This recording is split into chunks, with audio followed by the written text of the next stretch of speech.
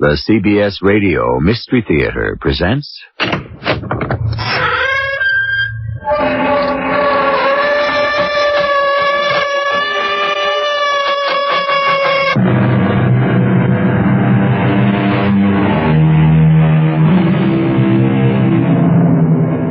in. Welcome.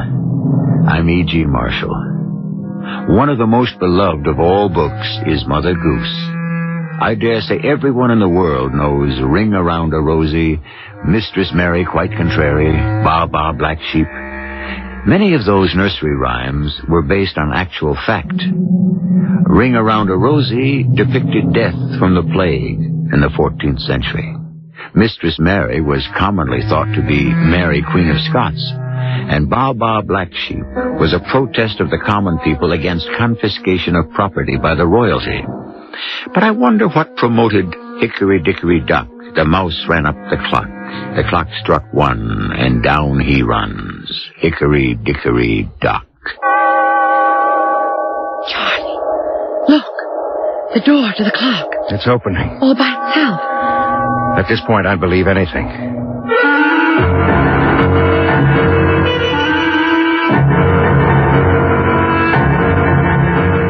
Our mystery drama, Hickory Dickory Doom, was written especially for the Radio Mystery Theater by Bob Juran and stars Tony Roberts and Patricia Elliott.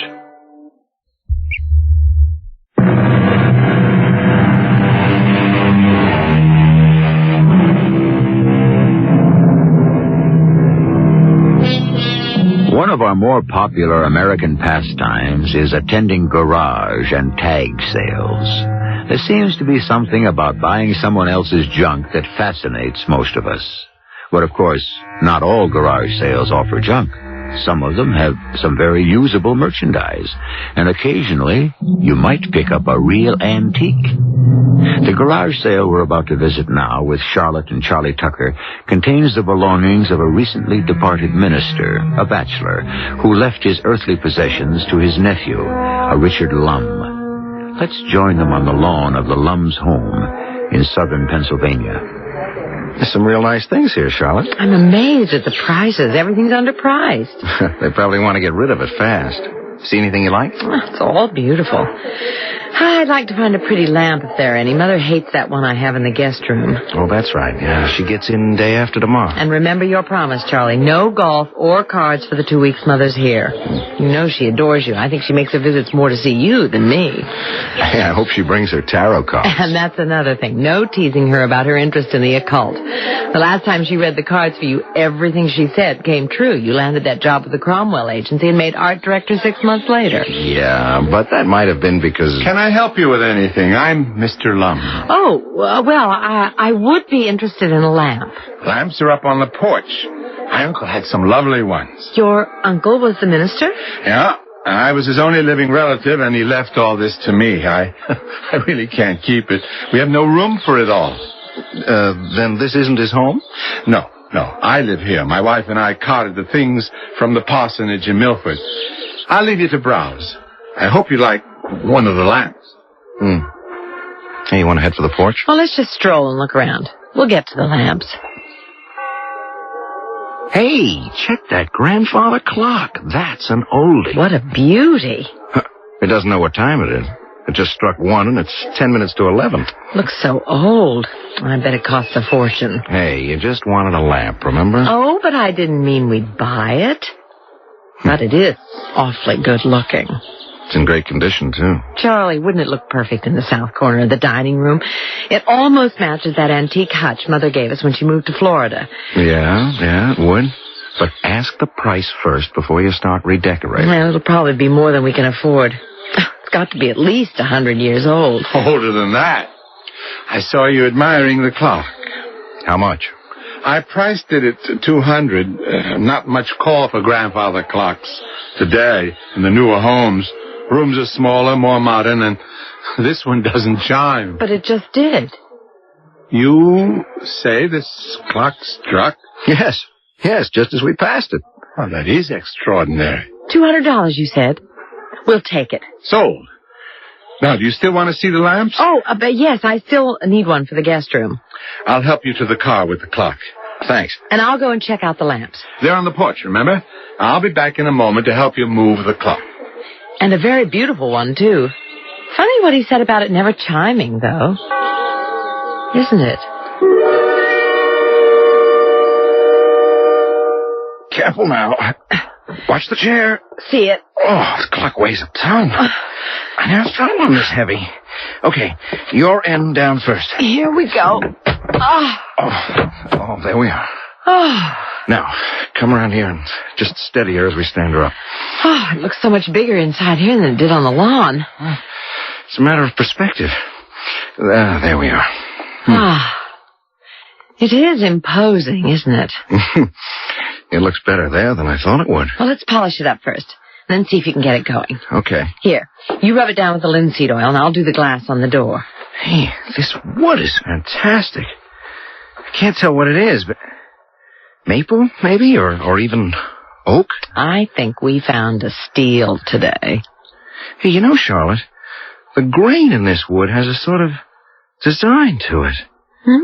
Look, like foreign characters or something. Yes. I see what you mean. This looks like a row of A's. Yeah, and see here? Look, here's a ram's head. But they're not carved. The wood's as smooth as glass. Yeah, well, it couldn't be paint. No.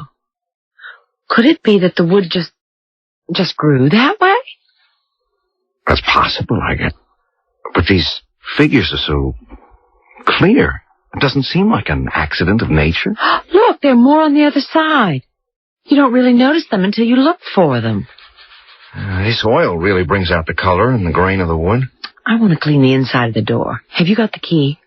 Oh, yeah. Here in my pocket. Here. Gee, maybe these are some sort of religious symbols, huh? They belong to a minister. But they don't look like... Charlie? Yeah? Put your hand inside here.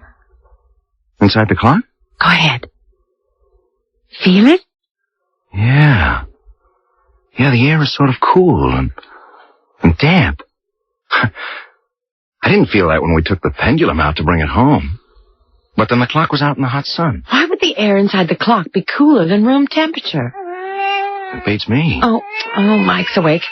I'll have to heat up the bottle, darling. Yeah, you go ahead. I'll finish. I want to fool around with the works and see if I can get it going and figure out what goes with the chime.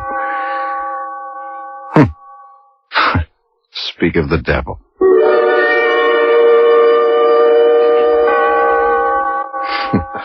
There it goes again.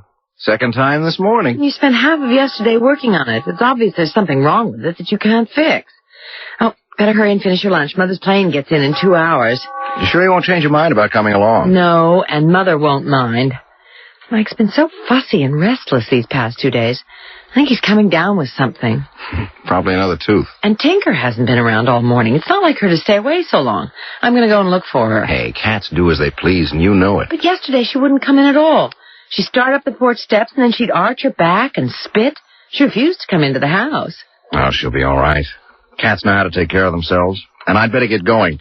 Traffic to the airport might be heavy. And wait till you see how your grandson's grown. He grows some every day, it seems. He'll be walking soon. He's 10 months old tomorrow. You'll be seeing him in about 30 seconds. We're home. Oh, there's Charlotte. Oh, she looks a little thinner, don't you think? Yeah, well, she's taken up jogging. Hi. Hello, darling. Oh, Mother. Oh, how good to see you again. Oh, you look wonderful. And feel it, too. Oh, I'm so sorry about not coming to the airport. Oh, that's all right, dear. What's the difference? Now put your bags in your room, Mother. Thanks, Charlie. How was the flight? Oh, rough and bumpy. I skipped the food and stuck with my old-fashioned. We're cooking out tonight. You'll get one of Charlie's steak specials. Oh, that'll be nice. Charlie tells me you've taken up jog... What's the matter? Mother, what is it? I feel... Charlie? Mother, are you sick? Here, sit down. No, I'm not sick. I never felt it in this house before. What do you want? Felt what? A force. Very, very faint. What's the matter? What kind of force? When I stepped inside the house, it brushed me ever so lightly. Oh, I could even be mistaken. Hey, what is this? Do you feel it now? No, not at all now. Come on upstairs and lie down. You said you hadn't eaten. Maybe that's it. I don't need to lie down, dear. I shouldn't have alarmed you. It was nothing. I want to see my grandson. Are you sure you're all right, Mother? Of course. Now, where is that Mike? Oh, he's still sleeping. But it's almost time for his dinner. All right. I'll go upstairs, unpack, and freshen up. Well, you can look in on him. He might even be awake. I'll just tiptoe in and see. I'll be down in a little while. Hey, what was she so upset about? I still don't understand. Neither do I. She said she felt a force, but then she tried to brush it off as though it wasn't anything at all. Yeah, I heard. It kind of bothers me, though. Mother is sensitive to those things, but what kind of force could be in our house? You think that's what's spooking Tinker? You said she's gone again. I don't know. I certainly don't feel anything. No, neither do I. And you know how I feel about psychic phenomena. Huh? Look, if Mom doesn't bring it up again, let's forget it. I hope I can. Are you going to work a while? I'm going to bed. Just a minute or two.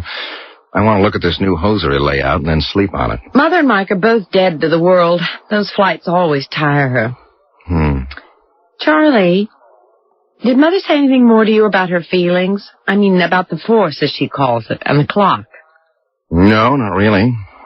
Just that she thought the marks on the clock were ancient symbols or something. Yes. Remember how she dismissed it while we were having dinner? I couldn't pin her down to a direct answer. So she doesn't want to make you nervous. Well, it only makes me more nervous.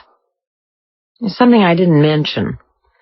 When I told her we thought the cool air inside the clock came from the type of wood, she said that could be one explanation. Oh, she has another? She wouldn't say. Charlotte, hey, you didn't mess around with my drawing board, did you? What? I never go near it when you're working on a layout. Well, the sketch I did yesterday is all smudged. Look. Well, darling, I have no idea how it didn't blow to the floor, maybe. You picked it up? No, absolutely not. I've told you. Well, how could something no one touched smudge up like that? I mean, these inks don't blur. Charlie, I give you my word. I know, Charlotte. I'm not accusing. I'm just mystified. I'll have to do the whole thing over again in the morning. Well, come into bed then. Yeah, I'll be right in. Gee, that's strange. That just couldn't happen like that.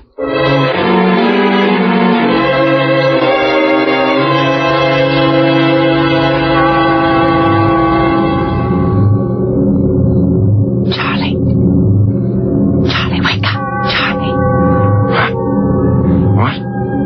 What's the matter? It's the clock. Listen. It hasn't stopped. Usually it's only 1 or 2 strokes. Charlie, I'm scared. So what time is it? 2:00. Well, I'm going down. I just don't hold with that supernatural You're stuff. going down there? Of course. Well, I'm coming with you. I heard you two in the hall. What's the matter with the clock? Well, that's what I'm going to find out. I'll stop that chiming if I have to break the whole damn mechanism. I'd be very careful, Charlie. Take my advice and don't touch it. I'm going to do something to stop the chimes. It's gone haywire. Do as Mother says, Charlie, please. Don't touch it. But it looks like I don't have to. It stopped. Hey, wait. Do you feel that? Yes. A little gust of cool air. Yeah. Damp. I'm going into the dining room. Uh-oh. That's where it's coming from. The front of the clock's open. Look.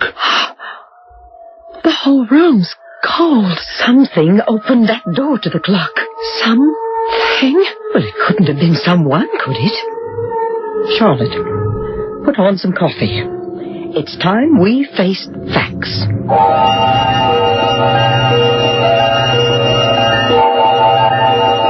And high time, I'd say, wouldn't you? Whether Charlotte and Charlie want to admit it or not, there's something strange going on in their home. Charlotte's mother realizes it, and realized it the moment she set foot in the house. So while the coffee's brewing in the Tucker household at 2:15 a.m., we'll take a short break ourselves and join them shortly in Act 2.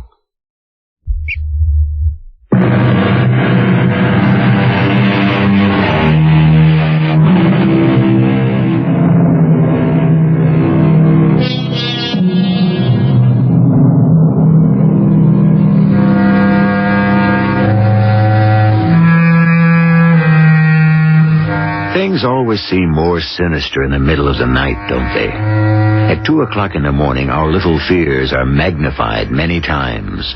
And at 2:15 this morning, in the brightly lighted kitchen of Charlotte and Charlie Tucker, the sinister happening of the past few moments hangs heavily over the three figures, huddled over their coffee. There is something strange in this house, Charlotte. Something psychic. Oh, really? Now, wait. Well, I know you both take my interest in parapsychology lightly. Oh, you have every right. I'm not going to make light of it, Mother. Not after this.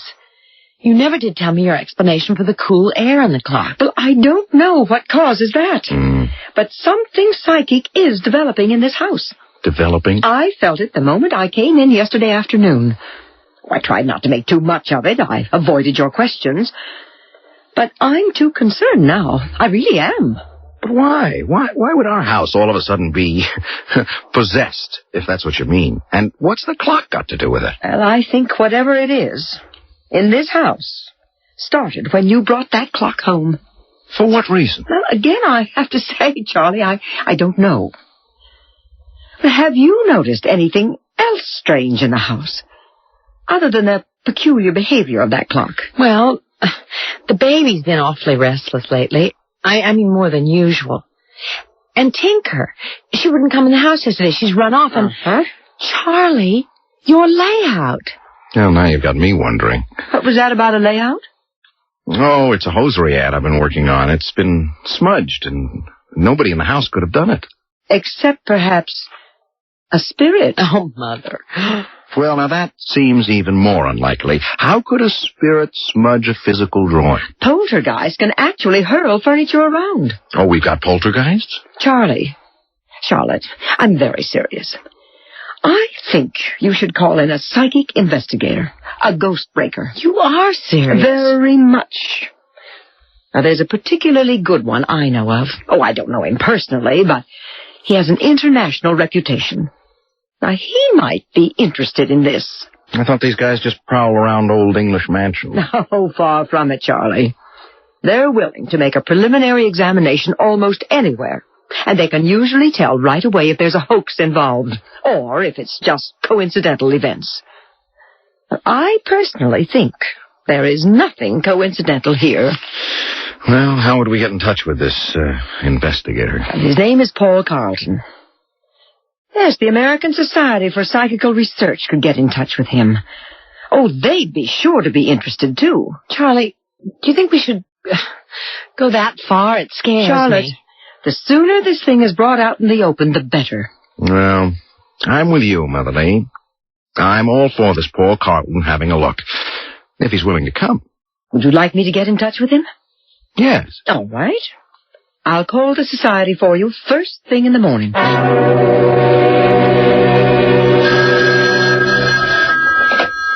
Hello? Mrs. Lee? Yes? Paul Carlton. The society gave me your message. Oh, yes, Mr. Carlton. Thank you for calling. Not at all. I'm very interested in all you told them. When may I examine the house and the clock? Oh, just a minute, please. Charlotte, he wants to see the house. When can I tell him? Well, the sooner the better. Tomorrow, if he wants. Mr. Carlton? Yes? Any time is fine with us. Well, I have a speaking engagement in Philadelphia tomorrow night. I could be there day after tomorrow. Say 10 in the morning? Yes, any time. And Mrs. Lee, today and tomorrow, be very alert to anything else that occurs in the house. The more details, the better. I understand. I'll see you Thursday morning.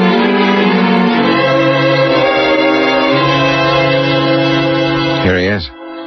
There's a cab pulling up out front. Oh, I'm so nervous. You and me both. He's just going to look around, isn't he? I mean, he's not going to conjure up a lot of evil spirits or anything. Of course not, Charlie, but I'm anxious to see if he confirms my feelings. Well, look, we might as well go out and welcome him. We know he's here. Mr. Colton. Hello. Mr. Tucker? Yes, welcome. We appreciate your coming. Oh, thank you. But I'm the one who's appreciative. Come in. This is my wife, Charlotte. How do you do? My pleasure, madam. And my mother-in-law, Mrs. Lee. Ah, yes, we spoke. Oh, it's an honor to meet you, Mr. Carlton. I've read both your books. Well, thank you. You're interested in parapsychology, then? Well, I dabble. Now then, let's get to work. May I see this celebrated clock? Right there in the dining room. Follow me. Ah, yes, a beauty, isn't it? Certainly an antique. Charlotte, he didn't feel anything strange, like I did. He might have, and not mentioned it.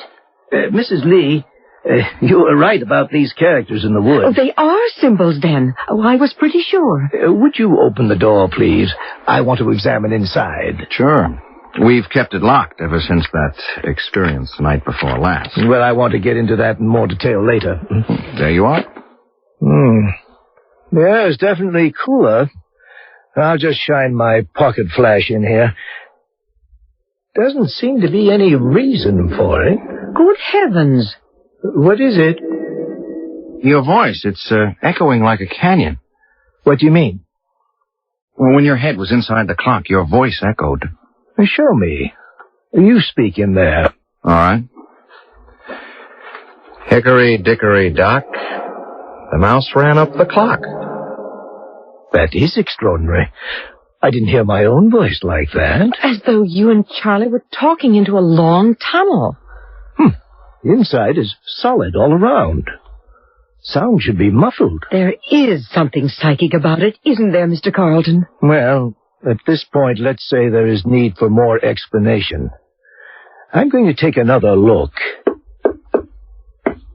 Solid wood inside, all right. There's a name etched in here. Probably the maker. Might give us a good clue. Can you read it? Yes, it's faint. S-A-R-G-A-T-A-N-A-S.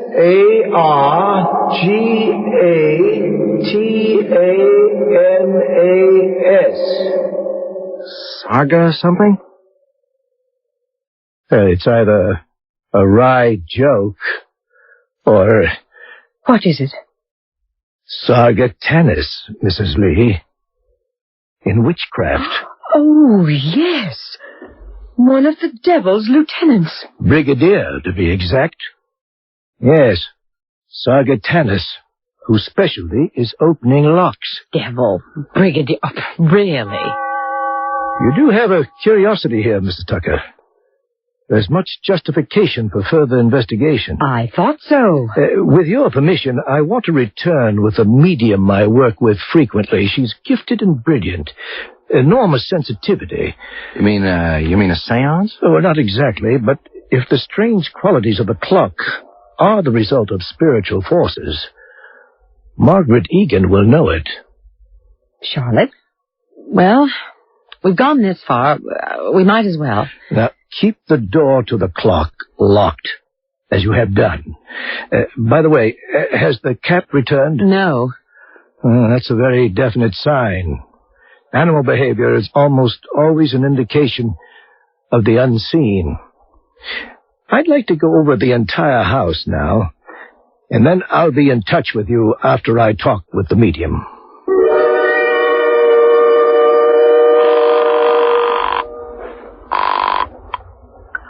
Hello? Margaret, it's Paul Carlton. Oh, hello, Paul. How are you? Fine. I have a job for you, a fascinating case. It's a home in Pennsylvania. Everything centers around an old clock with the name Sargatanis etched on the inside. Sargatanis? I thought that would impress you. The devil's locksmith. When can you work with me? Oh, any time. Perhaps the sooner the better. Good. We'll drive down tomorrow. I'll fill you in on the details on the way.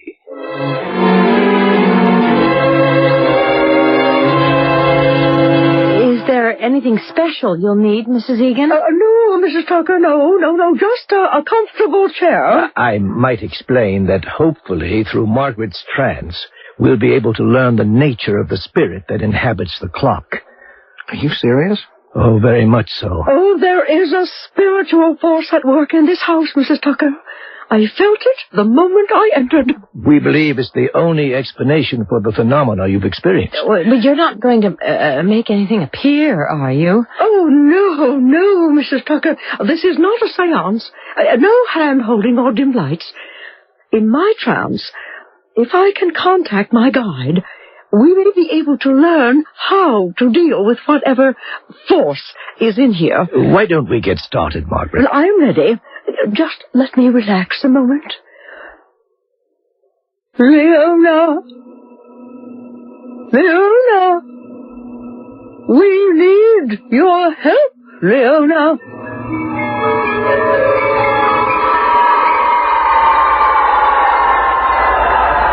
I am here. This is Leona. What can you tell us of Sargatanus? Why do you wish to know? We believe he's at work.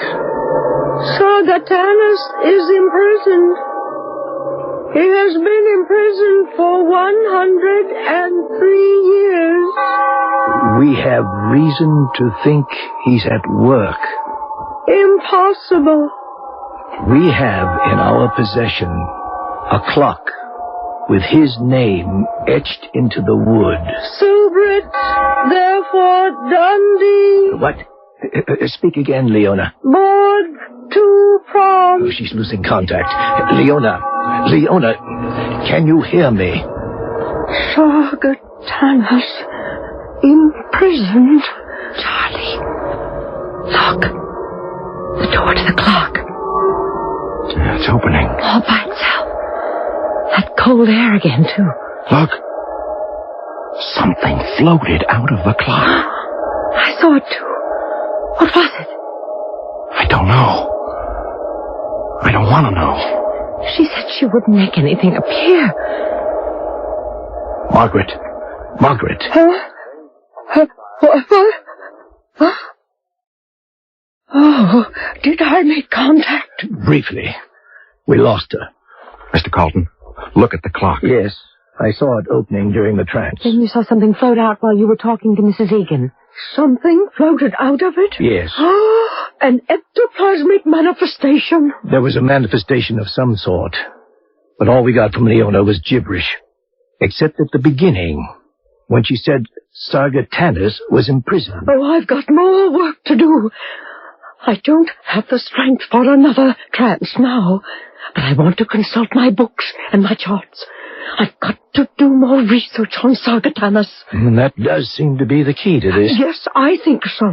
But what was it that came out of the clock? Is it still here? Very likely. Look, I think we're going too far with all of this. Oh, it would not be wise to stop now. Are you going to get rid of these spirits for us? Well, we cannot promise that. What we are trying to do now is identify them. But we don't care how they're identified. We want them out of our house. I know how you feel, Mrs. Tucker, but try not to be frightened or discouraged. So far, there seems to be no evil spirit involved. Playful, perhaps. And often they'll simply leave a dwelling of their own accord. But we do want to continue our investigation. All right. We'll go along with anything. Only please, the sooner you can clear this up, the better. Yes, we will be in touch in a few days after my research. Is there anything I can do to help? I'm so fascinated by all this. Thank you, Mrs. Lee, but at the moment I don't think so. Just be alert to anything that may happen. You'll hear from us very shortly.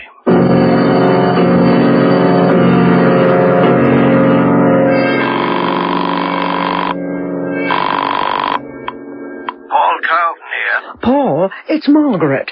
I think we have stumbled on the case of the century. Explain. Sargatanus is the key, all right. Now, can you get in touch with the people the Tuckers got that clock from? Well, I don't know. I suppose so. Why? Well, if my calculations are correct, Yes? and the information I have so far points to it, that clock the Tuckers bought used to be known as the gate to hell.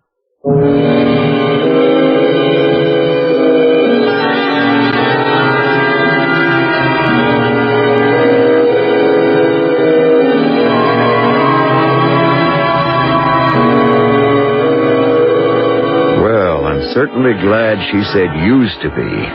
Although with all those strange goings-on at the Tucker household, I wonder if someone or something is trying to open the gate again. But why? Why now all of a sudden? And why pick on the innocent Tuckers?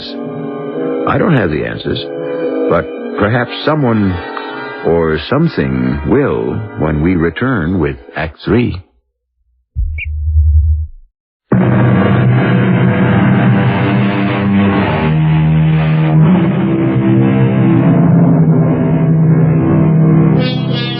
In Dante's Inferno, the poet tells us the inscription above the entrance to hell is, "Abandon hope, all ye who enter here." Well, that inscription is not on the antique clock purchased by Charlie and Charlotte Tucker.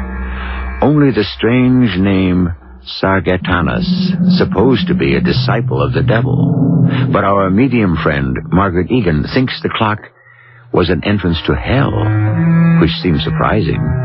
For if I were to imagine an entrance to hell, I'd picture it in some deep jungle, Arctic waste, desolate mountain range, or perhaps even a New York City brownstone house. Hardly a clock. Oh, it's becoming more incessant, isn't it? Oh, it's really driving me crazy. I want Charlie to get rid of it. Just take it anywhere. Destroy it. I'd let Paul Carlton and Margaret Egan have another go at it first.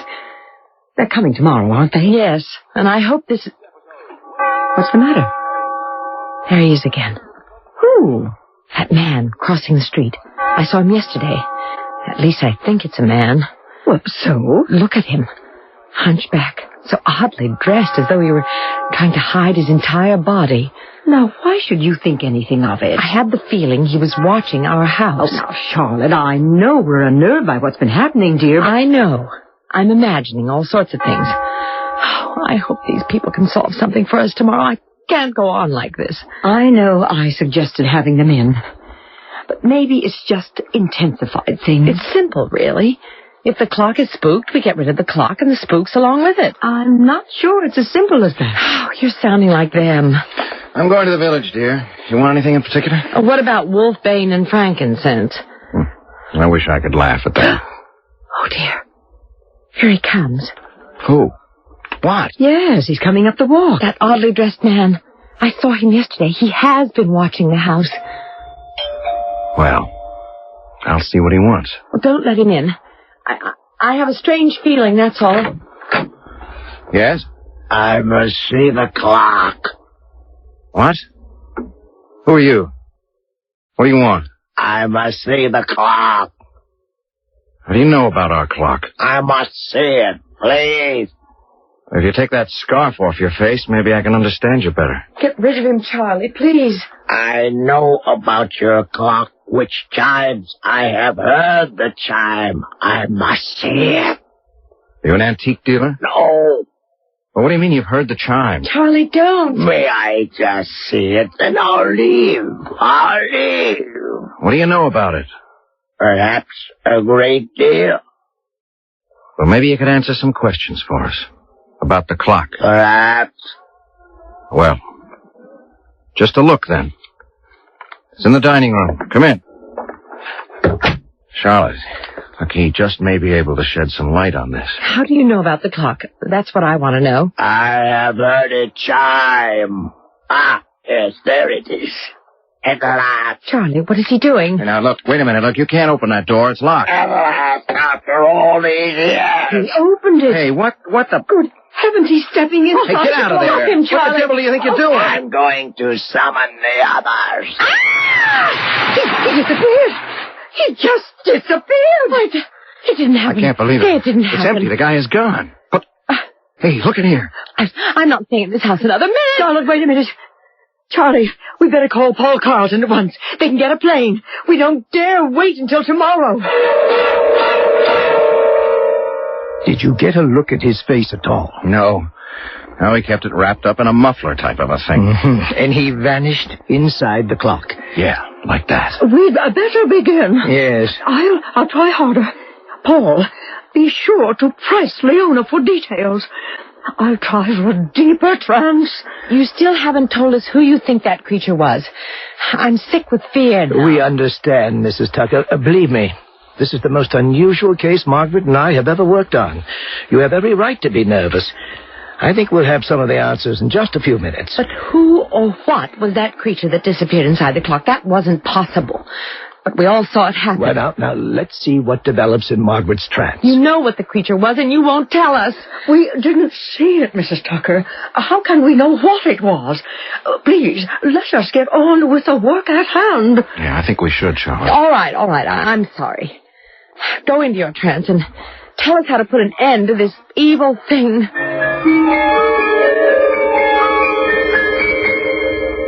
Leona? Leona, are you there? Leona? I am here. There's much concern here. Much excitement. Leona. Sargatanas. Sargatanas has returned. His imprisonment is over. There is so much excitement here. Help us, Leona.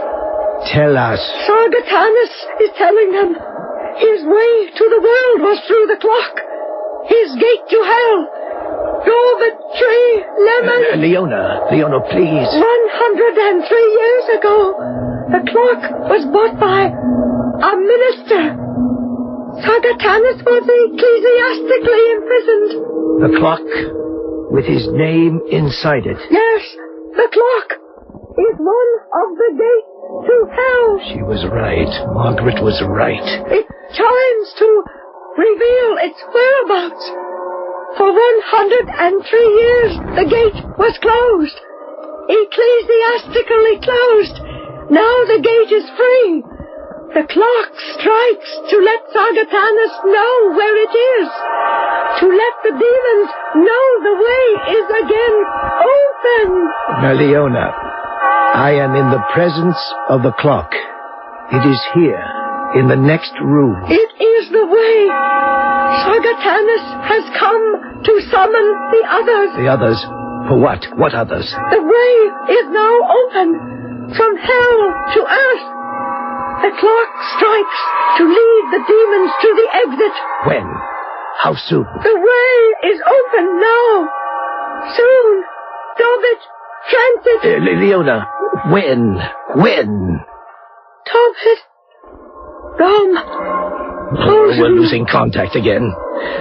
What in the world does she mean? Well, you heard. The clock is a gate to hell. Every chime is summoning an evil spirit. All right, look, I've had enough of this mumbo-jumbo. I know there's something wacky going on, but all this seance business isn't helping at all. Now, it's making things worse. Charlie, please. What happened? Oh, did we make contact? Yes, Leona confirms what you thought, Margaret. The clock is a gate to hell. She said that? Yes. Oh, it's true then. Oh, I was sure of it. What is going to happen? Mrs. Tucker, we must get that clock out of this house and into a church as quickly as possible. Paul. Yes? Did Leona say anything about an emergence? No, she just said the way is now open. It will be soon. Oh, dear Lord, we've got to move fast. Are you really serious? Mr. Tucker, if we do not get that clock out of here and onto hallowed ground soon, believe me, all hell will literally break loose. Listen to it. It's calling. Oh, get it out. I'll be glad to get rid of it. Charlie, we better do what they say. All right. I'll be glad to see the end of the damn thing, too. That's what it is. It is damned. Oh, do hurry. Give me a hand, Paul. It's not heavy. I'll call the church. Reverend Childs is probably there now. No, he's not going to believe this. Tip it toward me. I'll go bring the station wagon around. It isn't moving. I can't... Well, lay it on its side. We'll carry it. I can't budge it. What? We brought it in without any trouble at all, but now I can't move it. Boy, here, let me get on your side. All right? Now, push. No, it won't budge. You've got to get it out. Well, we can't move it an inch. Well, throw your weight against it with me. Now. It's no use. Oh, Sargatanis is having his way. Is there anything you can do, Mrs. Egan? I am a medium, not an exorcist. Unless that clock is on hallowed ground... The child says to bring it. He didn't understand what I was talking about, but he We said... can't budge it. What do you mean? The clock is rooted to the floor. Oh, dear heaven, what are we going to do? I'm going to smash it to bits. Oh, that's impossible now, I think. Look. The clock. Flames inside. Oh, the fires of hell. Oh, they're on the way. The whole house may go up. The baby. Mike is upstairs. I'll get him. Get out. Everybody out. My baby. I've got to get my baby. Get out, Charlotte. I'll get Mike. Come with me, Charlotte. Hurry. All hell is breaking loose, and we can't stop it. If only I've gotten a connection soon. Sargatanis. Oh, I should have seen it right away. Flames are spreading. Come on, Margaret. We must get out with the others.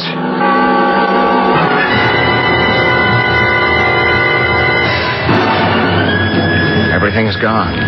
Everything. This is only the beginning, I'm afraid. My baby, we're safe now. Shh. We're safe, Mrs. Tucker. But I wonder for how long. What do you mean? This is not the end of it. Look! Oh, my. The Andersons' house, it's going up, too. There is no escape. It's too late. The world is doomed now. Hell hath triumphed.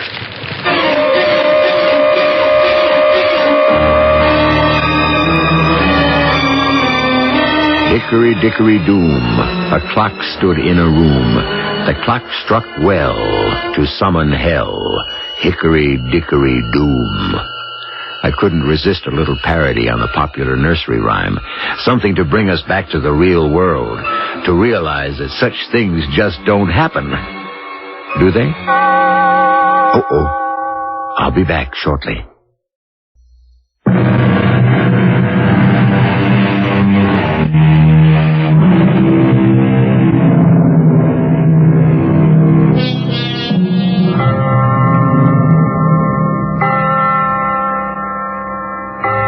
I see by the old clock in the corner that our time is up for now. The next time you happen on a grandfather clock, I hope you'll take a peek inside. If you feel cold, clammy air in there, I'd suggest you tell whoever owns it to get rid of it quickly, preferably to a nunnery. That is, if there's still time. Our cast included Tony Roberts, Patricia Elliott, Sam Gray, and Joan Shea. The entire production was under the direction of Hyman Brown. This is E.G. Marshall inviting you to return to our Mystery Theater for another adventure in the macabre. Until next time, pleasant dreams.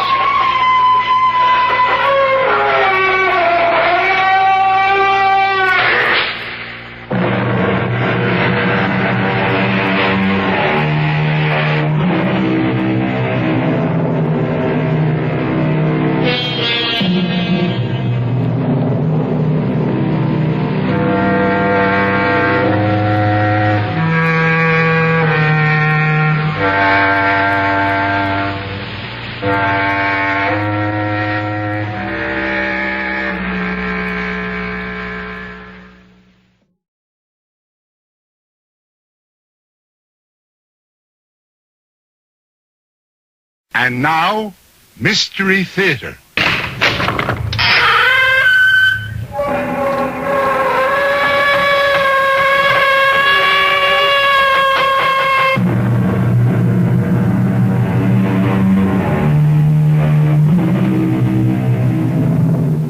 Come in.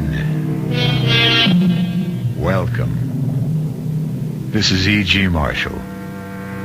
The doors of the mind can be opened into corridors of unlimited possibilities, where time and place have a way of melding into strange and provocative patterns.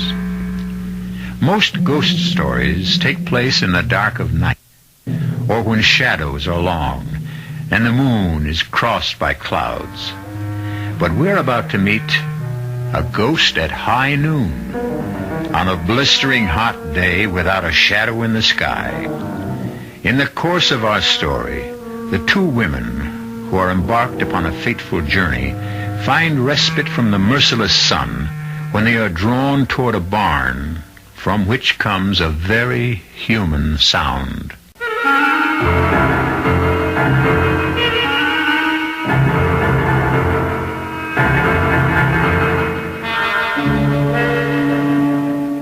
Our mystery drama, Ghost at High Noon, was written especially for the Mystery Theater by Elizabeth Pennell and stars Celeste Holm.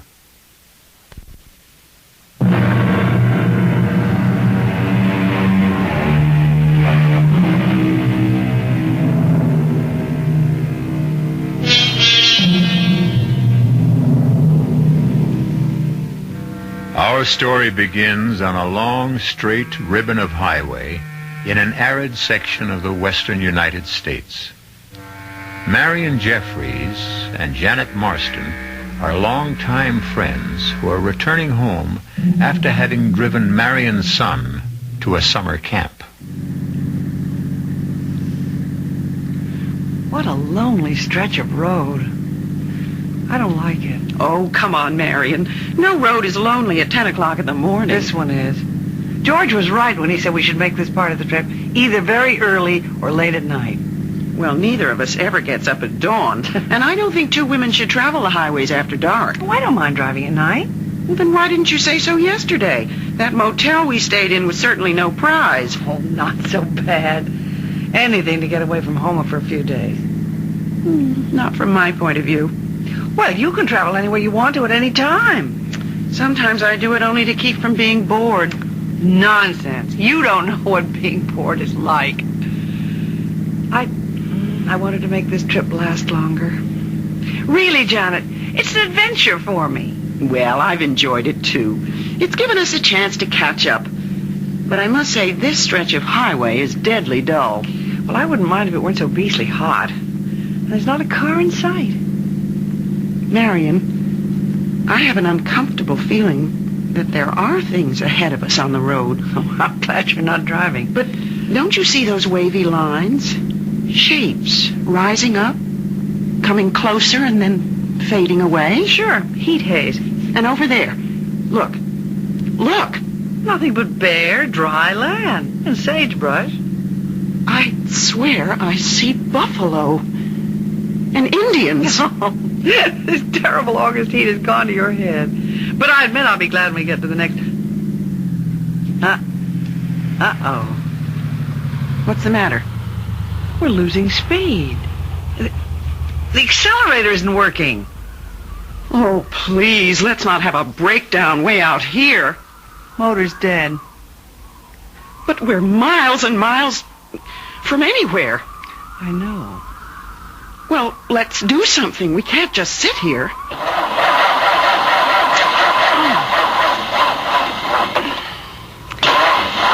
I'm just running the battery down. Then we'll be in a worse mess. Are you absolutely sure we have gas? Well, of course I am. Look at the gauge. And you remember when we got it. I'll look under the hood. Isn't that what you're supposed to do? Well, if you know what you're looking for. Good Lord, feel that blast of hot air. You better get back in while I check the manual. It's here, somewhere in the glove compartment. Marion, it must be 110 out here. Ouch!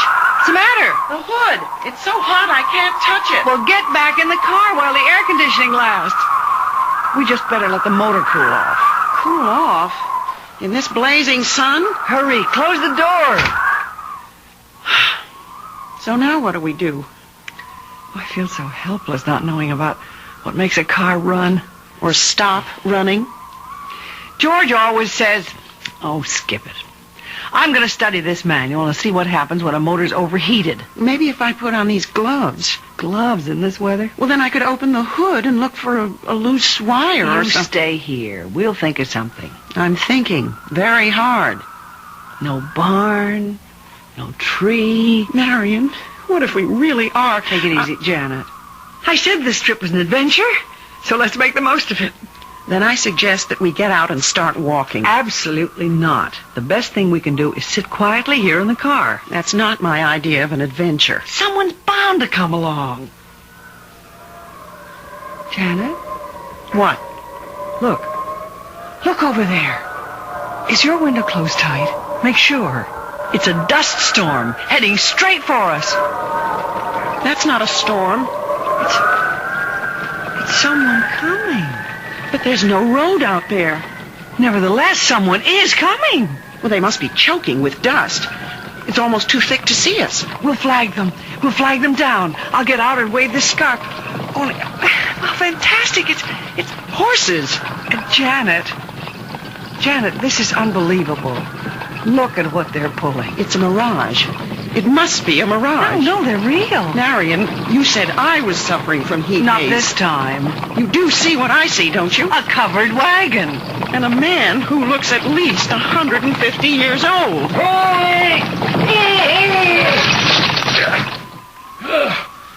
Morning, ladies. Good morning. Who are you? I'm usually called Old Timer, but my name is George. That's my husband's name. I do not have the pleasure of knowing your husband, Miss Jeffries. How do you know me? I've come to take you and Miss Marston to the village. He knows my name, too. Of course I know your names. And now, if you will both come... You will fix the car for us, won't you? Oh, I have no idea whatsoever how you propel these remarkable new conveyances. But you knew we were here. You must have come to help us. Oh, yes, I'm here to be of service. Come along, ladies. Mirado is expecting you. Mirado? Mirado is the town beyond the hill. What hill? Over that-a-way. Well, it's perfectly flat. You'll see the hill when we get to it. But a hill can't... Please, ladies, step into my wagon. But we don't want to step into your wagon. We would like to be on our way. This is your way. I don't think you understand. We're going in this direction, straight ahead, unless there's somewhere we can wait until help arrives. I have to get home. I mean, my husband's expecting me. Mr. Jeffries does not know what day this is. Well, we know what day it is, and both of us have to get back. We live quite a ways from here, but perhaps if I could call my husband... Oh, he would never hear you if you called from here, Miss Jeffries. Marion, I think this man is not quite right in the head.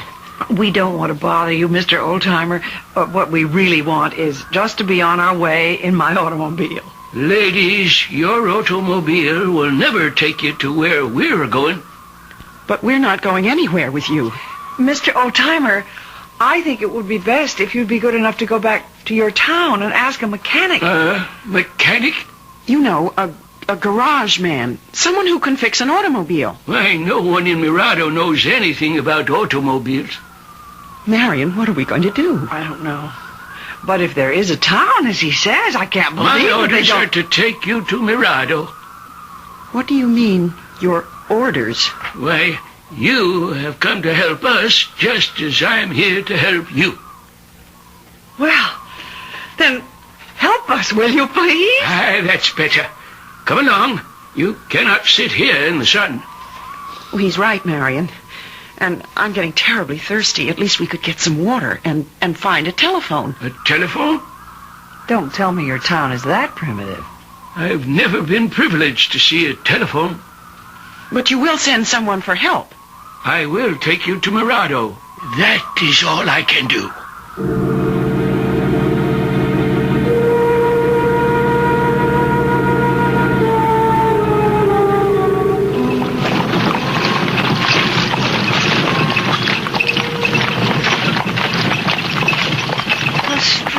To be riding in a covered wagon. It's not nearly as uncomfortable as I thought it would be. That's your idea. At least the countryside is changing. It sort of lulls you. Why, look, Marion, there is a hill. And we're climbing. But the horses seem so tired and old. I mean, you think we're going to make it? We're almost there. Down in the valley. That's Mirado. Incredible. And Janet, look. There are houses. Houses. That means there must be water. We have a fine village pump. And people who can help us. But this town is not on the map. I've studied the map very carefully. It shows nothing. Look down there, Miss Marston. See for yourself. Not very big, is it? But you must have a restaurant. We have a tavern and a church. and a jail. What's the population? Well, that depends. Get along there, Jezebel. The street, Janet. Janet, where are the people? It looks deserted. No one round at this time of day. Why, Janet, it's a ghost town. Yes, you could call it that. But surely you don't live here alone. Oh, no, indeed. Now, will you please take us... Oh, the hole! If you'll step down, ladies, you can get yourselves a drink at the town pump. I can hardly wait. Oh, this rusty old cup. But I'm thirsty enough to drink from anything.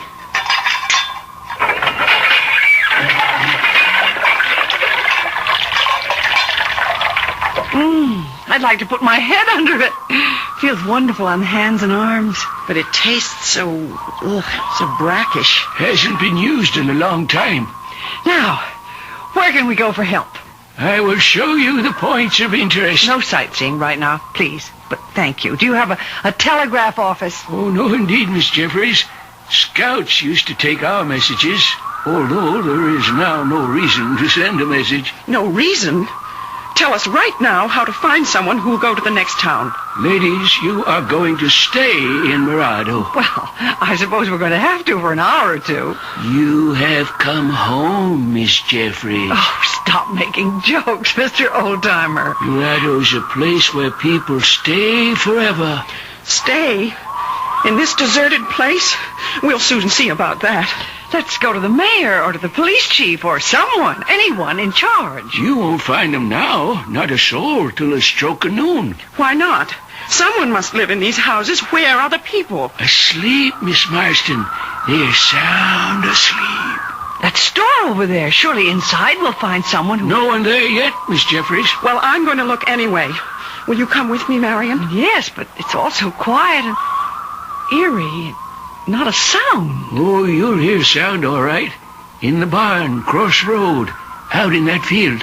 What sort of sound? Find out for yourself. You're not being very helpful. I don't like this place. Mr. Oldtimer, you have some explaining to do. You said we were expected. You are, dear ladies, you are. Who are you? How did you know our names? It was destined that you were the ones to be chosen this time. What are you talking about? Please, Mr. Oldtimer. Chosen for what? On the hottest day of the year, when the heat haze spreads across the desert, Mirado comes back to life and claims two people from the modern world.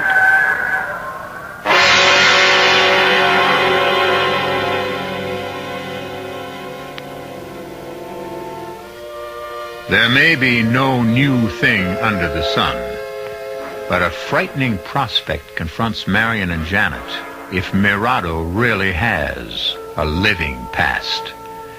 It is possible that George is merely a foolish old man, touched in the head by too much heat. But on the eerie streets of a ghost town, you never know what sinister forces may be at work.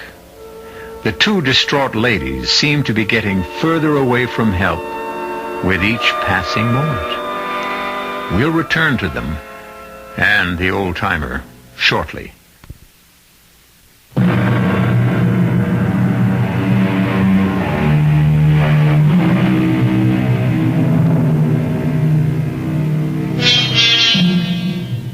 Stranded on a lonely stretch of road when their car broke down, Marion Jeffries and Janet Marston have been taken to the strange ghost town of Mirado.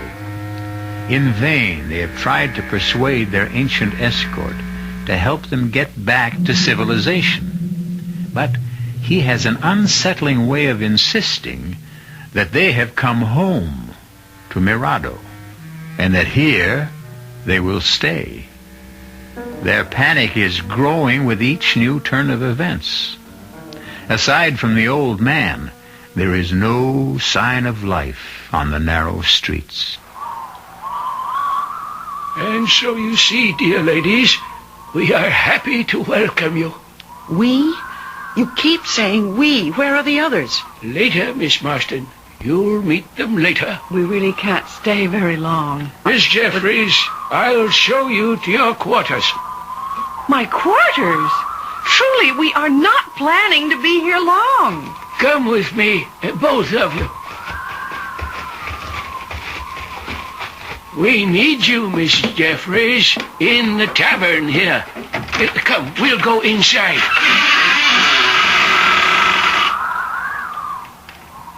Oh, I don't want to go in there. Oh, nothing to be afraid of. Come along. Janet, the pewter plates. Look. And the glassware. Oh, my, I'd like to take these home. Maybe we are in luck after all. Marion, I didn't touch it. Honestly, I didn't. I just put my hand toward that goblet, and it shattered. Follow me, ladies. The kitchen here is equipped in the best possible way. Why, it's covered with dust. That wood stove hasn't been touched for years. I think you will find that it will soon be ready for use. But who's going to use it? It's not for you, Miss Marston. We have other plans. But we understand that Miss Jeffries is a very good cook. What are you talking about? This stove is for you, Miss Jeffries. Marion, your reputation has really gotten around. Me? Cook on that? Oh, I believe you'll get used to it. Well, who, pray tell, is there to cook for? You'll meet them all at high noon. Marion, we have to get out of here. Oh, yes, Miss Marston. I'll show you to the place we have for you. For me? I'm leaving. We're both leaving. We have real need of a school teacher. And what makes you think that I know anything about teaching school? We know a great many things about both of you. But I haven't taught school We know that you like teaching school. And this is a fine opportunity. Stop it! I won't listen to any more. You said Janet, I hear something. A voice from the barn. A voice? Oh, please make it a human voice. I'll be back at high noon, ladies. The bell on the church steeple will strike the hour.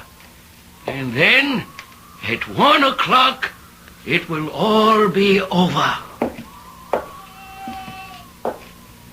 Janet, I'm terrified. He's a madman. Listen. Oh, I hear it. Hurry. There's someone in that barn. It's a welcome sound with a crying baby. There must be a woman nearby. Help me. Help me to open the door. It's stuck. Well, we've got to open it. I think it's starting to move. This door hasn't been opened in years. But how could it... Pull harder.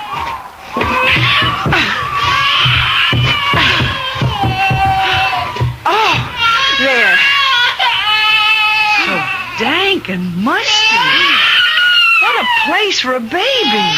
The sound comes from over there. No, the sound comes from over here. Right here. The sound is right here. In the corner. Look in the corner. I don't see anything. It's so dark. It's a crib. Oh, what a lovely hand-carved crib. You're right. This is a crib. But Marion... I know. There's no baby in it. Marion, tell me you hear what I hear. A baby crying right here in this crib. But there is no baby. Are we losing our minds? Oh, Janet, be sensible. We both hear it. Well, there must be an explanation. Oh, I can't stand it. This spooky barn. Let's get out. Well, we can't just walk out on a crying baby.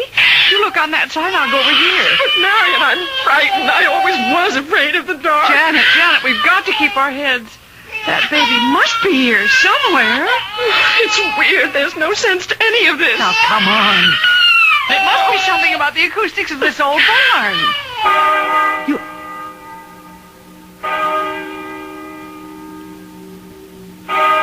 crying has stopped. Oh, Marion, I'm scared to death. Listen to that bell. 6, 7, 8. The old man kept talking about something happening at 12 o'clock.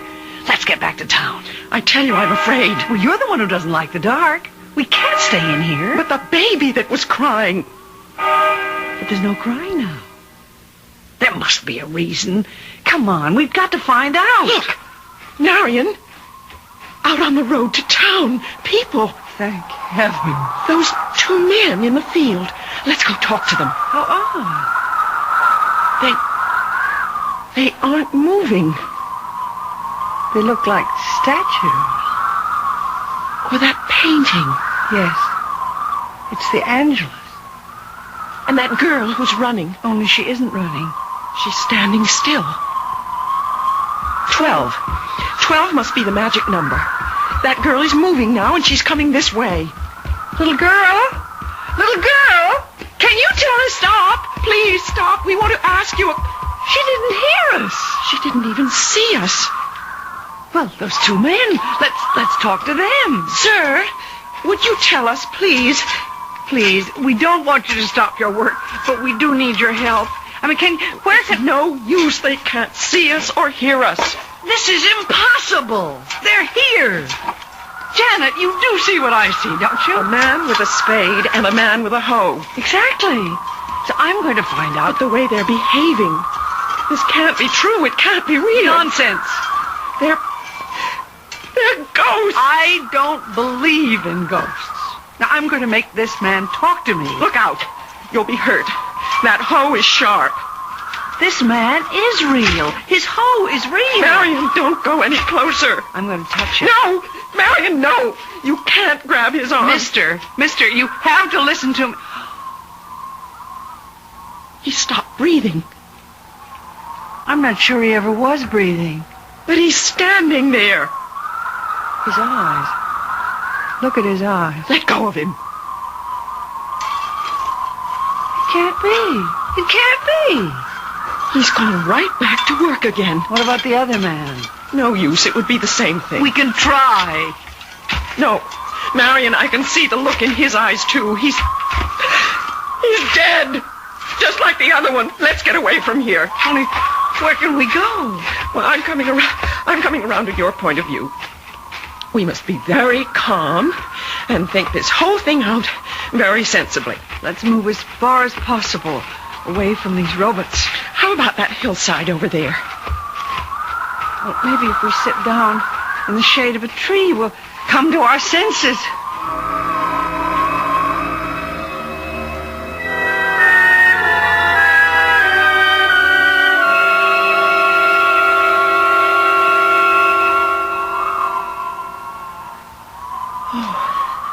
It's peaceful here. But, Janet, we can't stay here. I'm getting hungry. Maybe that old man was right. What do you mean? Perhaps you do belong in the kitchen. What a terrible thing to say. Oh, I'm only kidding, Marion. But you were the one who wanted adventure. Enough is enough. Today will last me for a lifetime. That's what I mean. You're talking very strangely. I feel strange. I felt strange all day. Ever since seeing those buffalo. What buffalo? Back on the road, when we were in the car. It all seems like such a long time ago. Oh, Janet, the heat haze, it's gotten to you again. Perhaps we're still back in that car. No, we're here. In Mirado. And that is the strangest part of all. Well, I agree that Mirado is a very unusual town. But now that it's 12 o'clock, if George was right, if we just go down to the center of things... Marion, do you really believe there is such a town as Mirado? But, Janet, you can see it from here. Just as clearly as I do. Listen.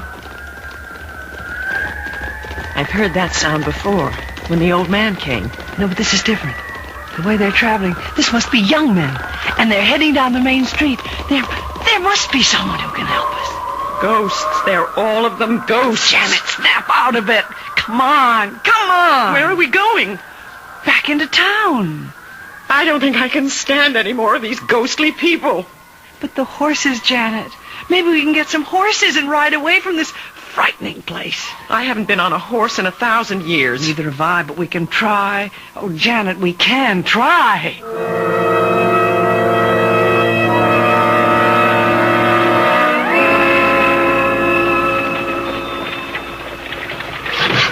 See? They all look so busy. What did I tell you? Siesta time is over. Everyone's awake now. They're far from awake, Marion. The blacksmith shop's over there. And that should be the place to find out about the horses. Hello, ladies. How are you getting along? It's the old-timer. Thank goodness, Mr. Old-Timer. George, please, we can talk to you. At your service, ladies. You'd better be of more service than you were the last time.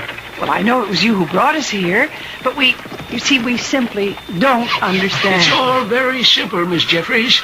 You heard the clock strike 12? Yes, we heard the clock, and we can see the people. I had my orders. Everything will work out within the hour. Good. Then you will take us back to civilization. Nothing of the sort. As I told you before, you're staying here. But we don't belong here. Those other people, they're ghosts. I've told you over and over again. You have been selected. But you said at 12 o'clock we would understand. And that everything would be all right. It is, dear ladies, it is. We need you, both of you, to go with the others. We'll pay you well, very well, for you to take us away from here. Anything you ask. I do only what I'm supposed to do for Mirado. There is no such place as Mirado. Right before your eyes, Miss Marston. As you said yourself, it's a very busy town. Oh, Janet, come on. We're going to the blacksmith shop.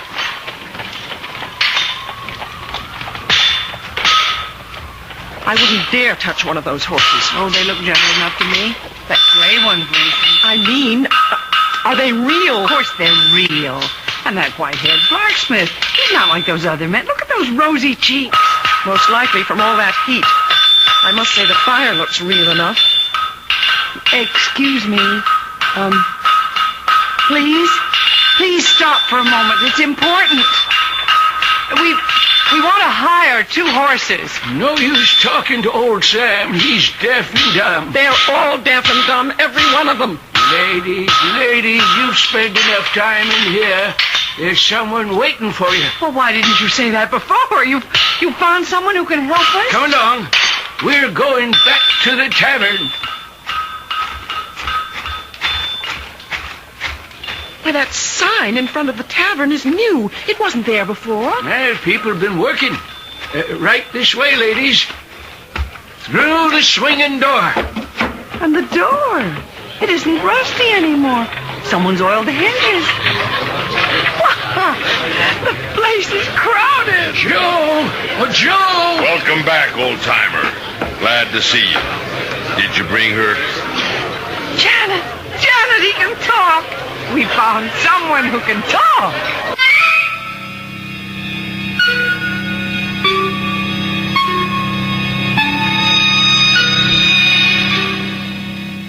Well, things are looking up.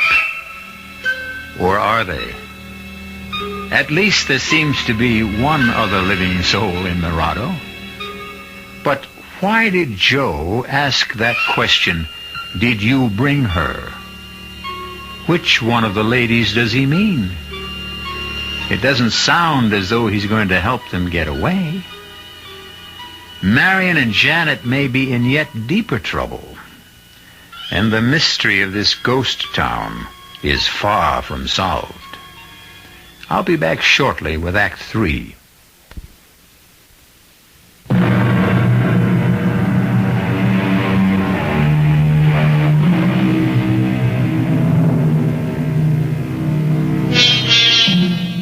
At the stroke of noon, the little town of Mirado seemed to burst into life. The streets are crowded now as people come out of their houses and go about what looks like normal everyday business. And there are workmen in the fields. But something is wrong. If you or I should try to speak to these people, would they answer? Our two frightened travelers had no one to turn to except the old-timer. But at last they have heard the sound of another human voice. A man named Joe. I asked your old-timer. Did you bring her? I certainly did. She's right here. Marion, which one of us is he talking about? Mr. Joe? Is that your name? Did you explain to her that there is a great deal to be done? I tried. He didn't explain anything, Mr. Joe. You tell us. Oh, no use talking to him at this stage. He can't hear you. But he answered you. Why can't he talk to me? Not 1 o'clock yet. You're still in the other world. I'll make him talk. Your name is Joe. You run this tavern, and we need help. Old-timer, did you show her the kitchen? Marion, it's you he's talking about. We got plenty of complaints today about the food. Look at all the customers. Yeah, looks like a full house. Did you show her where everything is? Tried to, but so far, she doesn't seem to quite understand. Oh, she will. You tell her we'll take real good care of her. Nobody ever any more popular around this town than the cook. What'd you say her name is? Miss Jeffries. Jeffries. You stop talking about me like that and talk to me. You hear? Like I told you, Miss Jeffries, he cannot hear you. He's got to hear me. Now, please, Mr. Joe. You look like a sensible man. You can tell us what this is all about, please. Well, George, got to be going. Trouble in the kitchen. See here. He can't see you either, Miss Jeffries. Not yet. You tell that new cook she's very welcome. You're going to like working for Joe. He's a fine gentleman. Stop it! I can't stand anymore. Janet, that sad-faced woman in the corner. Let's ask her. No use. I already tried. Just like the rest. That's Miss Crawford. Widow lady. You'll find her a very good friend when you get to know her. I want to know her right now, right this minute. You must be patient, dear lady. Not now. We're on our way to the schoolhouse.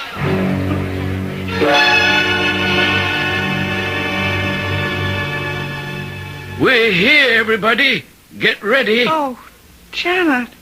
What a darling one-room schoolhouse. No one-room schoolhouse was ever darling. What? These children are charming. What do you think of them, Miss Marston? Well, they all look like normal, healthy children to me. Only I know they're not. Oh, I don't know from minute to minute what to believe anymore. You'd better believe, Miss Marston. The children are doing this specially for you. They look as though they're singing. They are. And very nicely, too. Well, then why can't I hear them? Why? In time. You'll hear them when you are their teacher. But I'm not going to be their teacher. Miss Marston, our teacher is old, as you can see. All the children have learned songs and games. I didn't think anyone still used those little bells. What are they going to do now? I think it's time for arithmetic. Oh, what a bright-looking little girl. The one going up to the blackboard. There, you see? 7 times 9... 7 times 9 does not equal 56. That's just what I mean, Miss Marston. But that teacher is nodding her head. This is outrageous. Just as I told you, we need someone like you around here. Why, I'm going up to that blackboard and put her straight. Oh, no, Miss Marston. You can't do that yet. But I'm going to. Don't do it, Miss Marston. Children, this number on the blackboard is wrong. Here's the way it goes. Oh, dear, this chalk, the chalk won't write on the blackboard. Don't worry, Miss Marston. Here, young lady, you take the chalk and I'll show you the right answer. They've gone back to that game. Here, now I want to show you something. It's no use, Miss Marston. None of them can see you. Well, then why did you bring me here? So you'd know what to do later on. You keep saying that. We've been looking for someone like you for a long time, Miss Marston. And you've come to us at last. You will be their teacher. You must be joking. Everything is a ghastly, hideous joke. That will be enough, children. It's time for us all to go. Marion, I have a feeling that the stage is being set for some tremendous catastrophe. The hour is approaching, and I must get to my station. Old-timer, please don't leave us. George, you're our only hope. It's 1 o'clock. Hurry, run to the town hall. Marion, listen. I heard the clock strike 1, but the people, they're all talking now. All of them. And they can see us.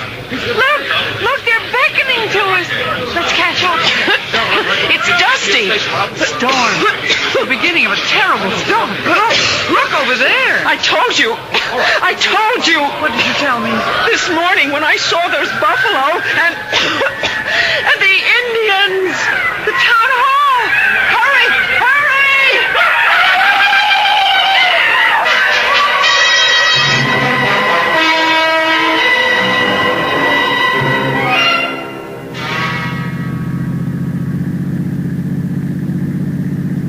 Boy, this sure is a stinking piece of road. Come on. It's my favorite stretch of highway. Glad it's not my Pete. Well, if you had the right car, you could do 200 miles an hour along here. Yeah, well, watch it, bud. A cop's supposed to set an example. Bet I can do 150. Shall we try? No, thanks. You never make it in this thing. And we're supposed to be saving gas, remember?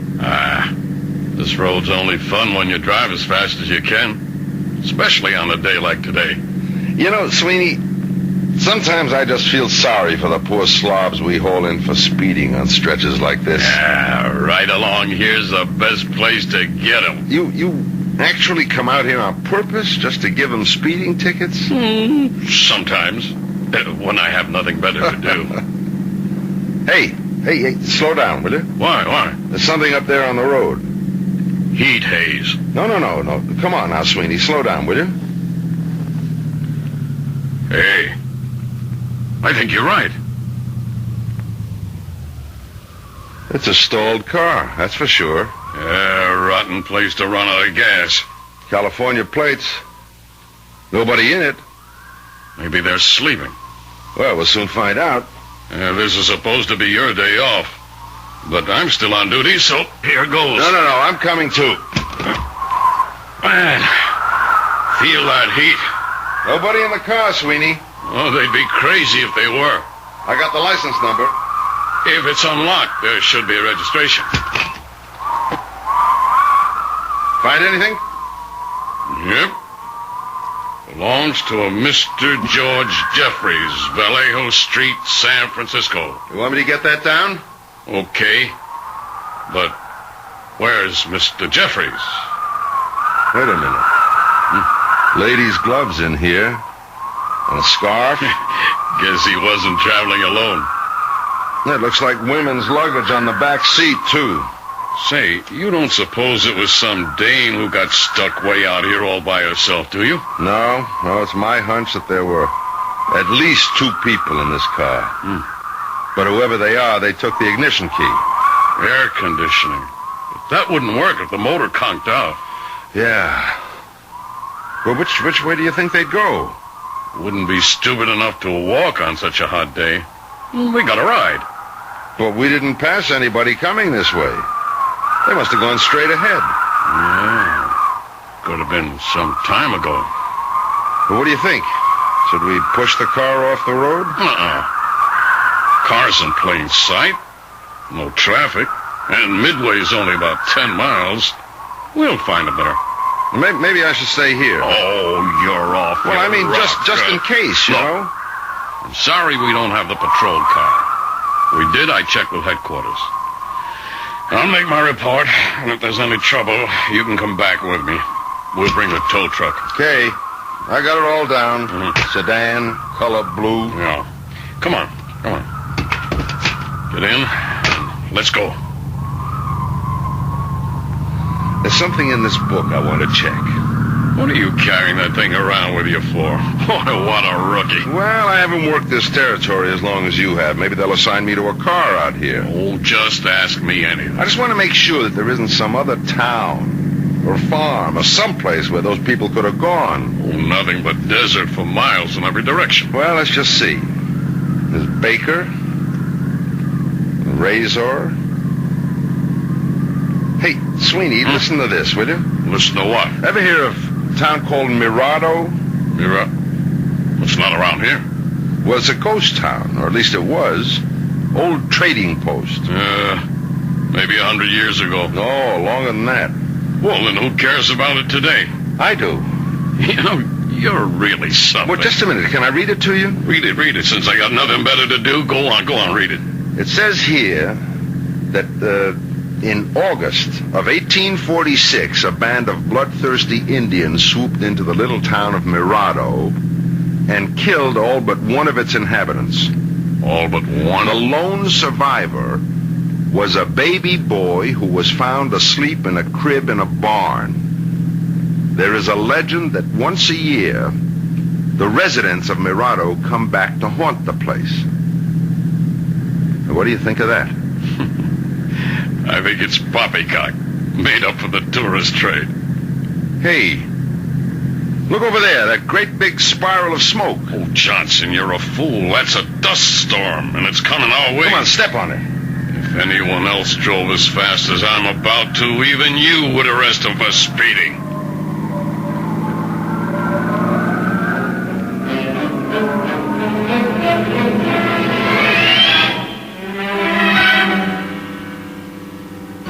Some people believe in predestination, and almost everyone at some time in life comes across a ghost. Our traveling ladies may have met with an unfortunate accident, or perhaps they really were sojourners in time who found a better, or at least a different place to fit into the scheme of things. The ghosts of times past are all around us, and legends persist. The present is made up of the past, and a clock of 1 century tells time in another. I'll be back shortly.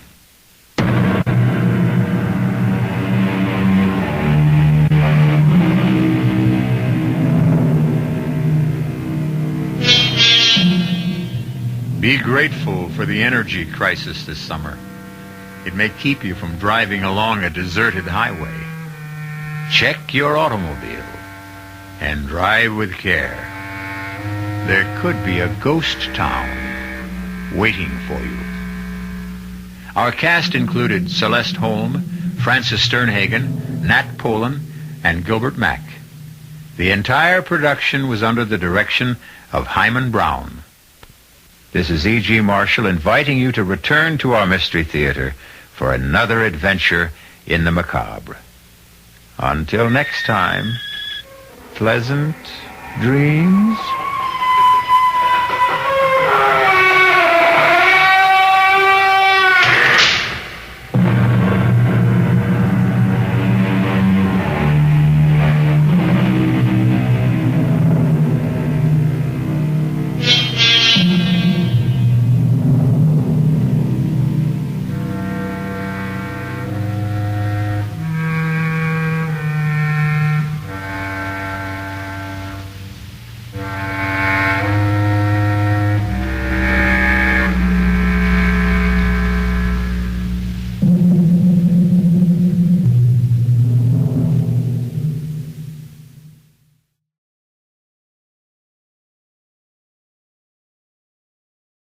The CBS Radio Mystery Theater presents...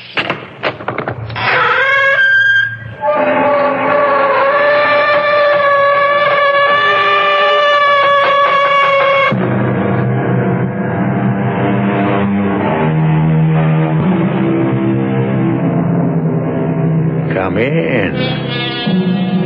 Welcome. I'm E.G. Marshall. Oh, memory, thou dear deceiver, thou precious liar, without thee, how could one ever bear the past? Poetry aside, isn't it memory that gets us off the hook? After all, we don't lie. It's our memory that takes certain liberties with the truth. Who among us is brave enough to want to remember the past exactly the way it happened?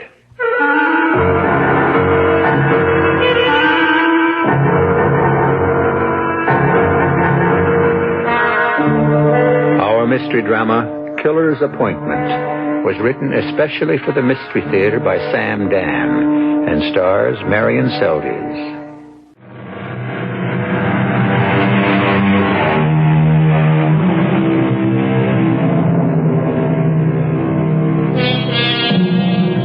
Love, it is said, gives a woman full stature. And if that's true, some women must be 10 feet tall. They are the women for whom love is all. Love is enough. Love is both the meaning and the purpose of existence. How marvelous to be able to love like that. How wonderful and how terrible. 20 years ago, 19-year-old Lydia Prentice was sitting in her mother's kitchen. How do I love thee?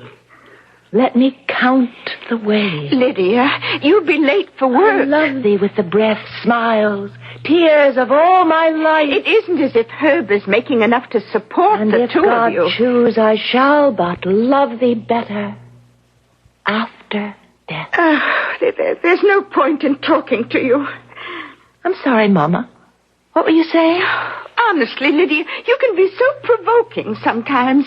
Now, a body is trying to talk sense to you, and you sit there mumbling that silly poetry. It isn't silly poetry, Mama. It's a prayer, and I say it every morning. A prayer? Yes, Mama. I say it because that's just the way I feel about Herbert. As if the poet who wrote it was looking into my own heart and my soul. Oh, my little girl that never grew up. I am grown up, Mama. I'm 19, and I'm going to be married tomorrow. But you live in a fantasy world. Honestly, Mama, I don't know what you're talking about. Of course you don't. But I know. I know in my heart that I haven't prepared you for marriage. You haven't been like a lot of mothers in this town. You did tell me the facts of life. Oh, those aren't the facts of life, honey. That only has to do with nature and such, but there are real facts of life. Like what? Oh, like money. Oh, I don't care about money, and neither does Herbert. Oh, that's only true at 19. You'll be 30, 40, 50, and maybe then you won't care about anything else. Oh, darling, life is more than poetry, more than beautiful flowers. Life is pain and disappointment. The world is a cruel place. Not my world. My world will be Herbert and me, and our children, and our folks, and our friends. Oh, Mama, it will be glorious. You'll see. Oh, I hope so. Herb and I are satisfied with just each other, and books and music. Are you sure Herbert will be satisfied with that? Mama, Herbert chose me. He could have had Carol and Jordan. Now, darling, you don't know that for a fact. Oh, the whole town knows it. She had her cap set for him. Not just her cap. That mansion on the hill, that sports car. All right. Maybe you're right. I am right. That's why I say my prayer to love every morning. And that's why I'm so thankful. I know it doesn't happen to everyone. Not every girl gets a man like her. I guess not. Oh, now, who do you suppose this can be? Hello? Is that you, Jenny? Yes? Didn't recognize your voice. This is Tom Garrity. Oh, good morning, Tom. Is that the sheriff? Is Lydia still there? What's he calling us for? Do you want to talk to her? Yeah. No. Jenny. What does he want? Oh, what is it, Tom? I guess it's better if you tell her. Tell her what? Herb Larson. Yes? Well, we're holding him here. Where? In the jail. What for? Robbery. Assault. Oh, you can't be serious. Mama, what is it? I'm afraid it's very serious. He stole $50,000. Almost killed old Jerry Koopman. Oh, but Herb could never do a thing like that. What could Herb never do? Well, seeing as how he and Lydia was scheduled to get married tomorrow, I think she ought to know about it. Don't you? Yes. Goodbye, Jenny. You better tell her. Yes, I'll tell her. Tell me what, Mama? Tell me what?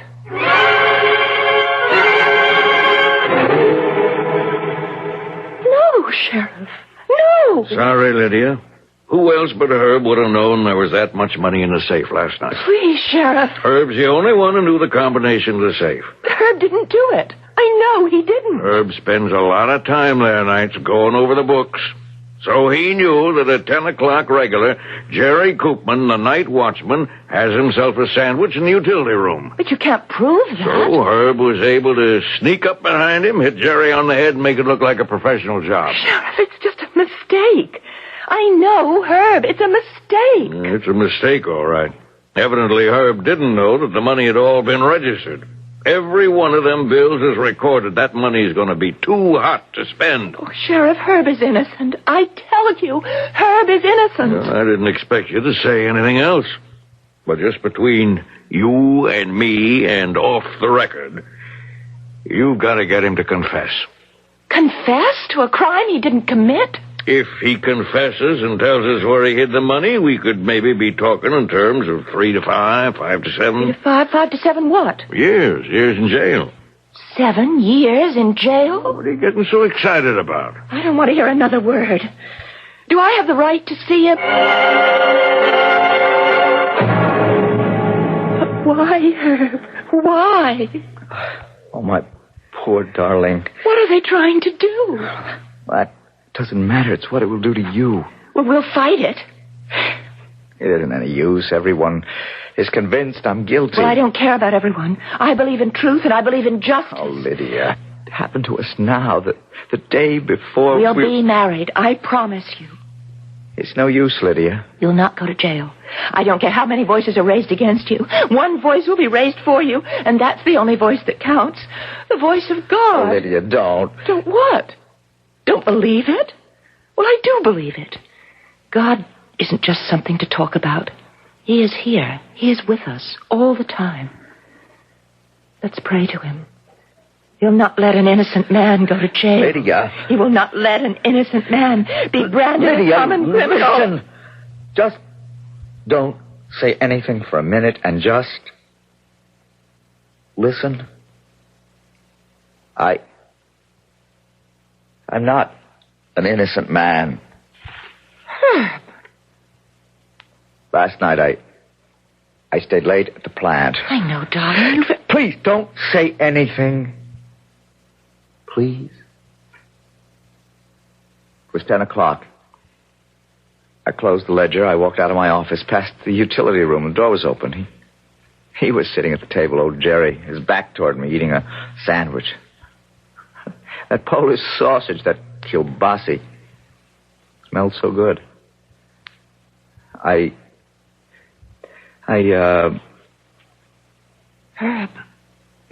I said to him, how about give me a hunk of that? But he kept on eating. He didn't even turn around to see. Then I remembered how deaf he was. You know, his walking stick, you know, that heavy one, it was lying on the floor behind his chair. I picked it up and I brought it down on his head. And he just slipped out of his chair on the floor, you see. Oh, no.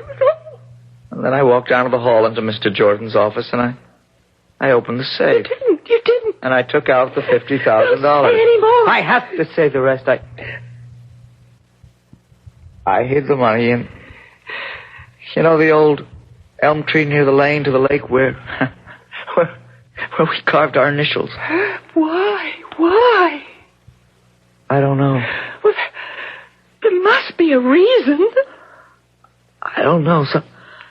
Something made me do it. Something deep down inside me, something I never dreamed existed. No, Herb. What you're telling me now, it can't be true. You don't want it to be true, Lydia.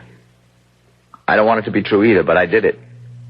Without thinking, I knew I was going to do it. And I didn't try to stop myself. It was as if I was standing outside my own body watching a stranger commit that crime, and I didn't try to stop him either. Herb, you're not well. This monstrous accusation has made you ill. Why? Why don't I stop lying to you and lying to myself? I wanted to do it for a long time. Don't say that. Maybe I'm just sick of just being a bookkeeper, a nobody. You're not a nobody. Something I wanted money. I wanted it so bad. I was willing to risk anything. Everything. And I did. Oh, Herb. It was a fit of madness, I guess. Now it's gone. I see now what I've just thrown away. I've destroyed my whole life. For what? Something I don't want. I don't want that money. I want us to be married. I want to have a job, a home, children. That's all I want. What did I do? Herb, listen to me. Listen. You'll have those things. You and I. We'll have them together. Oh, please, Lydia, you're the most wonderful woman in the whole world, but it's over. I'm guilty. No, you're not. If you think about it carefully, you're not guilty. I'm the one that almost killed Jerry Koopman. No, you're not the one. I opened the safe. I stole the money. No, you didn't. Someone else did. Someone else? Who? Who? Me.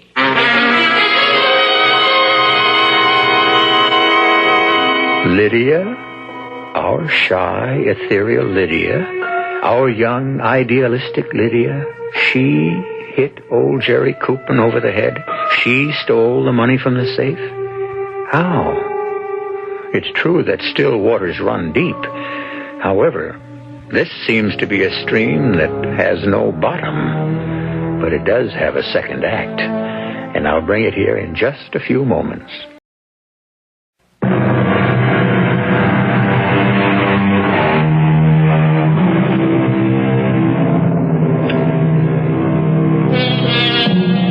Things are not always what they seem. Dross may be passed off as purest gold. Indeed, it frequently is. The sweet may be only a thin patina that is laid over the bitter.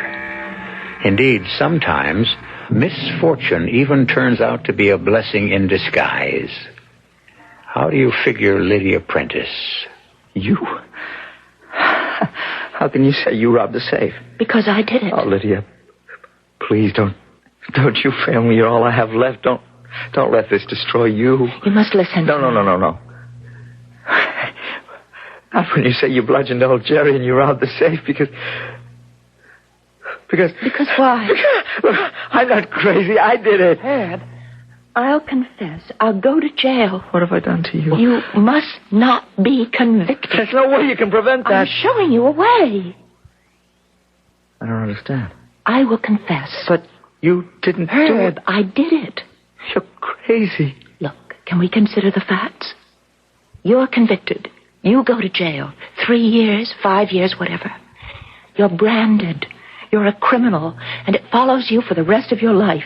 Lydia, you mustn't interrupt me. Now, you have a skill. It concerns figures. The handling of money. It's what you do best. It's the career you want. Lydia, what are you saying? Just a few more words and I'm finished. You'll come out of jail, and they'll say that you've paid your debt to society, but we know that isn't true. Who will ever give you a job handling money again? No one. Please don't say any more. You'll still be in your 20s, and your life, your active, productive business life will be over. But this way... Which way? The sensible way. I go to jail. It doesn't matter to me. All I want to do is be your wife. I can't let you take the blame for what I did. I want to. I'm your Lydia. Your Lydia. You and I are in love. We're like one. And if you did this thing, then I did it too. I won't even talk about it. You say you don't know what came over you. Why you did it. Herb, you did it for me. You wanted to make our life together easier. Now, which one of us should take the blame? Which one can afford it?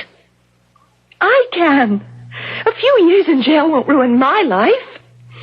Lydia... Oh, Herb, don't be foolish. You're serious. You mean it? But, Lydia... Oh, let me do it. I thought I knew about love. But I stand here looking at your face. The light shining in your eyes. 2 years, 3 years. They'll go by before we know it, and we'll be together again. You'll still have a good job, an opportunity for a career, and everyone will soon forget about me. No, I can't. I can't let you do it. Well, that means you don't love me. How can you say that? Love is more than giving.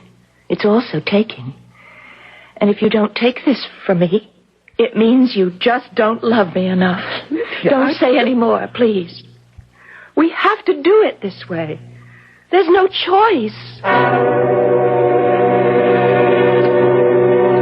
What kind of a fool to take me for? I'm guilty, Sheriff. What are you trying to do? Oh, poor Herb. He wanted to take the blame, but I just can't let him. In the first place, only Herb knew the money was in the safe. I knew. He told me. Only Herb would know the combination. I knew. Herb told me. Why would he tell you a thing like that? He's in love with me. I could make him tell me anything.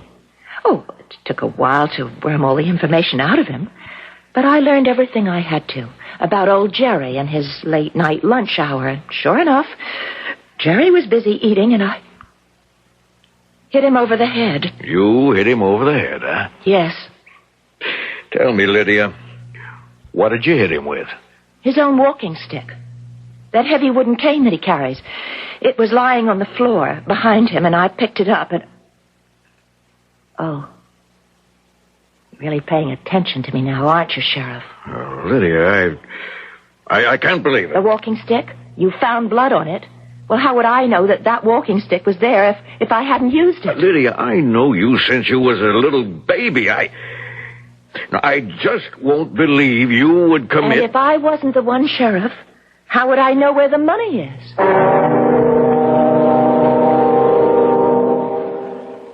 Oh, Lydia, I shouldn't have let you do it. It had to be this way, Herb. Look, I'll go to the judge. I'll confess everything. Shh, don't talk so loud. But, Lydia... Don't weaken now. 3 years without They'll you. go by. There'll be no living for me. Until we're together again. Write to me, Herb. Keep writing to me. I promise every day. And I'll see you again next week. Visiting hours are over. So soon? So soon. Oh, Herb, darling. All right, keep apart. You know you ain't supposed to touch. Say goodbye.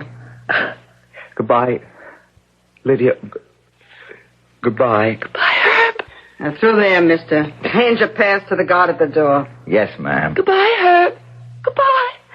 Okay, sister. You could have let us kiss goodbye. You know the rules. I know all the other guards will break them. Oh, look, I'm doing you a favor. Why don't you forget him? He's a punk. You may be a prison guard, and I be less than dirt under your feet, but don't you dare say... Oh, shut up, will you? You took the rap for him, didn't you? I hear what's going on. You couldn't prove it. Why would I want to? But he's a punk for letting you do it. We love each other. Ah, ditch that guy. He's bad news. Do it before he gives you the gate. What do you want? You didn't give me my mail today. How could I give you your mail when you didn't get any? That's impossible. I get a letter from him every day. Yeah? Ah, maybe he's got writer's cramp. Now what do you want? You know what day this is? I got a calendar. It's Sunday. You know what time it is? It's 1:30. Well, it's visiting hours. I know it's visiting hours. Well, aren't you going to take me down to... What for? You don't have a visitor. Well, of course I have a visitor. My fiancé. He comes to see me every Sunday. Yeah? Well, maybe he found himself a girlfriend. Oh, don't say that. Why not? You're no use to him. Please. Please. Oh, something maybe... Something's wrong. You can say that again. I mean, maybe... Yes, that's it. Maybe he's sick. Oh, poor Herb. There'll be no one to look after him. Ain't that a shame? Please don't make fun of me. I don't know what I'm going to do.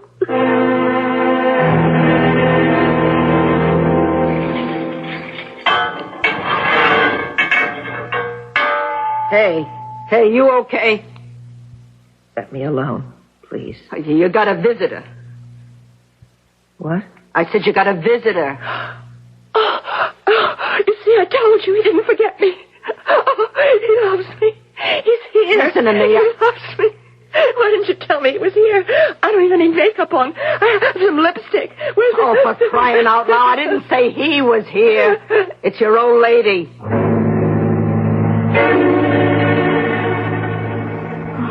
I didn't know what to do. Someone had to tell you. Yes, Mama. I know he promised to wait for you, but you really couldn't expect him to. No. Darling, please, he's been going with her for almost a year. Ever since... Has he?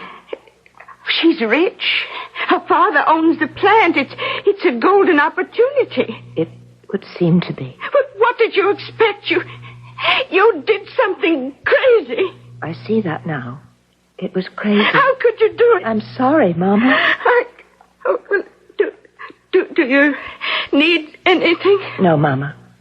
Well, I'll try to get up here again. Real soon.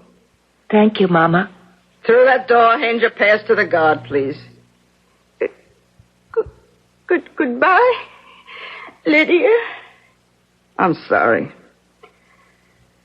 I'm going to kill him. Yeah, I guess you would, if you could get to him tonight.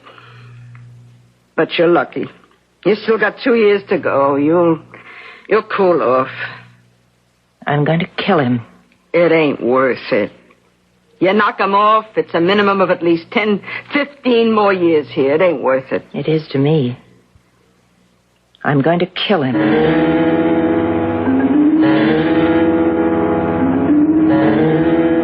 Hey, what's the matter? I don't feel well. Oh, yeah, but where? It's my head, and I want to see a doctor. Okay. Out of bed. Look, I'll take you to the dispensary. No, wait. I can't seem to walk. Could you hold out your hand for me? All right. Hey!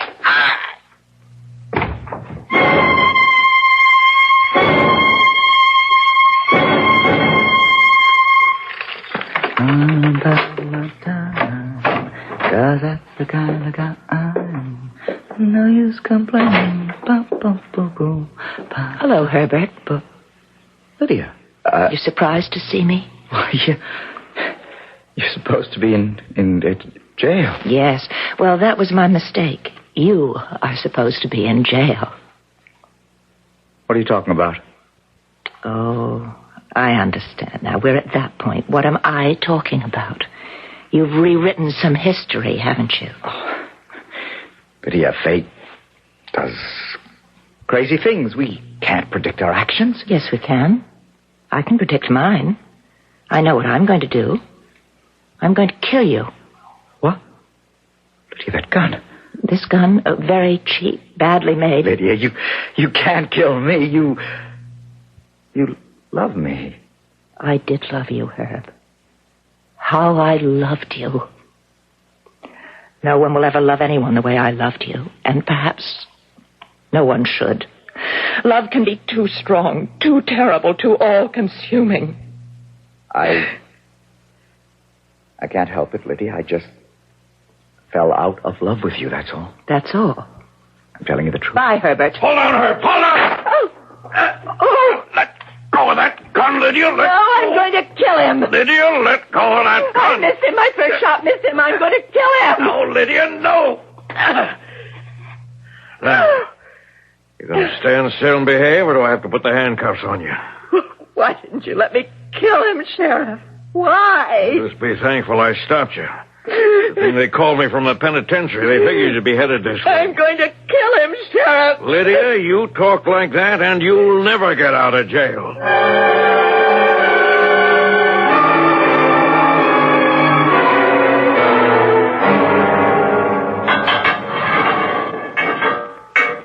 I'm sorry I hurt you. Oh, listen.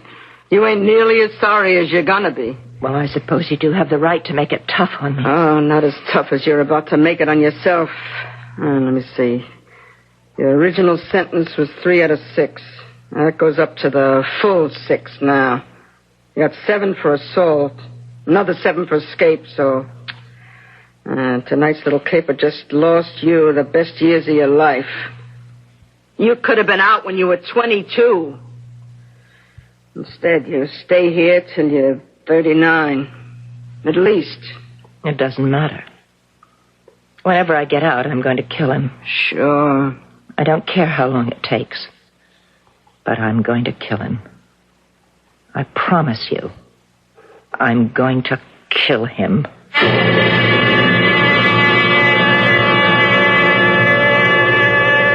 Promises, promises.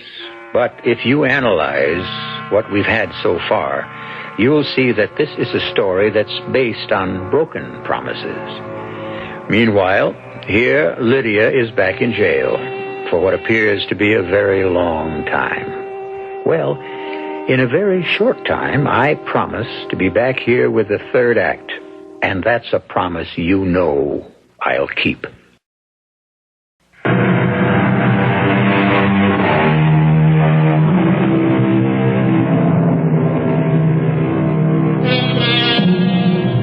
The years between 19 and 39, perhaps the most crucial 20-year period in anyone's life, the transition from youth to maturity.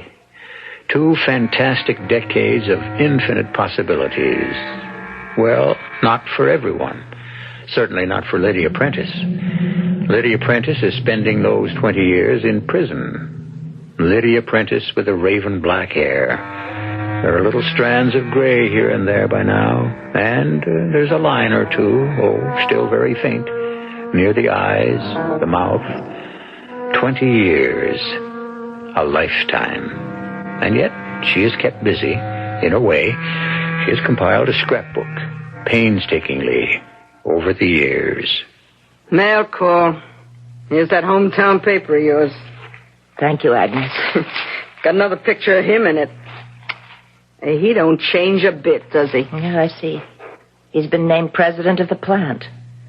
Herbert Larson, new president and chief executive officer of Jordan Industries. Good.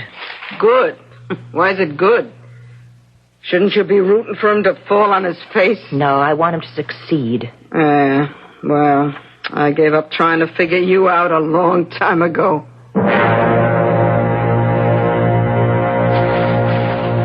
No picture this time, just a story. Mr. and Mrs. Herbert Larson returned from round-the-world tour. It's a shame the boat didn't sink. I hope he had a wonderful time. I hope he's happy. Happy beyond his wildest dreams. You know, you're kind of peculiar. Bad takes all kinds. Why do you want him to be happy? Why? Isn't it obvious? Not to me. Well, look at him. His career is flourishing. There's even talk of him running for the Senate. He's madly in love with his wife, a beautiful, wealthy woman. Charming children. He still has his looks, his youth, everything to live for. And I am going to take it away from him. Yeah? How? I am going to kill him. Oh, yes. His cup will be running over. He'll have everything.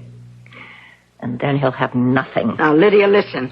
It's a bad thought. Get rid of it. Get rid of it? What do you think keeps me alive?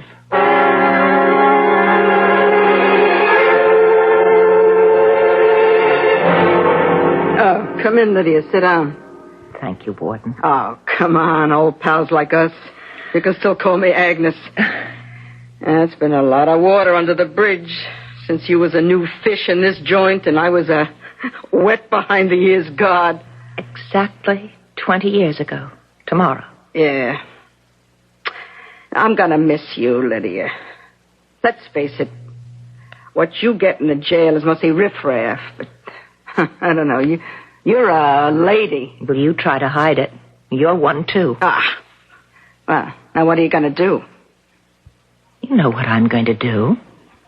kill him. Oh, talk sense. This is sense for me. But it's been 20 years. What do you think has sustained me all this time? What's kept me sane? They'll only send you back here. I know. You'll throw your whole life away. I threw my life away a long time ago. Now, listen. You kept your looks. More.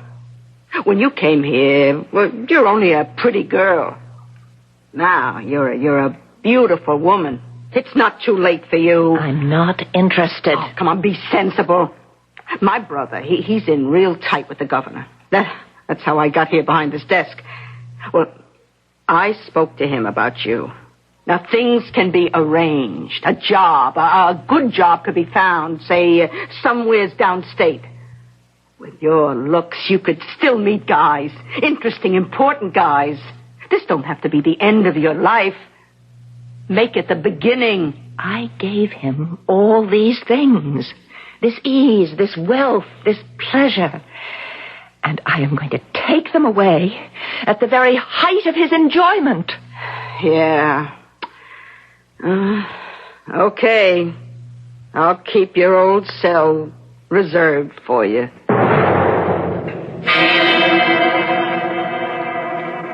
Mr. Herbert Larson, please. I beg your pardon? Oh, are you his secretary? Well, I think you should tell me, because we had an appointment. Yes, my name is Cynthia Powers. I'm with Fresh Faces magazine. I've come all the way from Los Angeles to interview Mr. Larson. He's where... But you can tell me we're old friends, Mr. Larson and I. Where? Oh, I see, Sterling's. Well, I know where that is. Thank you.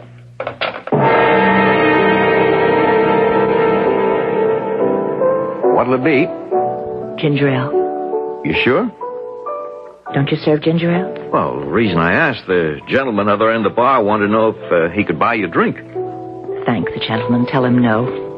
Yeah, say, you look familiar. Do I? Yeah. I don't know why. I just can't place you. Well, this world is full of people who look like other people. Look, why don't you let the gentleman buy you a drink? Because as I look at the gentleman from here, there's nothing about him that arouses my interest. He's harmless and... Yes? Well, it's a real sad story there. Oh, please, go no further. I've heard too many sad stories in my life. Well, the gentleman, how old would you say he is? I'm not sure I care. Well, guess.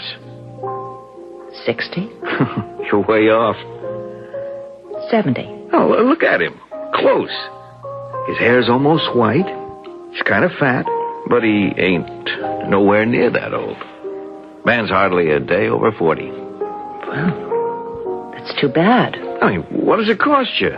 He won't try to pick you up or get fresh or anything. Just give him a nod and smile.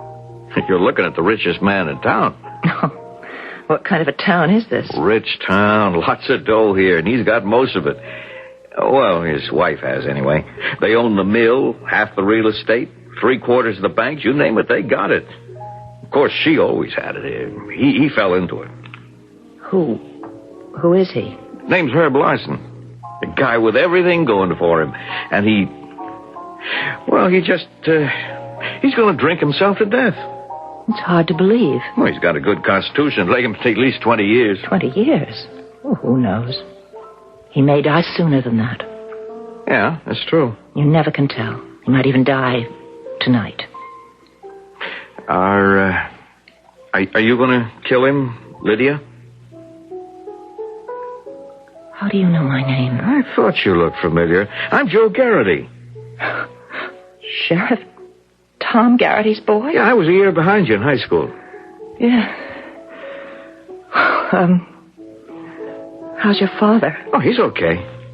He stopped you from killing Herb that time you broke out of jail. That was many years ago. Are you going to call your father now? No. Why not? It's your duty as a citizen. Yeah, I guess so. But you see, Herb gets loaded here regularly. It's like his real home. And he talks to me. And he told me the real story. What real story? Who really robbed that safe. So, as far as I'm concerned, if you want to kill him, you have the right. That's a fine way for a sheriff's son to talk. Fact is, when it comes right down to it, I don't think you'll do it. You believe that? I'll bet on it. Well, you'll lose. I'm going to open my purse. Take a look. Yeah, I see it. I still say you won't do it. Watch me. Mr. Larson? Mr. Herbert Larson? Huh? Oh, yeah. Yeah, that's my name. I have something for you. For me? Would you like to see what it is? I'd be delighted. So glad you decided to have a drink with me. You're a remarkably handsome woman. Thank you. You remind me of someone. I seem to have that gift. Seem familiar. She'd look like you. Something like you today. Who would? Girl I loved very deeply. Would her name be Lydia? Yes, that was her name. Lydia. Lydia Prentice? How would you know? I'm Lydia.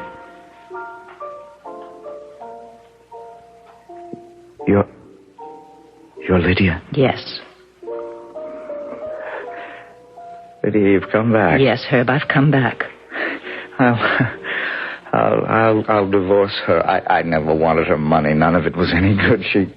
She never loved me. She got tired of me. She keeps me around for show. There are other men. Oh, what a shame. My kids, they have no use for me. Oh, that's too bad. Make the business look good. The papers print articles about what a great guy I am. Everybody knows it's because we own the papers.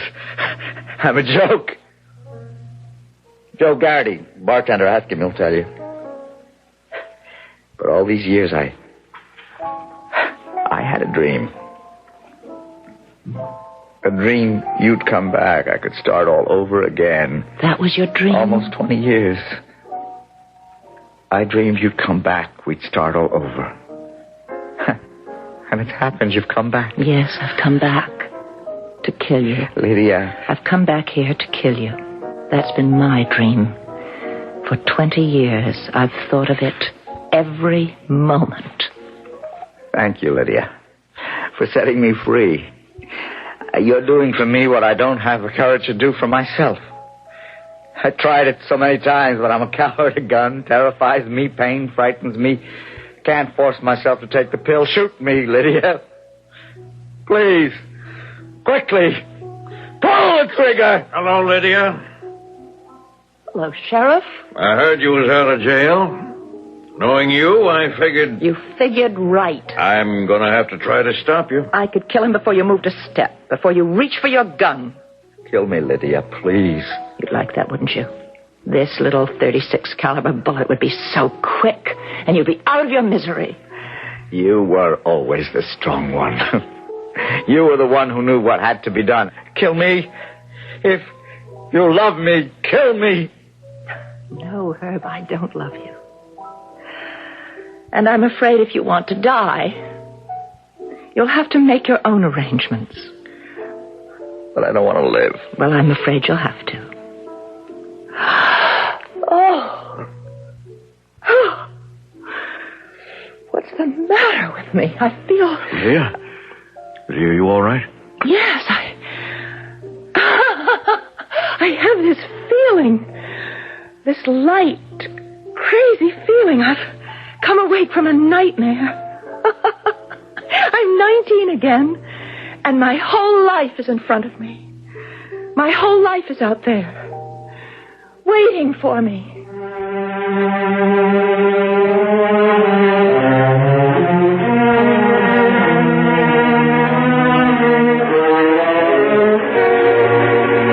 The dream, the long-cherished dream, and yet it can come true in such strange and inexplicable ways.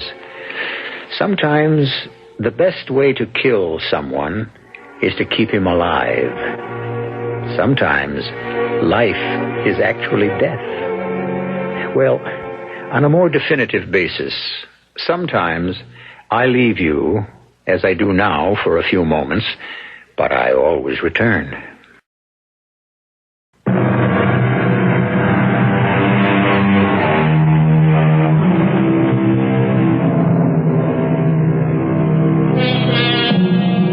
Memory, mysterious memory.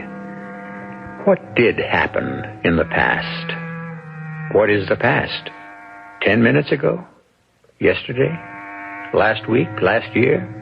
The further back we go, the more blurred and hazy. And he is brave indeed who truthfully tries to penetrate the mist. Who was guilty? Who was innocent? Who were the heroes and who were the villains? Or were things never really clear-cut? One thing is clear. We are here for your pleasure. Our cast included Marion Seldes, Michael Wager, Bryna Rayburn, and Bill Griffiths. The entire production was under the direction of Hyman Brown. This is E.G. Marshall inviting you to return to our Mystery Theater for another adventure in the macabre. Until next time, pleasant dreams.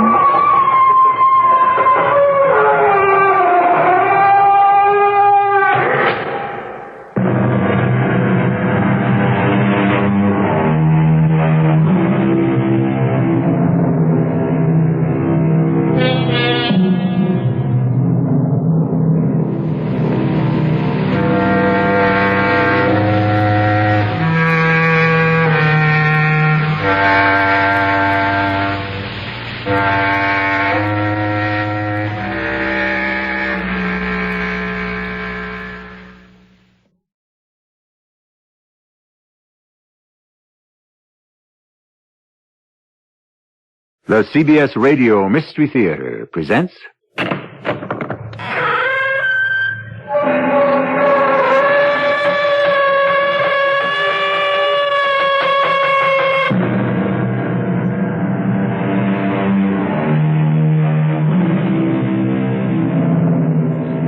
Come in. Welcome. I'm E.G. Marshall. Ever read this sort of advertisement in the real estate section of the newspaper or the personal columns of a magazine? Young Austrian couple, no children, no pets, would like to exchange their gemütlich Alpine chalet for New York apartment, 2 to 3 months. Please write, etc., etc., etc. If you had read that, would you be tempted to try it? Don't. It could work out nicely, but then again... What is it? I don't know, Moira. I think something flew into the room. Something? What? A bird. Like a huge gray owl. We shouldn't have left the window open. I'm glad we did. It flew right out. Again.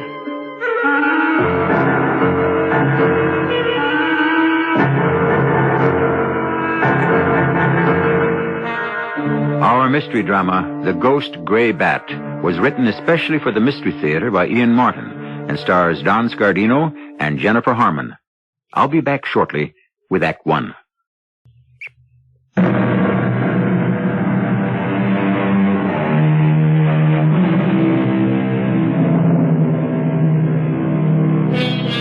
The advertisement I began to read to you was the actual one that Alec and Maura Grant answered. Maura was interested because Alec was exhausted from overwork, and she felt he needed a long vacation. Alec, because they had recently been married, and so far had been denied a honeymoon. Outside of these two small concerns, they had nothing in the world to worry them. They were blissfully happy. The gods were good to them. How fortunate. Except it was Byron who said, "Whom the gods love, die young."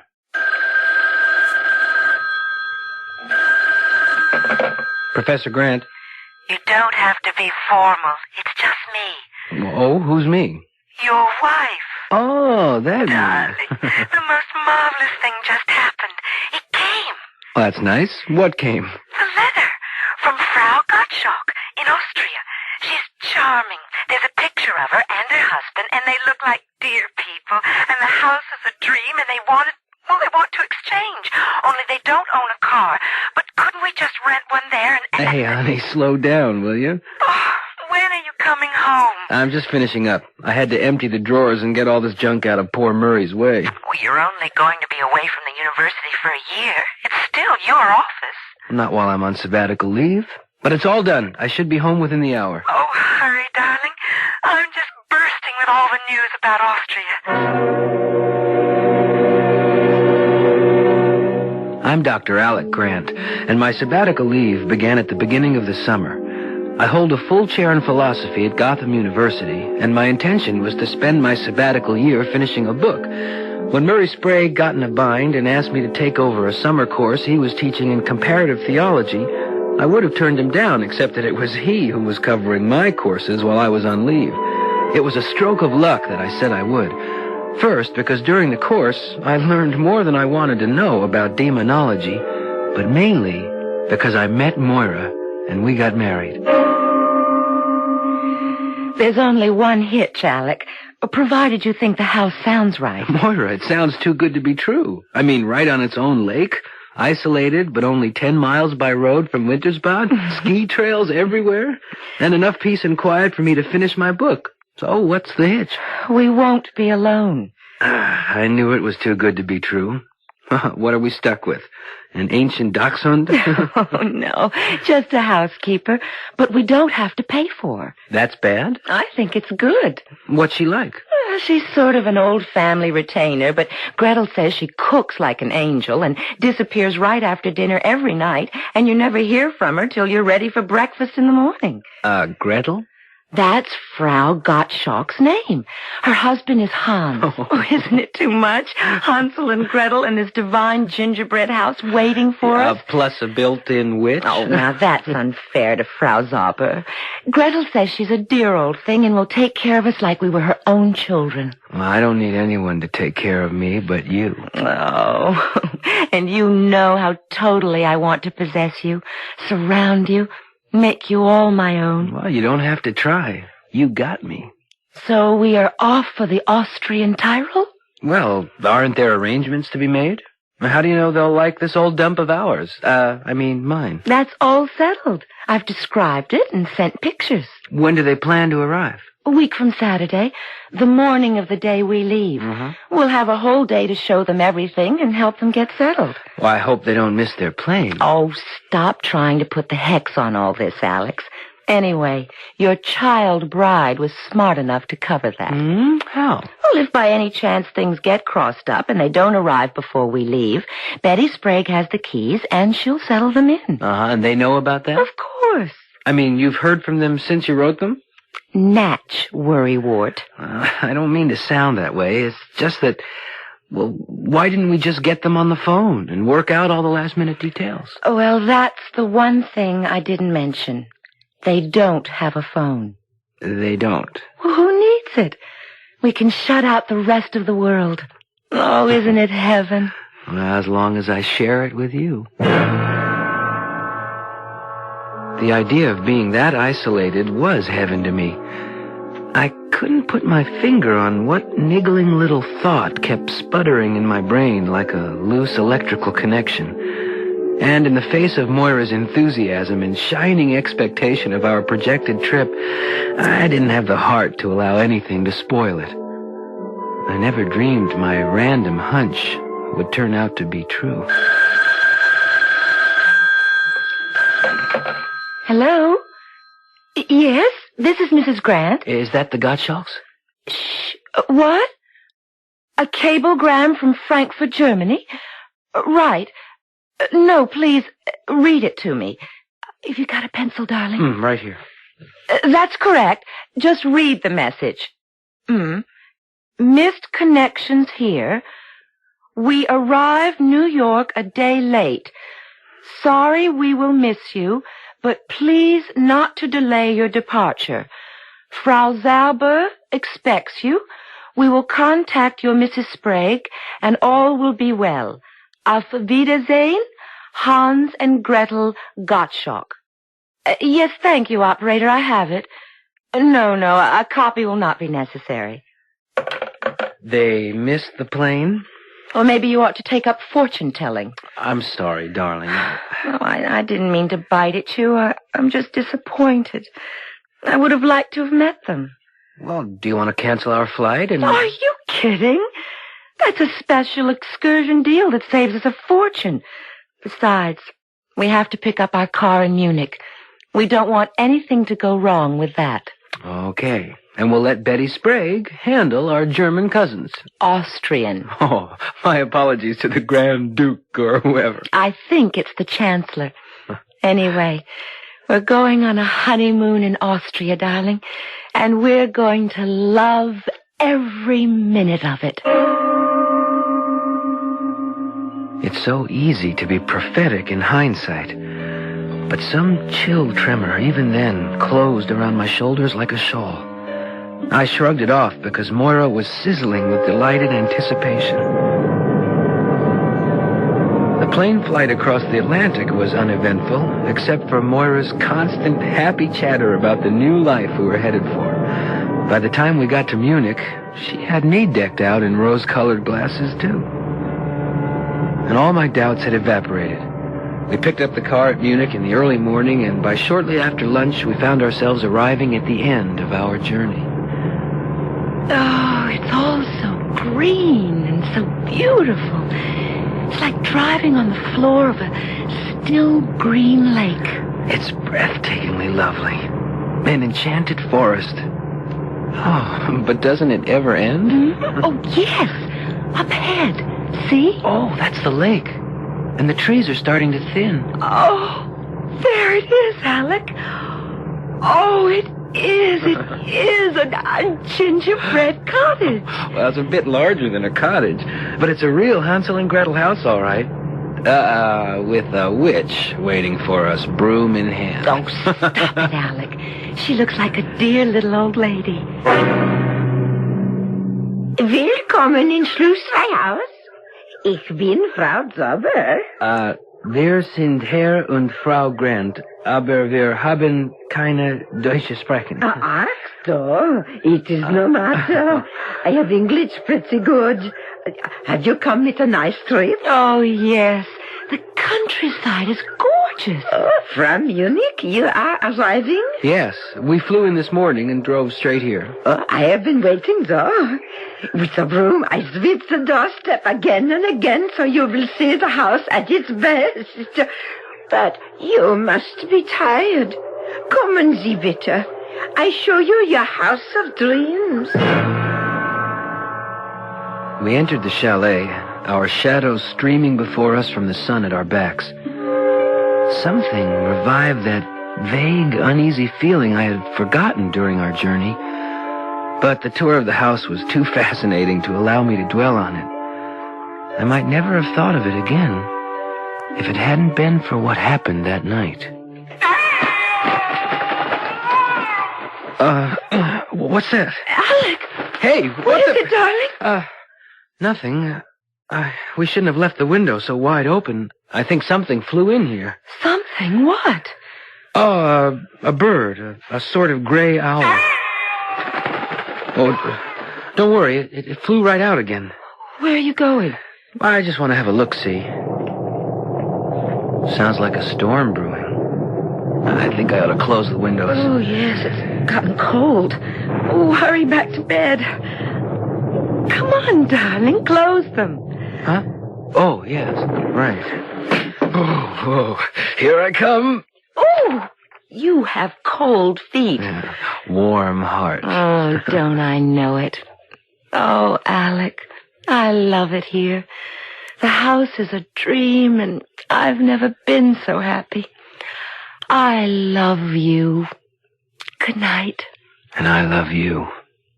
Good night. She was back to sleep in a second, like a child. I wasn't so lucky. Was it only a wind-driven puff of gray cloud I had just seen crossing the moon? Or could it have been what it seemed to be? A monstrous, ghost-gray bat. I put it out of my mind. What nonsense.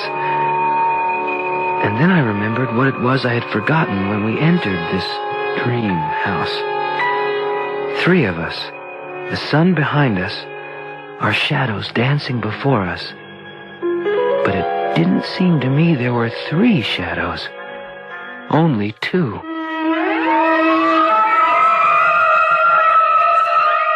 This doesn't appear the pleasant little story it started out to be, does it? Of course, Alec has been working very hard, and he seems prey to strange premonitions, perhaps even delusions. Maybe with morning they will all have passed away, except I wouldn't count on it. I shall return shortly with Act 2.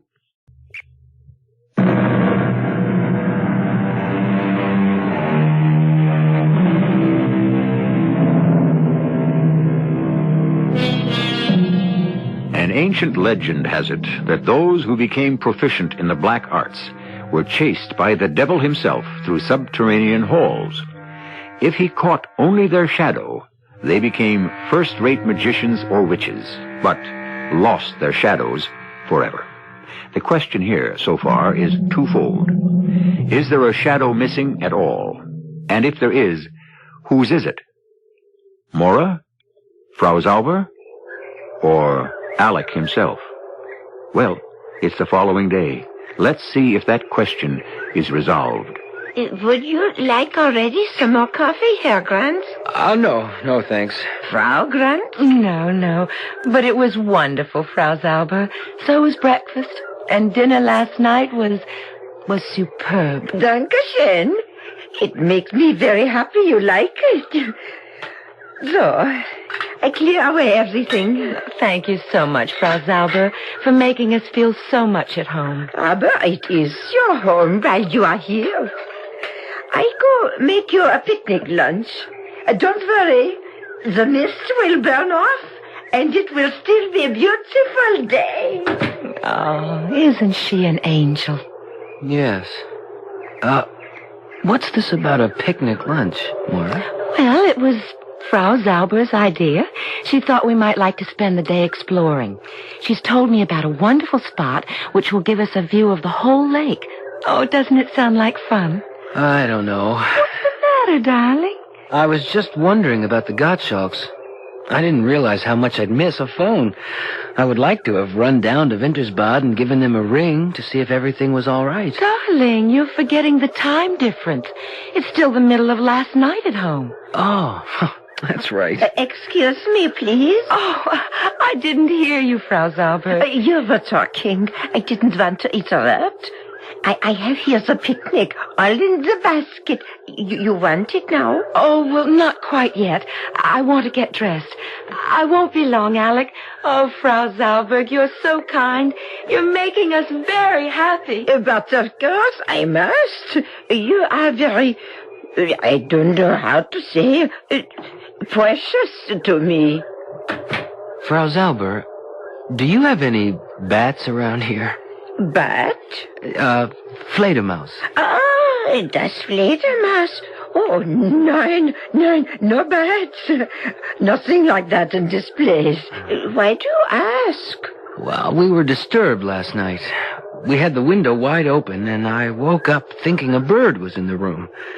When I went to close the window, I saw something like a great gray bat flying across the moon. Oh, and the Liebchen? She saw this too? Oh, no. Fortunately, Moira was asleep. I didn't tell her what I thought I saw. I didn't want to upset her. Oh, very wise, mein Herr. This holiday means so much to her. You must not disturb her. Or yourself. Here I am. Ready to go, Alec? Ready, willing, and champing at the bit. Then let's get the picnic started. It was everything a picnic ought to be. We ate in a meadow floating above the Emerald Lake. The food was sublime, and walking home over the pine needles, we were both floating on a cloud. Oh, what a day this has been. I think you're a little high, my pet. I am. On clear air and the scent of pine and the quiet. Oh, the lovely quiet. And a bottle of sparkling Rhine wine. Well, I only finished it because you were being such a teetotaler. It was making me sleepy. My arm was about her waist, her head on my shoulder. I was tired myself and full of sun and fresh pine-scented wind and peace as heavy as a drug. We floated down the hills back to the chalet to find Frau Zauber waiting for us, fussing over us like children. Ah, you are both so tired. I am a foolish old woman to send you so far on your first day here. I'm fine. I'm just, so sleepy. I've got to have a nap before dinner. I go up right away and turn down the bed. You will join her also, Herr Grant? No, I'm not that sleepy. I'll see Moira upstairs. Perhaps you'll make a cup of coffee for me? Yeah, but... you don't have to come up, Alec. Well, I want to see you tucked in. I'll be right down, Frau Zauber.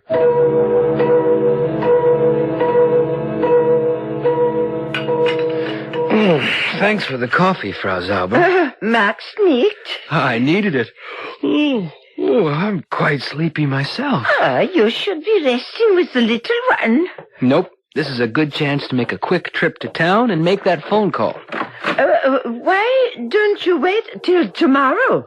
It's only 10 miles, 15, 16 kilometers to Wintersbad. I'll be back within the hour. Oh, I think maybe you should not drive. You look very tired. I'd like to set my mind at rest. You just keep your eye on...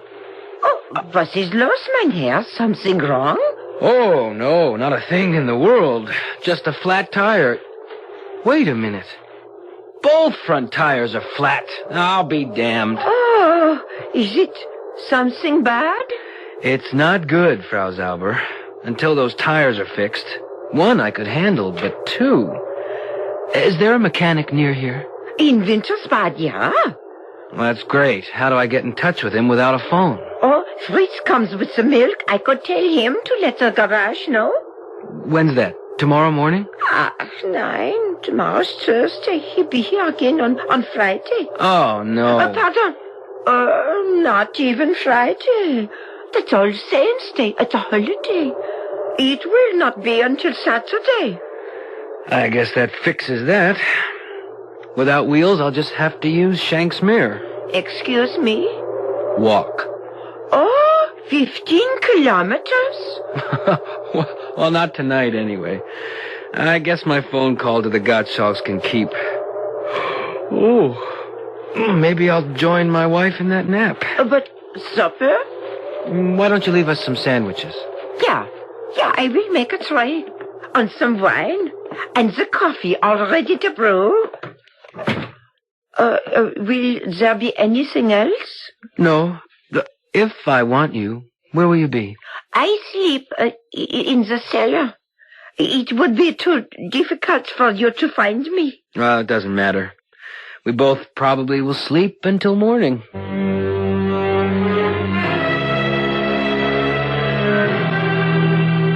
I went to bed with the sun still high on the horizon, never having felt more tired in my life.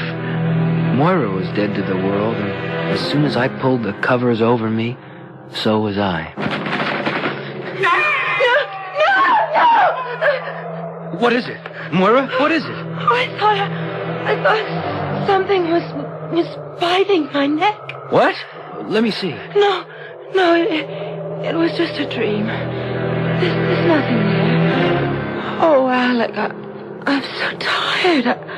I've got to sleep. Just sleep. It's all right with you here. With you here. She was asleep again. I turned the light on, but it didn't disturb her. I examined her carefully, and on the right side of her throat, just under the jawline, I saw 2 marks, side by side, as though they might have been made by a hypodermic. In a sudden panic, I rolled out of bed and shut the windows fast. I came back to Moira. She was breathing as evenly as I was gasping with fright. I went through the house calling for Frau Zauber. I found the door to the cellar and went down into a rabbit warren of halls and compartments with the damp earth under them smelling of decay. All were closed, frozen shut with rusted locks, save one, which gave easily as I thrust against it. I stumbled through, clawing in the dark, down a long, twisting passage, dank and odorous, till suddenly instinct stopped me short. I took out my lighter, thumbing the wheel, and gasped at what the small flicker of its flame revealed.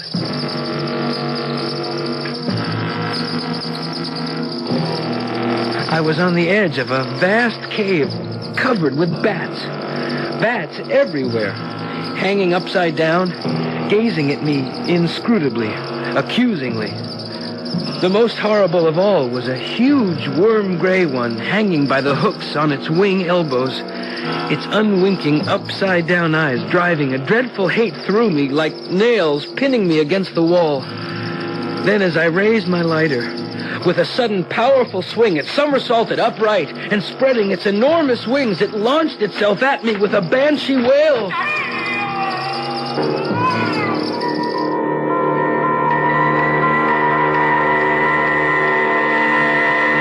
The next thing I remembered was waking out of utter blackness to find myself lying on the bed with Moira shaking me gently. Alec? Alec? What? Yes? What are you doing, lying outside the bedclothes? I must have fallen asleep. Without getting into bed? Well, I was up because of whatever bit you. I wanted to close the windows and... Bit me? What do you mean? Well, don't you remember? You woke up suddenly, and you thought there was something in the room, and... Alec, darling, I haven't been awake since I went to bed. Oh, no, Moira. Well, just let me take a look at where... Oh, what is it? They're gone. The bite marks are gone. Oh, Alec, my darling, what's wrong? There never were any bite marks. Nothing bit me. Oh, you must have had a bad dream. Moira, let's get dressed and get out of this place. Now. I can't leave now.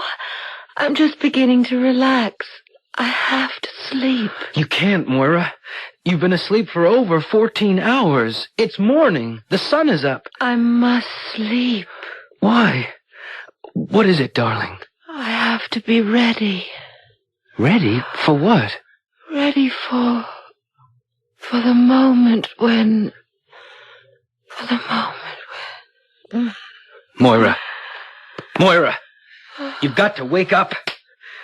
Oh, heaven help me. What am I going to do? I've got to have a doctor. And I can't leave her alone.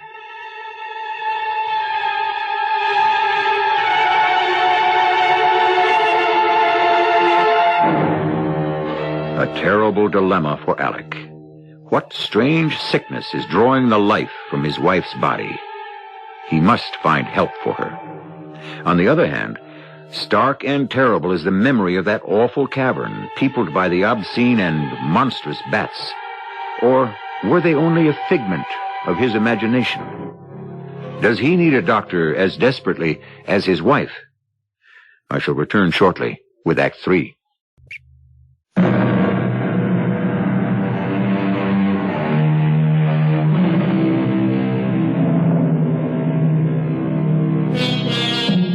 If there's anything that makes my blood run cold, it's a bat. Oh, somewhere there may be a bat lovers society who wish to protect the dear little furry things with their 2 canine teeth as sharp as hypodermic needles. Not me, nor Alec Grant. But which was the greater danger? Moira's strange and unaccustomed lassitude, or those horrendous bats, which might live only in his imagination? Only he could make the choice. I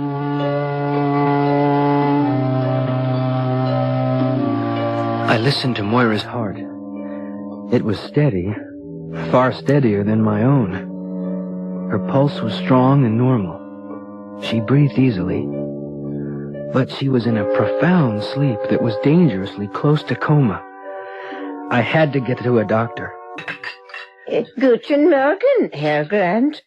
Did you sleep well? No, I didn't, Frau Zauber. Oh, but why? I thought you told me there were no bats in this part of the country. Yeah? Why do you think there are? Because I believe one bit my wife last night. Oh, poor Liebchen. I came down to the cellar after my wife was bitten, looking for you. I called, but you didn't hear. Oh, I am the very sound sleeper. Yes, I couldn't find your room, but what I did find was one door that could be opened. What do you think I found behind that door, Frau Zauber? Oh, I have the trouble with the English. I don't... I found a long corridor, and at the end of it, a cave full of enormous bats. Bats, Frau Zauber.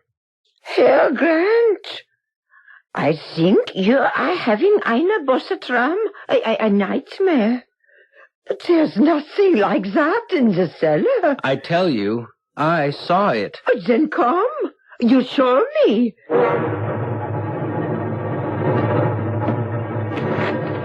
There it is. That's the door. Oh, but that's the door to my room.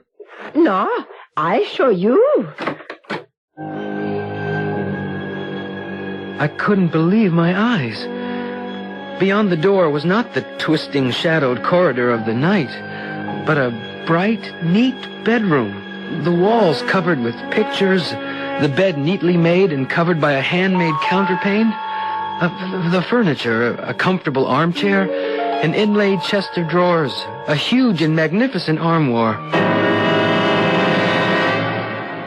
Herr Grant, you look so shocked. I am. Oh, you should have the doctor. You say there is one in Wintersbad? Yeah, the Herr Dr. König. But how can you get to him? Well, I can walk. Ach, no, so far. 15 kilometers. It should take me less than 3 hours. I will not let you go. Why not? You trust the rheumatism in my old bones.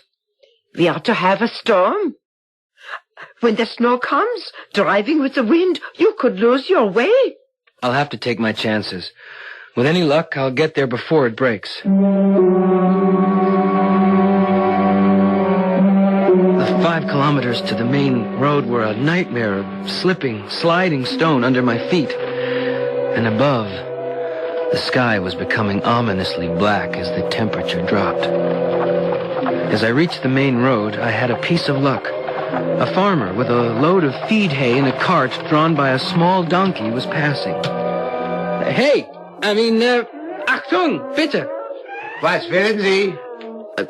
Do you speak English? Sprechen Sie Englisch? Nein.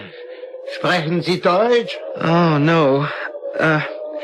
I want to go to Wintersbad. Wintersbad? Ja. Ich, gehen mit eins? Im Wintersbad? Ja. Ja, kommen Sie. Dankeschön. Ich möchte einen Doktor, Dr. König. Oh ja, Herr Dr. König. Zurück. Wir müssen gehen. I climbed aboard among the sweet-smelling hay. I was shivering and glad to pull its warmth around me. The farmer let me off at the doctor's house. The doctor was out on a house call, but his wife let me in to wait for him. She was also kind enough to let me make a phone call on my credit card.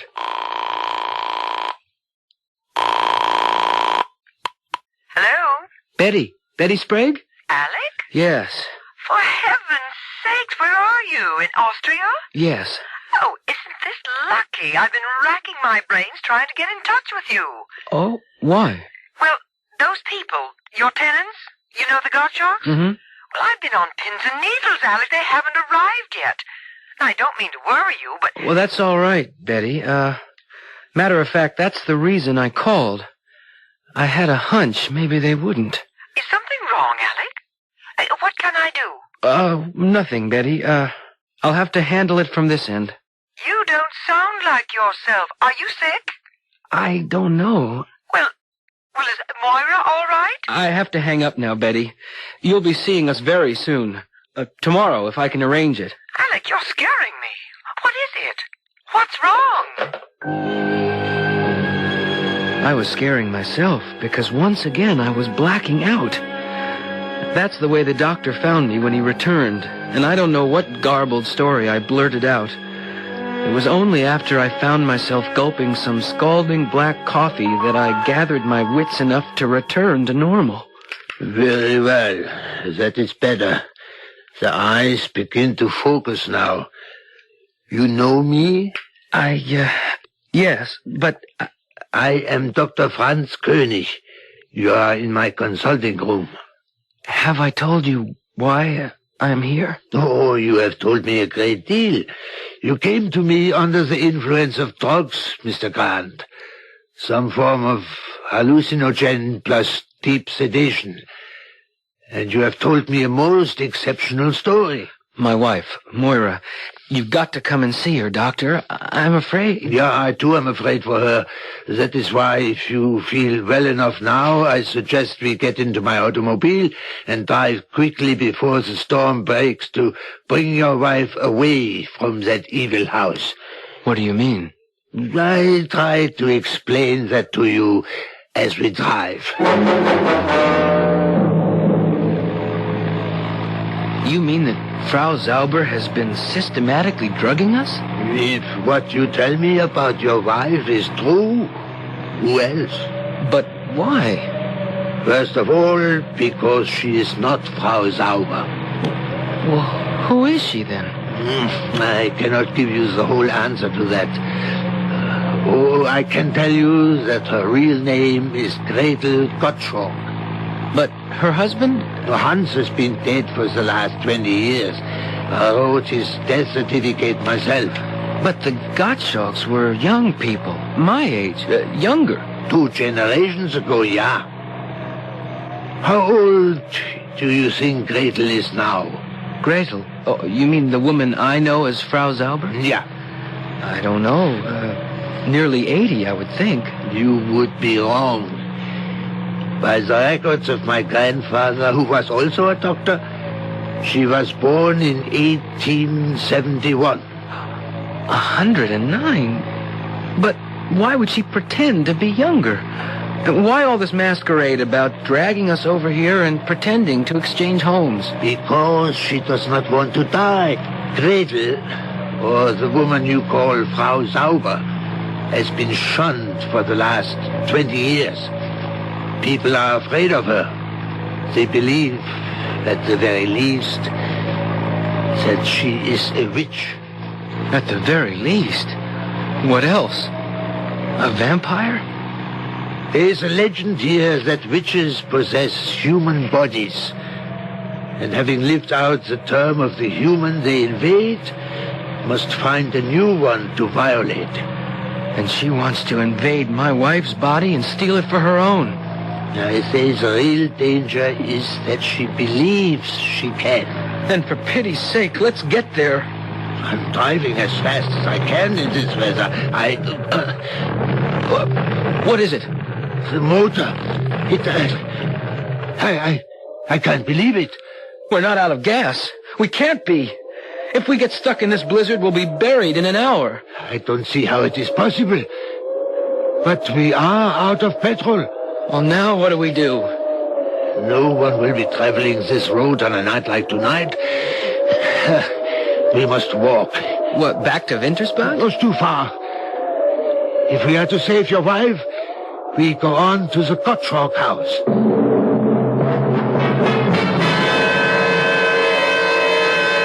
The wind has built up, driving the snow before it into our faces, blinding us. It was an endless journey to the chalet, and by the time we reached it, we were exhausted. Inside the house, there was light, but there was nothing else. No Frau Zauber, or whoever she was, but more important, no Moira. Moira! Moira! Yeah, you wouldn't find her by calling for her. We must do the finding. How?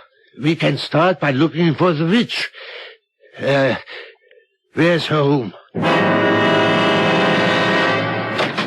Have you the flashlight, Herr Grant? It's almost burnt out. Wait a minute, there's a light. Here. Yeah. As you described it. Yet the night before you thought this door led to the tunnel and the cave of bats? Yes. This armoire, right opposite the door. Let's see. Just the clothes closet. The back is solid. But wait. There is a mark on the floor. See? From the casters on the legs. It must be hinged to swing open. Yeah. There's a hinge on this side. That means there must be some sort of a catch or a lock on my side. Yes, I have it. It's opening. And right behind it is the passage I went down that leads to... Wait. Listen. So there are bats. Yes. And that proves she's a witch. And also you may be right. A vampire. She's got Moira. Come on. I tore recklessly down the twisting, tortuous passageway. The doctor followed more slowly. As I ran, I could hear words, chanted in Frau Zauber's cracked old voice. Words that chilled my blood. Oh, thou art my own king and emperor of the northern parts. I call, invoke, and exorcise thee to lend me all your awesome power to enter this young nation, that I may live my new life cycle as a witch of the inner circle. I had reached the entrance to the cavern. On a slab of stone, like a rough altar, Moira lay, unmoving.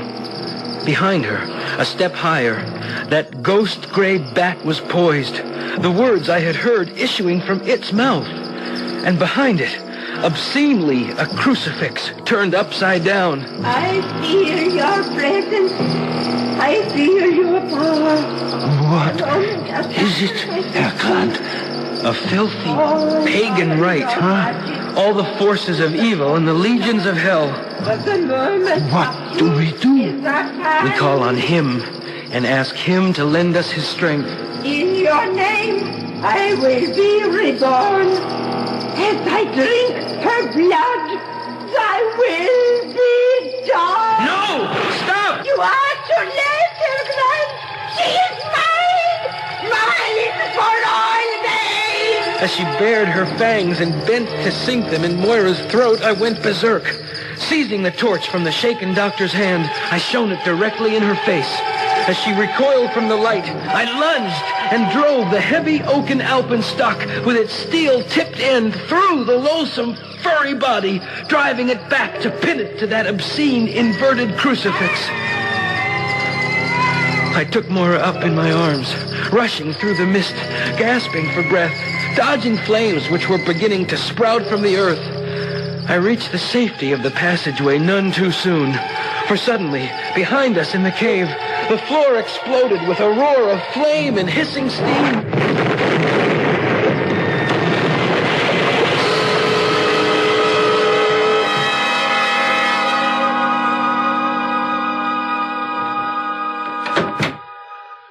Doctor, is Moira all right? Yeah, she is fine. Oh, she was very heavily drugged, more so than you. But she is young and will shake them off. What happened last night, Doctor? Herr Grant, this whole countryside around here sits on a subterranean lake of boiling sulfur springs. It happens now and then.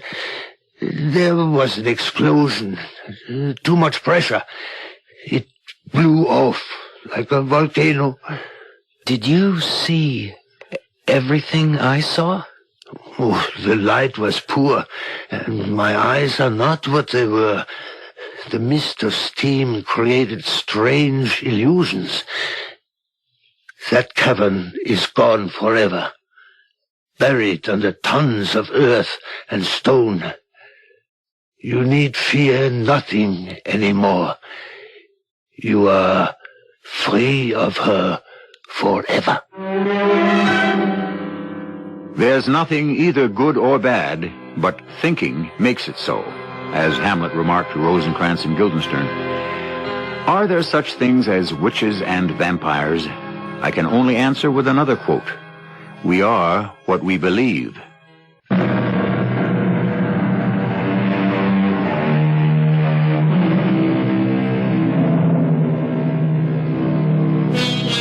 I might add that, as you have seen, Lord Byron was mistaken about the Grants. They did not die young. But then, on reflection, after all they had to go through, perhaps the gods didn't love them so much. Maybe that's the trouble with quotations, that they tend to be only half true, that we should never accept anything as the ultimate answer to life. It has a lovely way of going on, no matter what happens or what the poets say. Our cast included Don Scardino, Jennifer Harmon, Joan Shea, and Robert Dryden. The entire production was under the direction of Hyman Brown. This is E.G. Marshall inviting you to return to our Mystery Theater for another adventure in the macabre.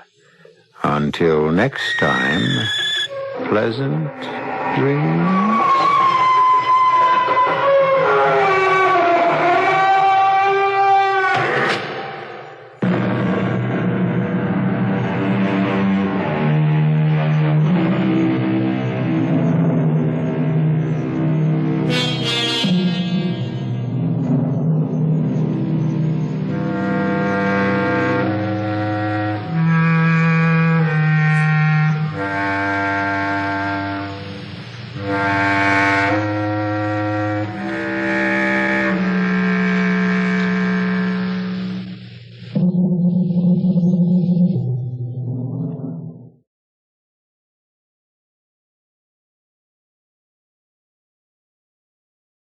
The CBS Radio Mystery Theater presents...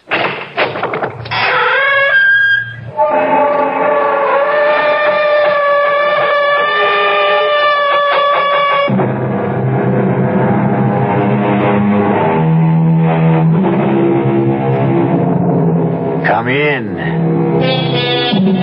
Welcome. I'm E.G. Marshall.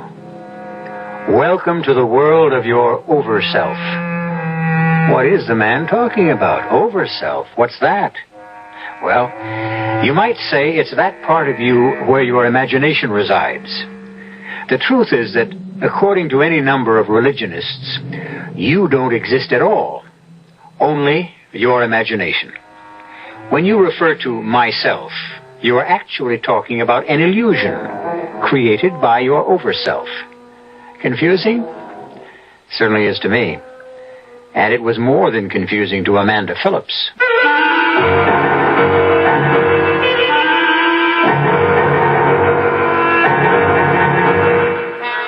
Our mystery drama, Picture on a Wall, was written especially for the Mystery Theater by George Lothar and stars Diane Baker.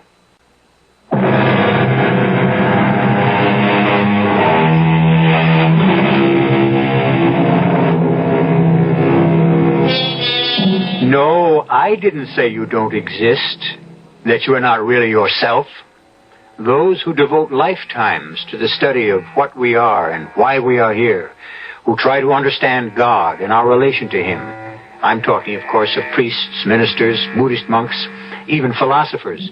They say it. They say that the self is your conscious, the over-self your subconscious, and the super-self your unconscious. You understand? If you do, you're far more knowledgeable than I am, because I don't understand at all. And as I said earlier on, neither did Amanda Phillips. Well, here it is, Amanda. Hope you like it. Gil Franklin, it's beautiful. I figured it would grab you, even though you did say you wanted to live in Greenwich Village. Yes, I did. All my life in Gladesville, Iowa, I've yearned to be an actress living in Greenwich Village. But this, it's so lovely. What? May I come in? Oh, Mrs. Broley, of course. Let me introduce you. Amanda Phillips, rising young star of the Broadway Theater, or soon to be anyway. Mrs. Broley, landlady. Delighted to meet you, dear. Is everything all right? Oh, it couldn't be more so. I never expected to find anything as, well, really enchanting as this. Not at what I can afford to pay anyhow. It is only $45 a week, isn't it? Yes. How can you afford to let it go at that? A place like this, furnished so nicely, those beautiful paintings on the walls, especially that big one over the fireplace, and the garden. You can walk straight from this room into the garden.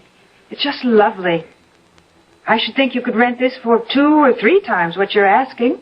Perhaps so, but... Yeah, well, you see, dear, I'm not only extremely old, but I'm extremely particular about whom I rent to. And as your fiancé will tell you... Mr. Frankton isn't my fiancé, Mrs. Broley. Oh, I thought... I have hopes, Mrs. Broley. High hopes. Well, now, you're such a nice man. I hope you realize them. Because certainly Miss Phillips is a most attractive and desirable... something wrong, Miss Phillips? That smell. Smell? Aroma, I should say. A scent. The scent of lavender. Why, it's a cologne I use. Yes, a cologne, lavender. Now, if there's anything I can do to help you get settled in, dear, anything you need, you just pick up the telephone. Just to pick it up? It connects to a switchboard. I'll answer. Well, make yourselves comfortable. Strange. What? The smell of lavender. I didn't smell it until at least several minutes after she came in here. And another thing, it seemed to come from that direction, out there in the garden. And Gil? Yes? She's gone, but the scent, it's stronger. You're imagining things. I don't smell anything. And no, I don't have a cold. Very strange. Look, I've got to get back to the office, or the law firm of Belding and Maxwell will be firing their youngest partner. But I'll see you for dinner tonight, okay? Very okay. Pick you up at 7. Well, better unpack my bag, put things away. That scent. It must be coming from the garden. Locked. And no key. Yes, Miss Phillips. Mrs. Broley, the French doors into the garden, they're locked. Yes, dear. I keep them locked. You do? For your protection. You see, anyone who wanted to could get over the fence around the garden and, well, an ounce of prevention, you know. Yes, but I want to use the garden. What I can see through the French doors, it's enchanting. The fountain. The fountain doesn't work, I'm sorry to say. Hasn't in years. Even so, it'd be a nice place to sit. Those stone benches and everything. Would you bring me the key, please? Why, yes, if I can find it. Find it? I'm not quite sure what I did with it, but don't you worry now. I'll do what I can to find it. I certainly shall. Well, I never. I just never. Never what, man? Who? What? Who are you? Norcross is my name. Morley Norcross. Do please forgive me. I had absolutely no intention of startling you. I turn around to find you leaning casually against the French doors. The open French doors. And you... How? How did you get here? Over the fence, you might say. And how did you open those locked doors? I didn't find them locked. Well, I did. Perhaps it's one of those knobs. You can open them from one side, but not the other. Let's have a look, shall we? I'd rather not, if you don't mind. I'm sorry. You're angry with me. I've offended you, Amanda. You know my name. Tit for tat. You know mine. But you told me yours. Then it's altogether possible that rather huge label on your luggage told me yours. Of course. See? For a moment well, you won't believe it, but I thought you might be some kind of ghost or something. I believe it. Might I have the pleasure of showing you your garden? If you will step through your French doors into your garden, then, Miss Phillips, you can all but smell fall in the air. And lavender. Yet I don't see any in the garden. My cologne, I dare say. You use lavender cologne? Yeah, old-fashioned, isn't it? For a man, I mean. Why, perhaps, but I like it, Mr. Norcross. Oh, I say, call me Morley. If we're going to be friends, that is. And I hope we are. Do you? Why not? Why not, indeed? Beautiful fountain, isn't it? Yes. Yes, it's beautiful. It's simple. A peasant girl holding a tilted pitcher on her shoulder. A pitcher from which the water used to pour into that large stone basin at her feet. Used to? 60 years ago, or so, yes. 60? Well, how do you know that? Oh, how do I? Well, yes. You can't be more than, 40, say. Thank you, my dear. So how would you know that this fountain hasn't, fountained in more than, 60 years? 16 years, I said. 16. And, well, I know because I once lived where you're about to live. In that service flat, living room and kitchenette? Mm-hmm. Well, what did you do? What kind of work? I was a dramatic coach. You don't mean it. A dramatic coach? An excellent one, I might say. Would you, well, I hardly dare ask this, but, would you coach me? Of course. I fully intended to. You? Yes. Oh, now, Mr. Norcross. Morley? Morley. Well, you might have got my name off the luggage label, but you couldn't possibly know that I want to be an actress. No? No. What is it? Ever read Sherlock Holmes stories? No. That's too bad. They're fascinating. Fascinating. Holmes could look at someone he'd never seen in all his life before and tell him everything about himself. I was an avid reader of Holmes, and somehow I picked up the technique. For example, your makeup.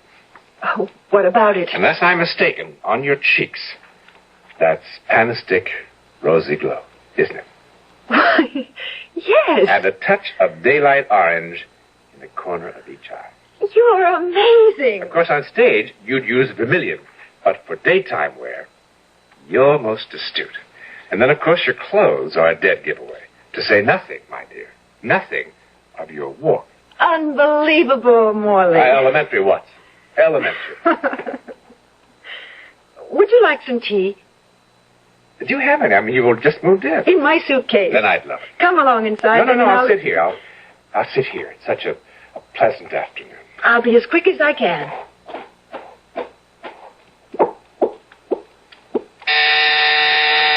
Yes? Come in. Oh, Mrs. Brawley. Found the key to the French doors, my dear. Well, thank you. Though I am not sure I'll need them now. Oh, I'm glad you've decided to leave them locked. Much safer. But I haven't decided to leave them locked. As you can see, the doors are... As I can see what? Closed. I didn't close them. And if Morley had, I'd have heard him. Morley? Did you say Morley? Mr. Morley Norcross. He's sitting in the garden by the fountain. There's no one sitting in the garden, Miss Phillips. No one? Why, he's gone. And the door's locked. Of course. Why are you looking at me like that, Mrs. Brawley? Miss Phillips, finding this key put a very old woman to considerable trouble. Now, I don't mind that. I'm accustomed to it and delighted to make my tenants as comfortable as possible. But I don't like having games played on me, Miss Phillips. I don't enjoy being made a fool of. There are the keys you asked for. Please take care to lock those doors before retiring at night. But Mrs. Brawley...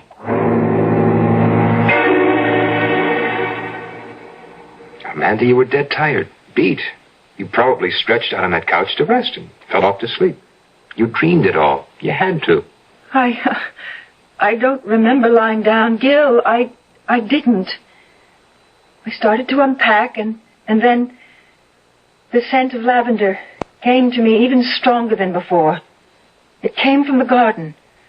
I tried to go into the garden, but found the doors locked. And so I called Mrs. Brawley. Yes, you told me all this. But, sweetheart, it couldn't have happened. It just couldn't. Well, if it didn't... Oh, I don't know. I just don't know. Neither do I. One thing I do know, though. I'm taking you out for the best dinner you ever had.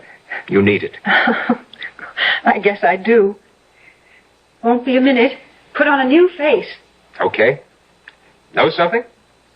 What? I did all right by you, finding this place. Comfortable, homey. Even the paintings on the wall. Not the usual crummy stuff you find in a place like this. Pretty good art. This one over the fireplace is a knockout.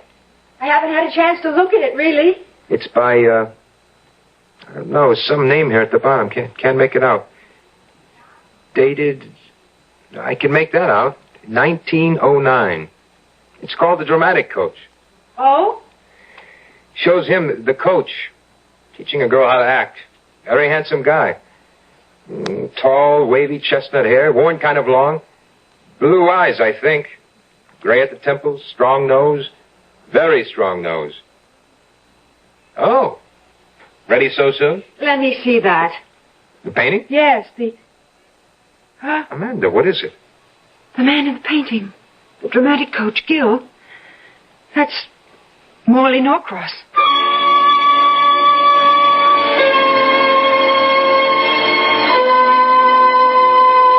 Well, we may be talking about the self, the over-self, and the super-self, but so far as I'm concerned, Morley Norcross is a ghost. Now, maybe he isn't, only my opinion. But the things going on in that 9th Street flat, the things that happened to Amanda in that garden, you ask me, they're more than strange. They're uncanny. I wouldn't be concerned, except I remember Amanda saying she felt scared. I don't like that. It worries me. I'll be back shortly for Act 2.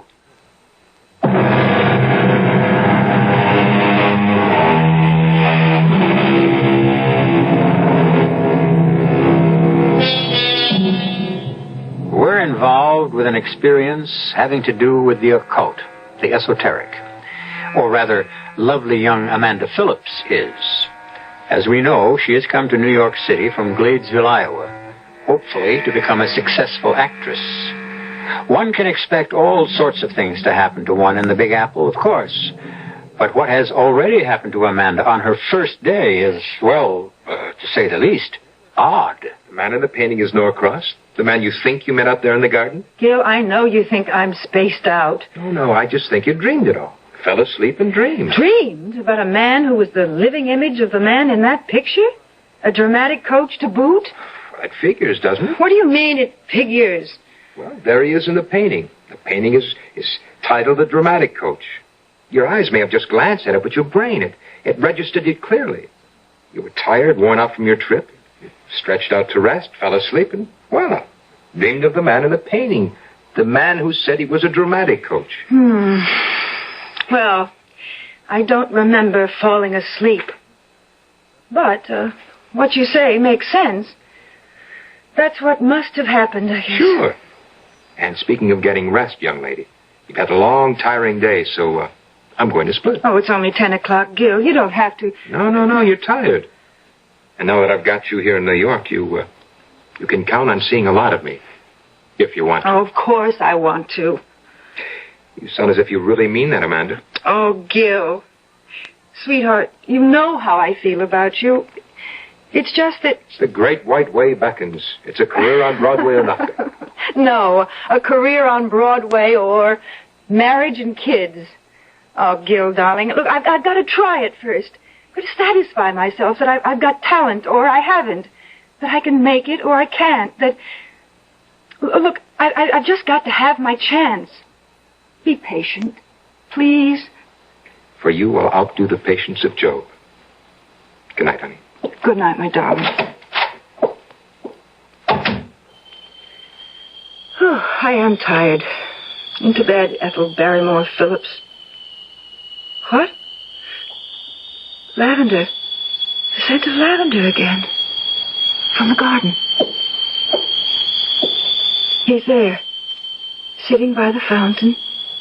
And I'm not sleeping, not dreaming. Oh, locked. Keys.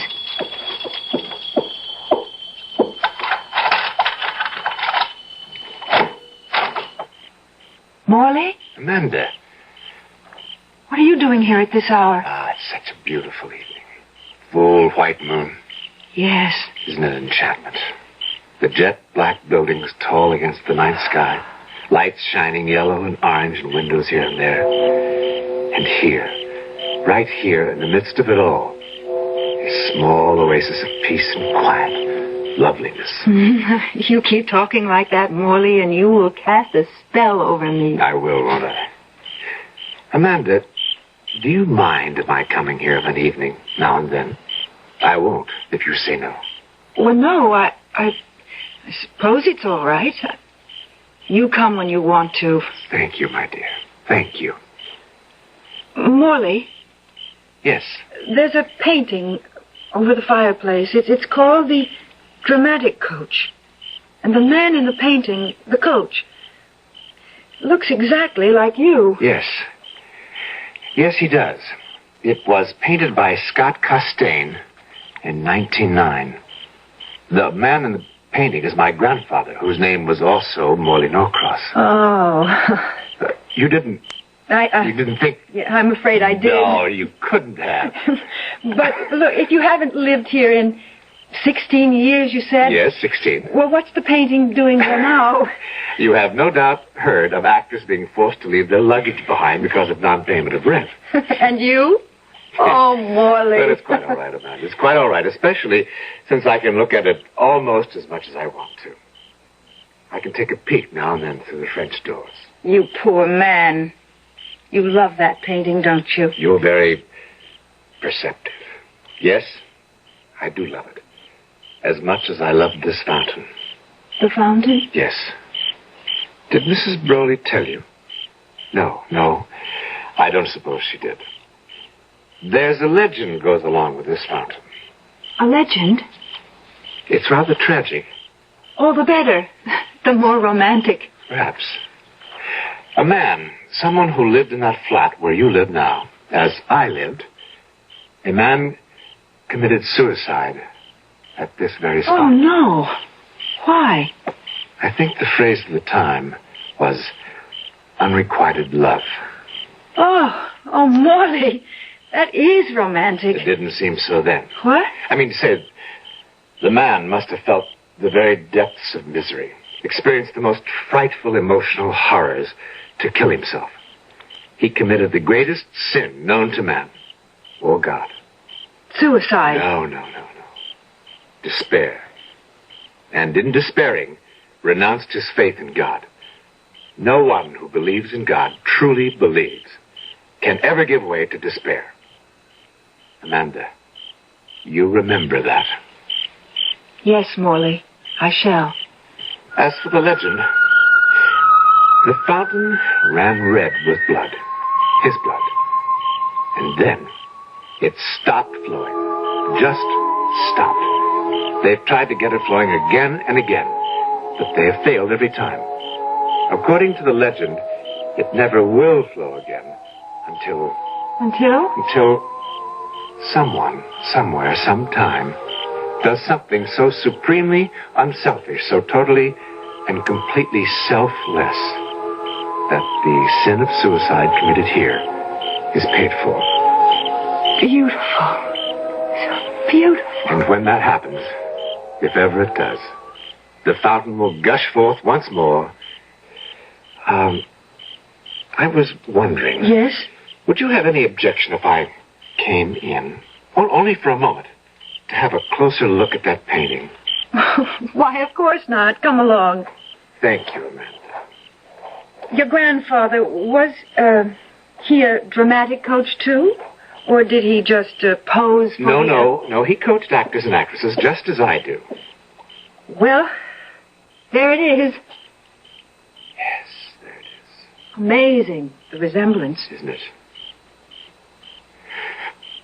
Isn't it? Was your grandfather, was he the man who killed himself in the garden? Yes.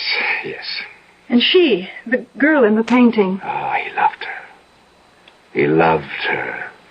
And she loved him. Or so she let him believe. She was one of his pupils. Beautiful. Talented. I can't tell you how beautiful. How talented. Oh, I shouldn't think you could. Since you weren't born yet. Yes. Yes, that's quite true, quite true. It's only hearsay. Well, what happened? Well, she began to get rather good parts and began to be known. And, well, she met a wealthy man and fell in love with him. Or some said his money. Oh, dear, it must have been tragic. It was more than I could bear. You? Oh, my grandfather, of course. But you said more than you could bear. My imagination. I have a flair. I have a talent for placing myself in a situation of becoming the people involved. I imagine myself. Well, you've played the game called imagination, of course. No, I've never even heard of it. No, it's a wonderful game. And incidentally, extremely helpful to an actor or actress. Would you care to play it? Well, let's do. Now, let's imagine ourselves to be, well, those two people in the painting. All right. How do we go about it? First, look closely at the painting. Mm-hmm. Try to see every detail. Every detail. For instance, the furniture. Old-fashioned. High-backed couch with brocaded upholstery and antimacassars. That's right. And the table lamps. Beaded lamps, they call them, I think. That's right, that's right. And the gas jets on the walls. Notice? How could I help but notice? I feel as if those lamps are actually lit. As if the gas jets are really glowing. As if I'm... Yes. I'm in the room with him. His arms around me, his lips close to mine. Go on. It's all so real. I am that woman in the painting. You are. You have become her. You have become Iris Jordan. Iris Jordan? That was her name. Is her name because you bring it to life again. Iris. Oh, Iris. Iris. No. Iris. What are you doing? Darling, Let me go. I love you. Morley. Mr. Norcross. Please, Iris. Unhand me, sir. Iris. You hear me, sir? Unhand me. Please. I've told you I no longer love you. I love another, Thomas Broley, and I'm going to marry him. Don't do this to me, Iris, I beg you. Miss Phillips. I beg you, Open the don't. door. I can't bear it. I can't bear it. Phillips. I'll kill myself. Do you hear me? I'll kill myself. Miss Phillips. Miss Phillips. What is... Why were you crying out like that? I guess I got carried away, but we were only playing a game. A game? We? Morley Norcross and... Why, he's not here. Mrs. Broley? Broley? Is your first name Iris? Oh, what if it is? Were you the girl in that painting? Well, you know, I think you're out of your mind. You were the girl in that painting, weren't you? You were an actress. And you were in love with Morley Norcross, but you jilted him for a man named Broley. Thomas Broley. Miss Phillips, I will ask you to vacate these premises in the morning. This room, that garden, they're haunted, aren't they? I don't know what you're talking about. Oh, yes, you do. Not only the room and the garden, but that painting, all haunted by the ghost of Morley Norcross, the man you loved and then jilted more than 60 years ago. That's why you rent this place so cheaply. $45 a week. Tenants just don't stay here very long, do they? How long has it been since the last tenant, Mrs. Broley? How long? Well, more than a year. I see. What happened to the last tenant? Dead. Found dead in the garden. She'd been strangled. And that's why you weren't able to rent the place? No. The tenant before... Found dead? Strangled? Yes, Oh, my dear child, I only pretended to be angry with you and demanded you to leave to save your life. After letting me rent the place? I hoped the haunting was over, but I see now it isn't. Morley's ghost will haunt this place, haunt me till the moment I die. You must go in the morning. No. No. I'm not afraid of ghosts, Mrs. Broley. But more than that, I don't want to leave. Don't ask me why. I don't know. I'm afraid I do. What? Because you've done what I'm almost sure the others did. They couldn't bring themselves to leave either. And they didn't know why. Nor did I then. But I think I'm beginning to know that. You've fallen in love with Morley Norcross, Miss Phillips. You've fallen in love with a ghost.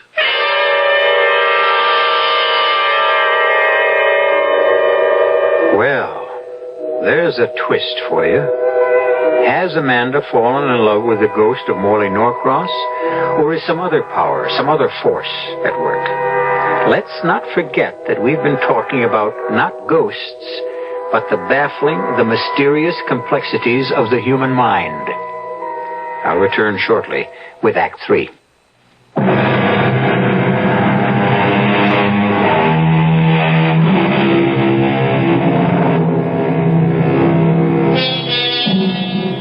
To fall in love with a ghost. That surely must be a curious experience, to say nothing of a dangerous one. Especially when, if previous tenants of Amanda's little apartment did the same thing, they were strangled to death as a result. But why? Morley Norcross, his ghost, that is, seems a charming, gentle, anything but violent spirit. So why? Amanda certainly has no answer. As for Gil, the man who hopes to marry her... I just don't plain believe it. This story of yours of what happened here last night. It's true, Gil, every word of it. You can check it out if you want to. You're a lawyer. Go to police headquarters or wherever you go. Find out if 2 women were strangled here or not. If you believe all this, what are you staying here for? Mrs. Broley says, thinks, I've fallen in love with Morley. Now I've heard everything. You in love with a ghost. Amanda, you don't think you are, do you? If you think that, then you need help, sweetie. You need help in a bad way. Now you're telling me I'm crazy. Well, if you're not, you certainly sound I think you better go, Gil. Now, wait a minute. Please, Gil. I take time off from the office to come down here and drive you to a tryout, your first audition for a Broadway play, and now you tell me to get lost. I'm sorry, but you get me so upset, so angry with you, and we've never quarreled like this before, never. Oh, sweetheart, I'm sorry. I really am. Now, come on now. Dry the eyes. Oh, Gil. I can't believe you're in love with a ghost. But you wouldn't be in love with another man, would you? Oh, don't be silly. Let's go or I'll be late for my audition.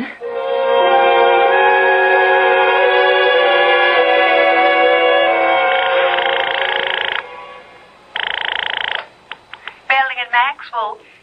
Gilbert Franklin, please. One moment. Hello? Gil? Amanda. Oh, Gil, I'm so excited. You got the part. Not the little part, the walk-on. But Gil, they listened to me for the ingenue lead. And I got it.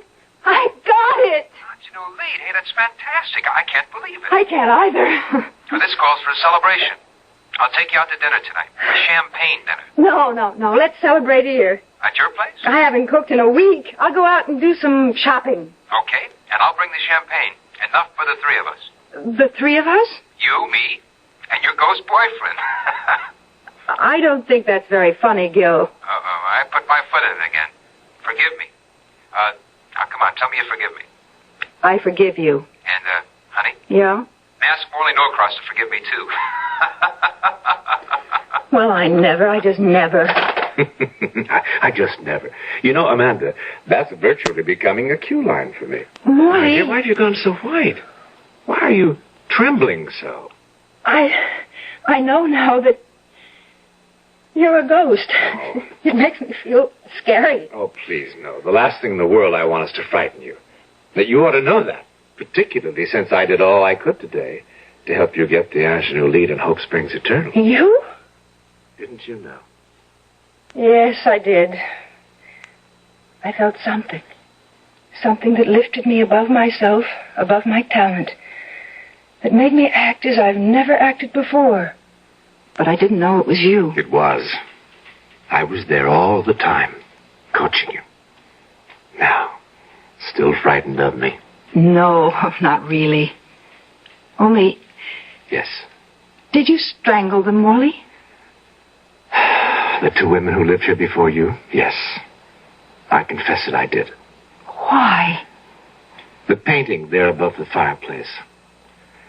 I didn't tell you the whole story behind it. Why not?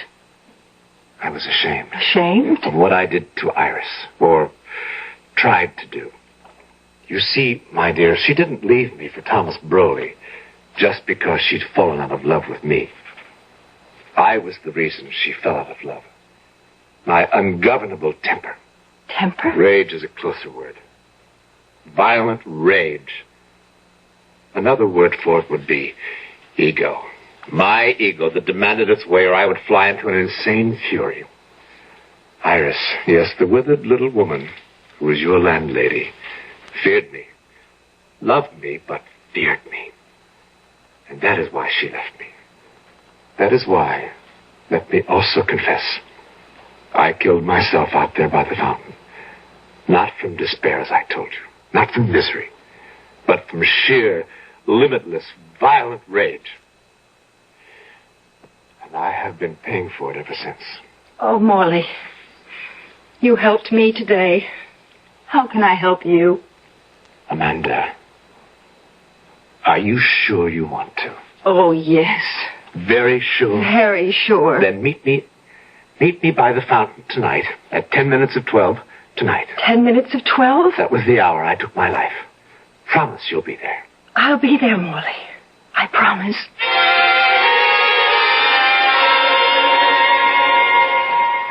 All right, Amanda. All right, I'll leave. Gil, don't be angry. What'd you expect me to be? I invite you to dinner to celebrate. You say, oh, no, come to my place, I'll make dinner. I come, I bring the champagne, and from the minute dinner is over, you keep suggesting I leave. Gil, it's late. 11:45 midnight is late. It is for me. I've had a long, nerve-wracking day, and Okay, I'm going. You want to know something? I may not be back. Oh, Gil. Gil. The scent of lavender coming from the garden. Yes, Morley. I'm coming. Coming.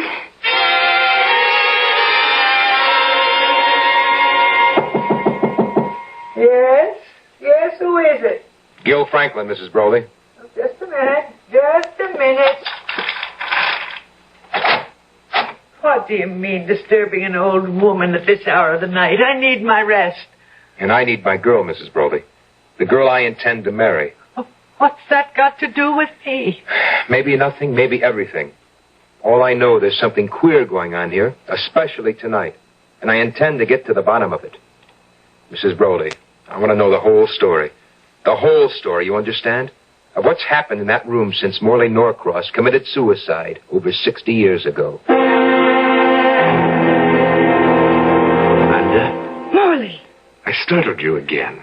Not really. It's just 10 of 12. And a beautiful moonlit night. Very beautiful. You're ready. You're sure you're ready to keep your promise. Oh, yes. What do you want me to do? Amanda, you think of me as a ghost. You are. Ghost, it's only a word, my dear, because I am dead doesn't mean I don't exist. I do. I am as alive as you, only I live on a different plane of existence now. A different plane of existence? You might even say a different level of consciousness. I don't understand. No mortal does. No mortal can. Oh, try. It's as simple as this. Nothing is. Nothing begins, nothing ends. It's all the same. A continuum. Only on different levels, varying planes of life, of living. To sum it up, my darling, there is no such thing as life. No such thing as death. I guess I don't understand. You know, the level I'm on, I don't understand all of it either. This only do I know. The world that was once mine and is now yours is nothing but illusion. Illusion, my dearest. That is all it is.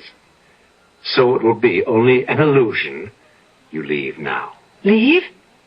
My world? To enter mine. Oh. You promised. Remember, you promised. Yes, but...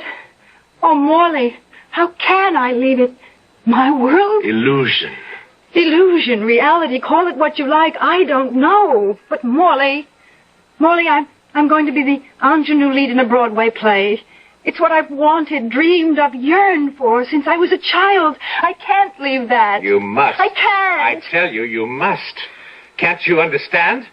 What you're leaving is nothing. Nothing to what you'll find on my plane. I'm not taking anything from you. I'm giving you everything. But what I want... You promised! You promised! Rotten hell if you didn't promise. You're strangling me. You promised. You promised me! And I'll keep my promise. I didn't say I wouldn't. Only that I wanted something else. So much. You wanted it? That much? You want it? That much? Yes. But you would give it up for me? A promise is a promise. Oh, and a selfless act is a selfless act. What? Amanda? She's not here in the room. The girl... Look, Amanda. Look. And listen. The fountain. It's flowing again. And birds singing in the garden at midnight. Remember I said the fountain would never flow again, the birds sing no more, until someone, somewhere, sometime, did something so supremely unselfish, so totally and completely selfless, that the act of suicide committed here, my suicide, would be painful.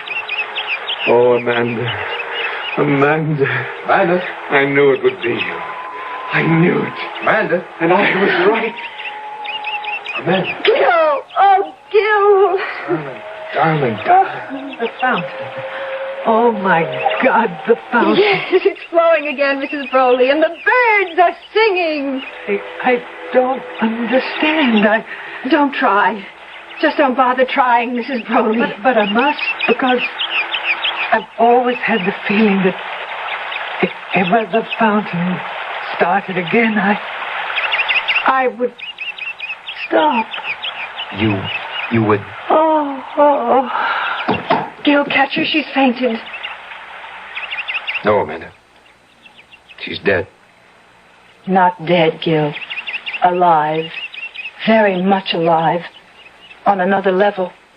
Another plane of existence. And oh, God, make it a happier one for her. And Morley. Planes of existence, levels of consciousness, the self, the over-self, the super-self. What do I know? Comes to that, what do you know? We don't. Because if what I read, what they tell me is so, our brains simply aren't equipped to understand. I once asked a Buddhist monk about this, and he said, you mustn't try to understand.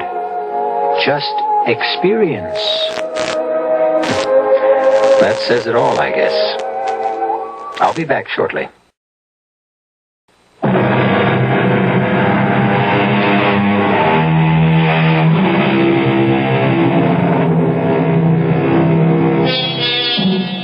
Amanda Phillips didn't become a Broadway star.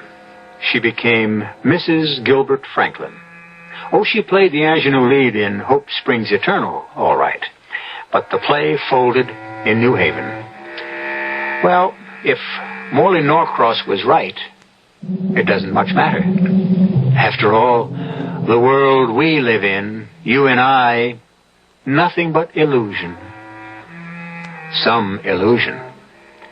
Our cast included Diane Baker, John Newland, Ann Seymour, and Dennis Cole. The entire production was under the direction of Hyman Brown. This is E.G. Marshall inviting you to return to our Mystery Theater for another adventure in the macabre. Until next time, pleasant dreams.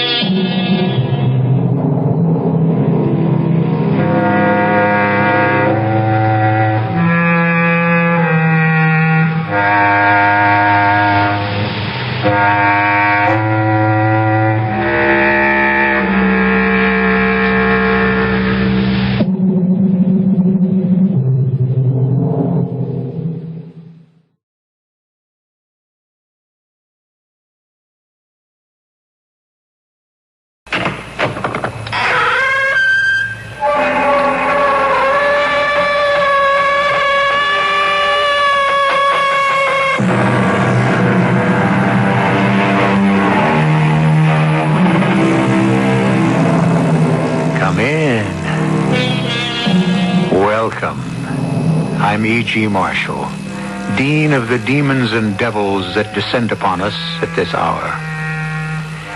We've been told by a gallery of characters as diverse as Douglas MacArthur, Thomas Edison, and Aldous Huxley that there are no substitutes for victory, hard work, and talent, respectively. Does that imply that there can be no satisfactory substitute for anything? Well, suppose you were condemned to death. How about a substitute who would walk that last mile for you?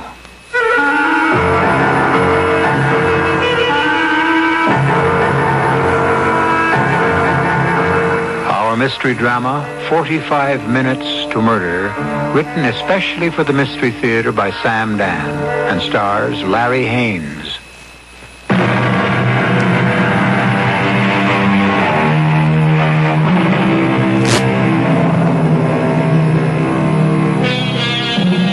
We are told, "Thou shalt not kill." The laws, both secular and divine, define murder as the ultimate crime, for which the ultimate penalty must be exacted. And yet, deep or not so deep, in all of us, is a bloodlust, and some of us satisfy it actively, while most of us, fortunately, are happy to indulge it vicariously. After all, isn't that why you listen to our program? What you want is murder. Well, you got here just in time. The body is still warm. The deceased is a female, white, age 50, named Emma Martindale. Her death was caused by an ingestion of hydrocyanic acid. What's that, Doc? It's also known as prussic acid, Lieutenant. Oh. It's one of the most deadly and quick-acting of all the poisons. How was it administered? It was in a bottle of cognac that someone had sent to her husband, evidently. Now, Doc, you say quick-acting. How quick? The dose she took? Just a couple of minutes. The guy who sent it has to be the killer, Lieutenant. It's open and shut. Please accept my sympathy on the death of your wife. Don't say the death of my wife, Lieutenant. Say the murder. Tell me what you know, Mr. Martindale. James Raglan has always hated me. James Raglan, why? Why?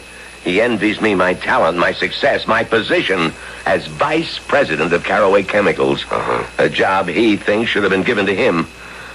Why, he's so extravagant, wasteful. The way he spends money, we'd be bankrupt in a year. Well, if he hated and envied you, why should he kill her? Incompetence, stupidity. Here, read this card. To Emmett, on your birthday, to be sipped slowly. It was delivered to the house this morning with the bottle of cognac. The poisoned bottle of cognac. Signed, Jim Raglan. Okay, tell me exactly what happened. Well, I certainly didn't expect a gift from Jim Raglan, and so I called Emma into my study. A gift from Jim? Read the card, darling. It's from Jim. His handwriting. It must be a practical joke. It's remarkable after all these years. I always wanted to be reconciled with Jim. And since he's taken the first step, well, I'm going to open this bottle and drink to it. What better way? I'll join you. What? Oh, pour some for me, too. But, darling, you never drink. I know, but this does call for a celebration. Well, it certainly does. It means Jim has finally matured. Oh, it's going to help at the office if Jim is willing to pull his weight finally. I propose a double toast. To your birthday. No, don't remind me. And to the flowering or the reflowering of a friendship. We were holding our glasses aloft, as you do when you toast. And it seemed to me that I noticed a kind of cloudiness in the cognac. I wondered what it might be. It was Dunstan's, one of the most expensive cognacs you can buy. Still, this might have been a defective bottle. I was going to say, let's not drink this just yet, darling. But she had already swallowed it down. Aren't you going to drink yours, Emmett? Well, Emma, dear, do you notice anything strange about the cognac? Strange? Well, I don't really know enough about I mean, the taste. Well, I don't know how it's supposed to taste. Well, probably it's my imagination. Although... What? Well, maybe I'm not used to it. You used to what? To... Emmett. Oh, Emmett, I feel... What is it? Emmett, something is... Marguerite! Marguerite! I'll call a doctor. She was dead when help arrived. There was nothing anyone could do. And now you know everything. Well, thank you, Mr. Martindale. No, Lieutenant. You don't know everything. Oh? I had every intention of killing Jim Raglan. Killing him with my bare hands. But your officers beat me to it. You saved him. You arrested him. You'll have to let justice take its course. Well, that's a superfluous remark. Certainly, I expect justice to take its course. If it doesn't, I'll take my own.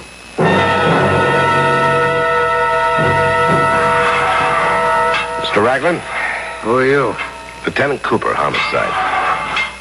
I didn't kill her. You didn't mean to kill her. You sent the bottle of poisoned cognac to him. I didn't send a bottle of poisoned cognac to anybody. Now, Mr. Raglan, I want to help you. If you want to help me, you'll find out who's trying to frame me. Did you send Mr. Martindale a birthday gift? Yes. You don't deny it. But it wasn't poisoned. It was Dunstan's cognac, 100 years old. It cost $200. Isn't that a lot of money to spend on a birthday gift?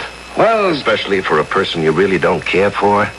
Who told you that? Do you like Mr. Martindale? Are you in the habit of giving him gifts on his birthday? Well, I just thought we'd been at swords' points long enough. Swords' points? Well, it's just that we disagree on money. He hates to spend it. I decided it'd be better for the firm if we pulled together. Or if you could, pull alone. I only wanted to make peace with him. A $200 present? It'd impress him. The business required both of us to work in harmony. I own stock in the company. Now, we have the note in your handwriting. Would I be such a fool? Well, sure. Murder is basically a fool's occupation. All you have is Emmett's word for it. For what? That the cognac I sent him is the same cognac that poisoned his wife. Listen, suppose he wanted to kill her. Why? Well, suppose the cognac arrives, it has the note in my handwriting. He gets a sudden flash of inspiration. He opens it. He spikes it with the poison. Yeah, sure, fine. Where would he get the poison? We're in the chemical business. He's a chemist. He has a laboratory in the house. He gets his wife to drink some of the cognac. And here I am, in jail, the killer. Well, you must admit it sounds a bit far-fetched. I don't admit anything. Mr. Raglan, make it easy on yourself, huh?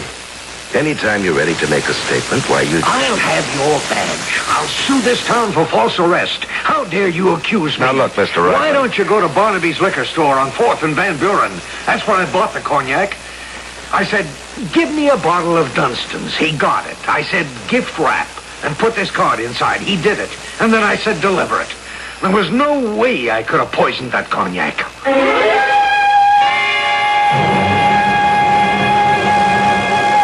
Sure, I remember, Lieutenant. I don't sell a bottle of Dunstan's every day, you know what I mean?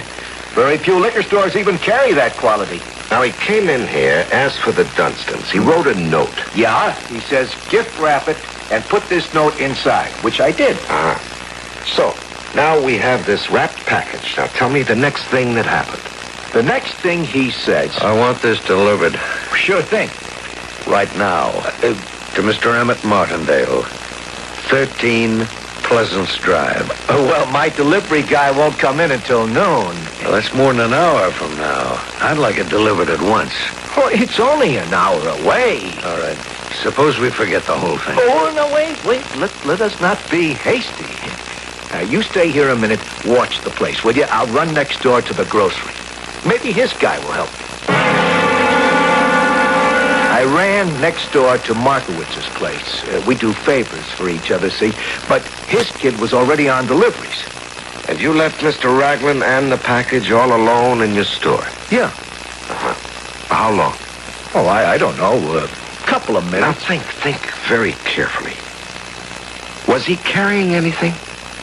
Yeah, one of them attaché cases. You sure? Yeah, positive. Then he did have the opportunity to switch bottles. Now, the point is, he was alone with the package. Well, sure. He was alone with every package in the store. I see. And then what did you do? I went back and I told him straight out, I can't deliver this for at least an hour. Then cancel it. Oh, no, wait. Let me think. It'll take me 10 minutes to get to Pleasance, 10 minutes back.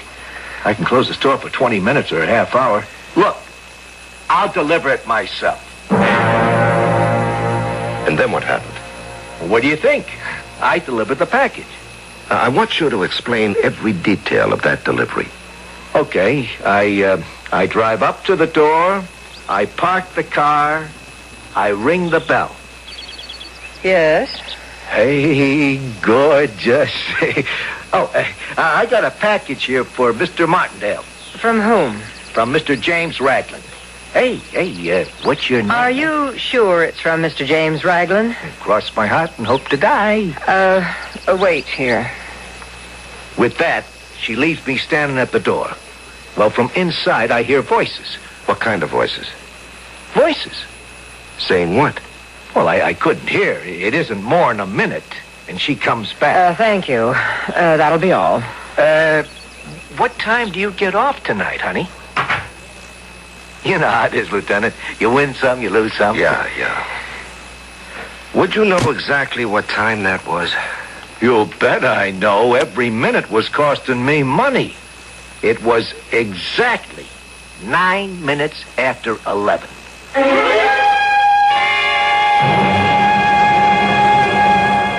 Your name is Marguerite Willis. Yes, officer. And, just after 11 this morning, a man delivered a package. A bottle of cognac for Mr. Martindale. I brought it in to him. Tell me, why did you ask the delivery man to wait? Well, I couldn't believe Mr. Raglan would send Mr. Martindale a present. Why not? Well, I shouldn't say this, perhaps, but there's always been such bad blood between them. I see. Now, tell me what happened when you brought the present to Mr. Martindale. A gift for you, from Mr. Raglan. Are you sure? That can't be right. Oh, then find out. You can leave the room if you like, Marguerite. It could be a bomb. Well, look at this. It's a bottle of cognac. Not just cognac, it's Dunstan's cognac. That extravagant fool. Maybe he wants to poison me. But with Dunstan's? Nobody would poison with a bottle of Dunstan's. Could be worth $200-300. It's just too much money. Emma dear, come in here. It's a gift from Jim. A gift from Jim? I walked out of the room and I began to dust the parlor. I could hear them talking about it. He'd opened the bottle. She said that she'd join him. How long did that take? Just as long as it takes to tell you. Next thing I know, I hear him yell for me to call a doctor. And did you? Well, I was standing near the phone, so I just lifted it and called the police emergency number for an ambulance. And they came right away? Oh, yes. Right away. Thank you, Miss Willis. I guess that's all.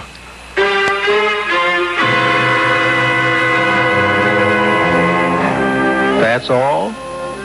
That's all for whom? It could be all for Mr. James Raglan, but you know it can't be as simple as this. After all, it's only the end of Act 1. We'll have the usual quota of surprises set up for Act 2, and as for Act 3, well, but let's take them one at a time.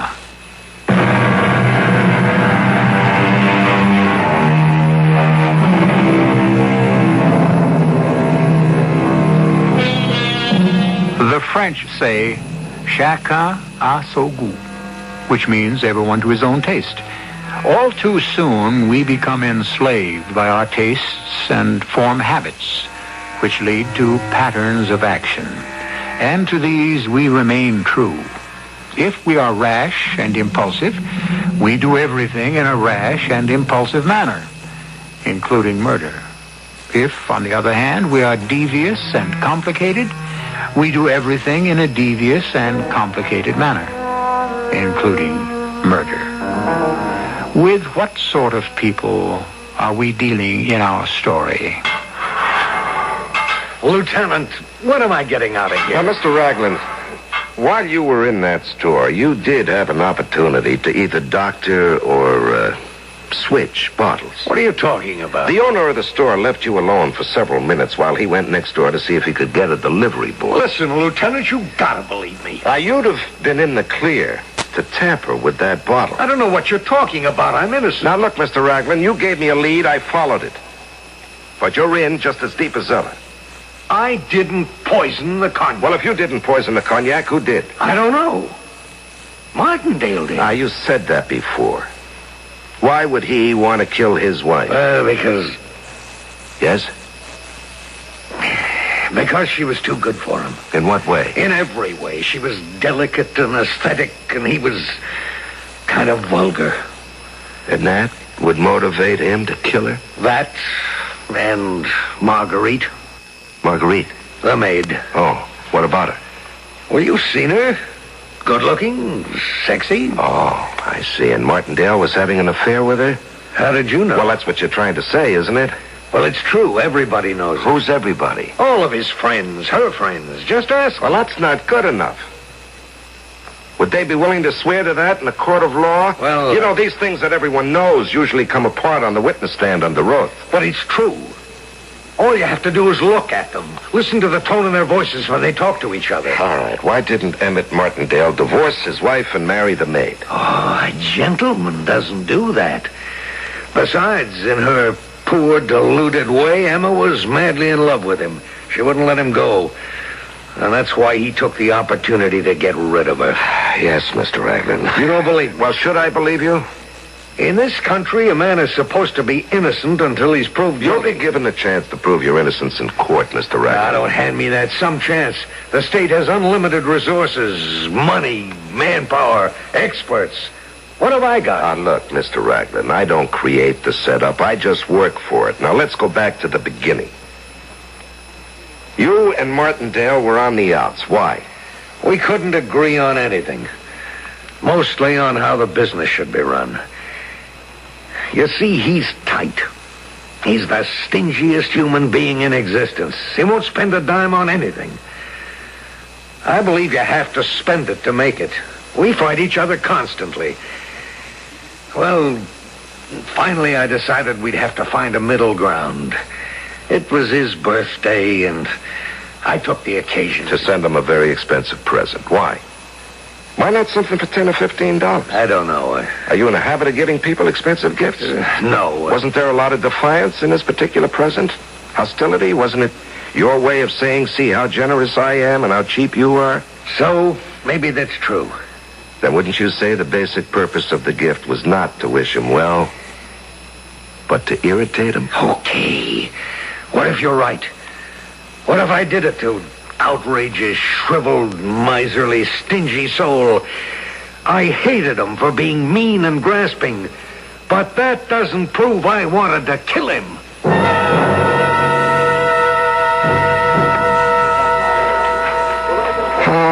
Let me see. Let me try another dozen of those clams oregano, Gus, huh? Shouldn't you be watching your diet, Lieutenant? Well, clams don't add weight. They're protein. They're supposed to have a lot of cholesterol. Well, still in all, I can't think unless I eat. What do you got to think about? Oh, nothing. Nothing so simple can happen to me. It never has. At noon today, Mrs. Emma Martindale drinks from a bottle of expensive cognac, which a guy named James Raglan sends to her husband as a birthday gift, you see? And she keels over, dead. The booze is spiked with poison. James Raglan wished to kill friend husband, and something went wrong. Now, 7 hours later, we have Mr. James Raglan in a cell. He'll be charged. The DA is satisfied he has enough to ask for an indictment. But I'm thinking... Yeah? It can't be this easy. It can't be this open and shut. There's something about this case that I just can't seem to get hold of. What's that? I don't know, Gus. Listen, do you have any more of that key lime pie? I'm going to talk to the DA. Why don't you leave just well enough alone? I haven't had a chance to thank you yet, Lieutenant Cooper. You've worked quickly and efficiently. You've gotten these statements from all the witnesses. I don't see how a jury can come up with anything but a verdict of guilty in the first degree. Mr. D.A., that's exactly what I wanted to talk to you about. You see, I am not sure that James Raglan is guilty. What's that? Well, with all the evidence? Mr. Quentin, I'm just not sure. Why? I don't know why.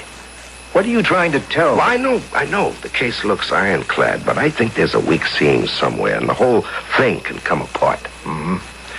Well, there has to be a reason for the way you feel. What is it? Well, that's it. I don't know.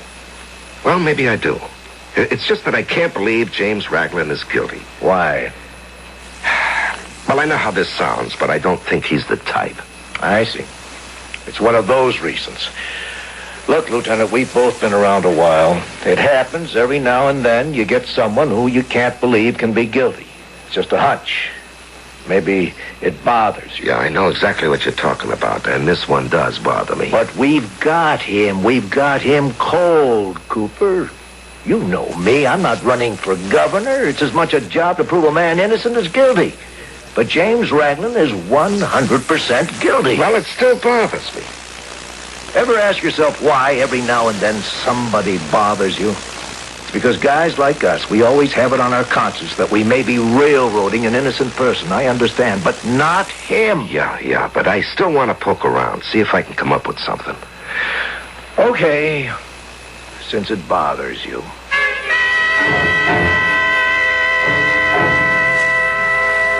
I'd be glad to help in any way I can, Lieutenant Cooper. Your full name is Marguerite Willis. How long have you worked for the Martindales? 8 years. Oh, that's a long time. What was your relationship with the family? My relationship? Mm-hmm. Well, I'm well treated, but I am a servant. Yeah. Well, you see, there were rumors that your relationship with Mr. Martindale is another level. Oh, you always hear rumors like that. If there's a woman servant in the house, and if her face doesn't stop a clock, people always assume some hanky-panky with a husband. Oh, it's automatic. Oh, those rumors don't bother me. Yeah, well, it's a question that had to be asked. Well, I understand. And it's a line of investigation that has to be followed. Well, go ahead. You won't find anything. The truth is, Mr. Martindale doesn't like women. That is, he has no romantic inclinations in that direction. If you know what I mean. No, I'm not sure I do. Well, he's completely involved with his work. He brings it home every night. Uh-huh. How did he behave toward his wife? Oh, like a gentleman. Did they get along? Very well. Did they ever fight? Lieutenant, has somebody been talking to you? Oh, many people talk to me. Well, I'm in a very peculiar position here. Because of my job, I know certain things I have no right to discuss. But I have an idea someone is slandering Mr. Martindale. Mm-hmm.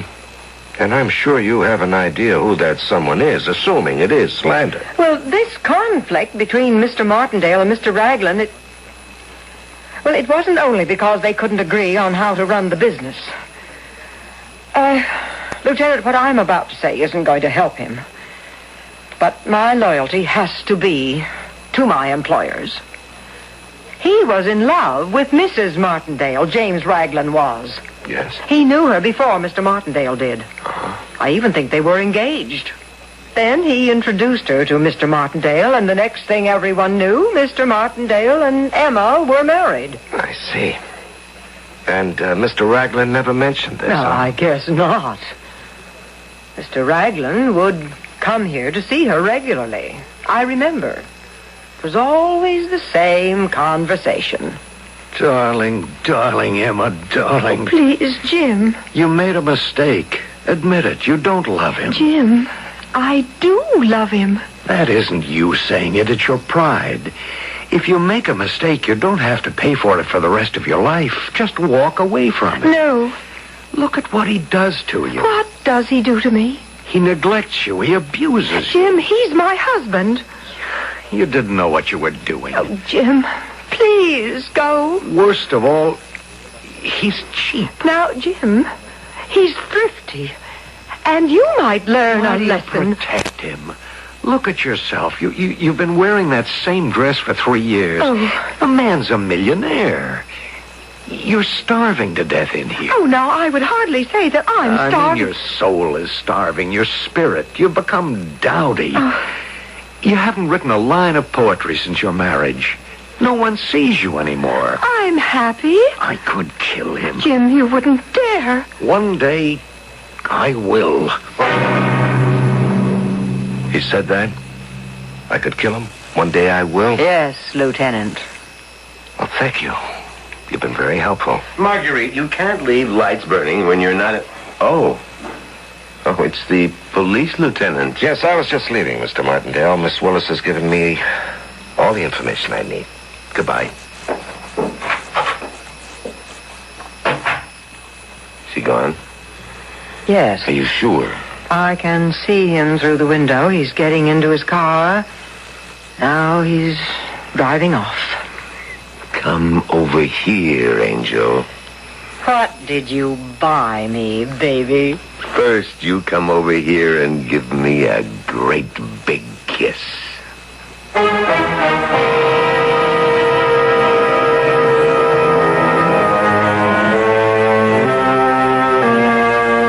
And so the second act curtain descends, as it should, on a torrid embrace. What are we going to do with all these people? Practically every one of them seems to be telling a lie. Well, maybe the lies will cancel out, and we'll be left with the truth. Maybe the truths will cancel out, and we'll be left with a lie. Nothing will happen until I return shortly with Act 3.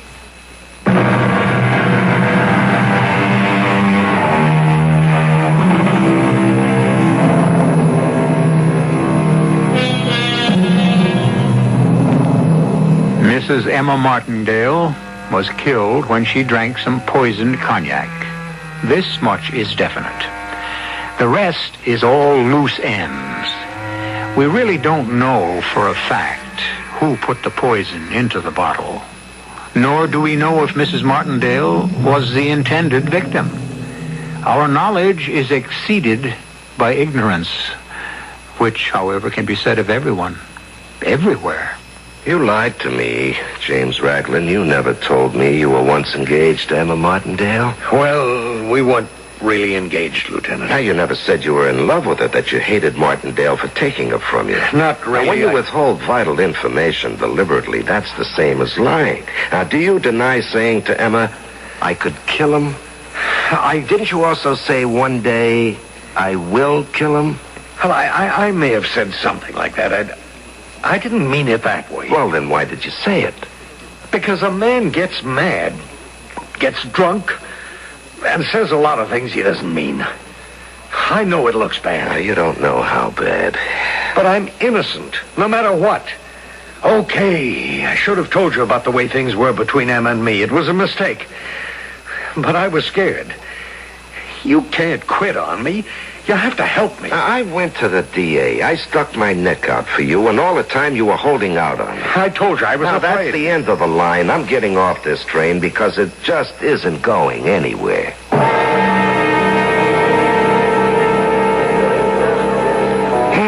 I don't know whether to have the steak or the fish. Hey, give me both. Potatoes, the salad, and, you got garlic bread? What's the use? I didn't serve you. You only go someplace else. Gus, I have some heavy thinking to do. About what? About this James Raglan guy. You still feel he didn't do it? Now, believe me, Gus, I'd like it if he did it, but the package is still too neat. Even though he's been lying to you? Yep. Even though he's got the motive? That's the trouble. He's got everything. Oh, you ain't gonna enjoy your dinner. I know. It's gonna fall into place, though, everything. What do you mean? It's all running around in my head, Gus. I just wish something would happen to make it stand still for a minute so I could sort it out. Give it time. Look, I'll start with the salad. Okay. What did you say? I said okay. No. ago. You said, give it time. Time. Do you realize, Gus, that this whole thing is based on time? Timing, for crying out loud. It's been right out there in front of me all along.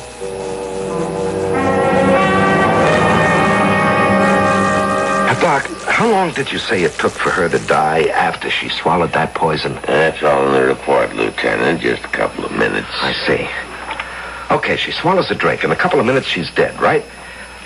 Now they call the ambulance immediately. Well, that's what the report says. Yes, and it also says the request was made at 12 noon.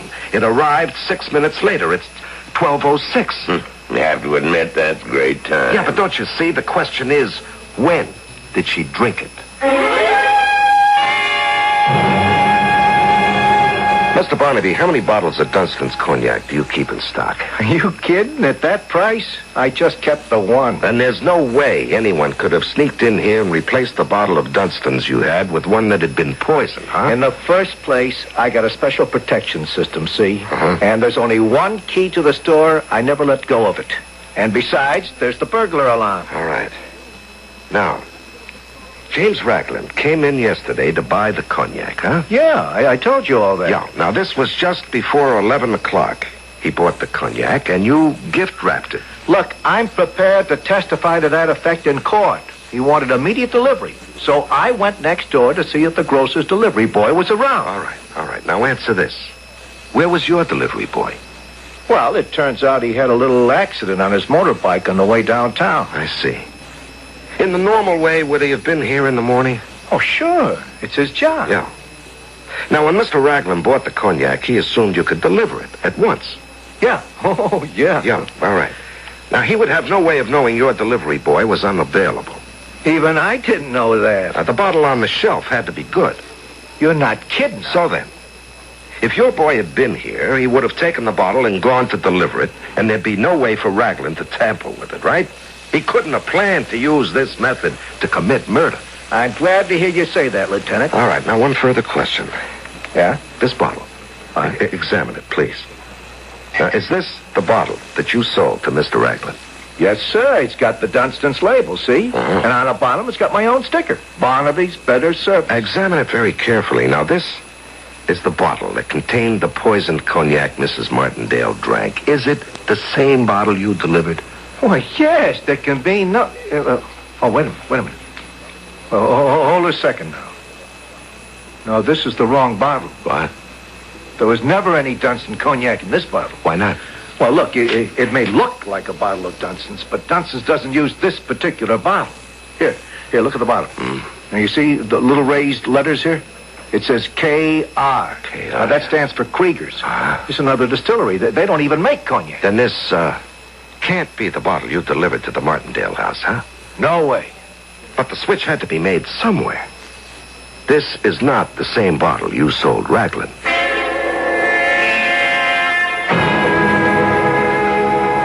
Hello, this is Lieutenant Cooper speaking. Sergeant, you got a call earlier to send an ambulance to a Mrs. Martindale. The record says noon. I want you to check that book of yours. Make sure it wasn't about 11:15. Oh, I see. I see. It was the first call you took when you came on at 12. Thank you, Sergeant.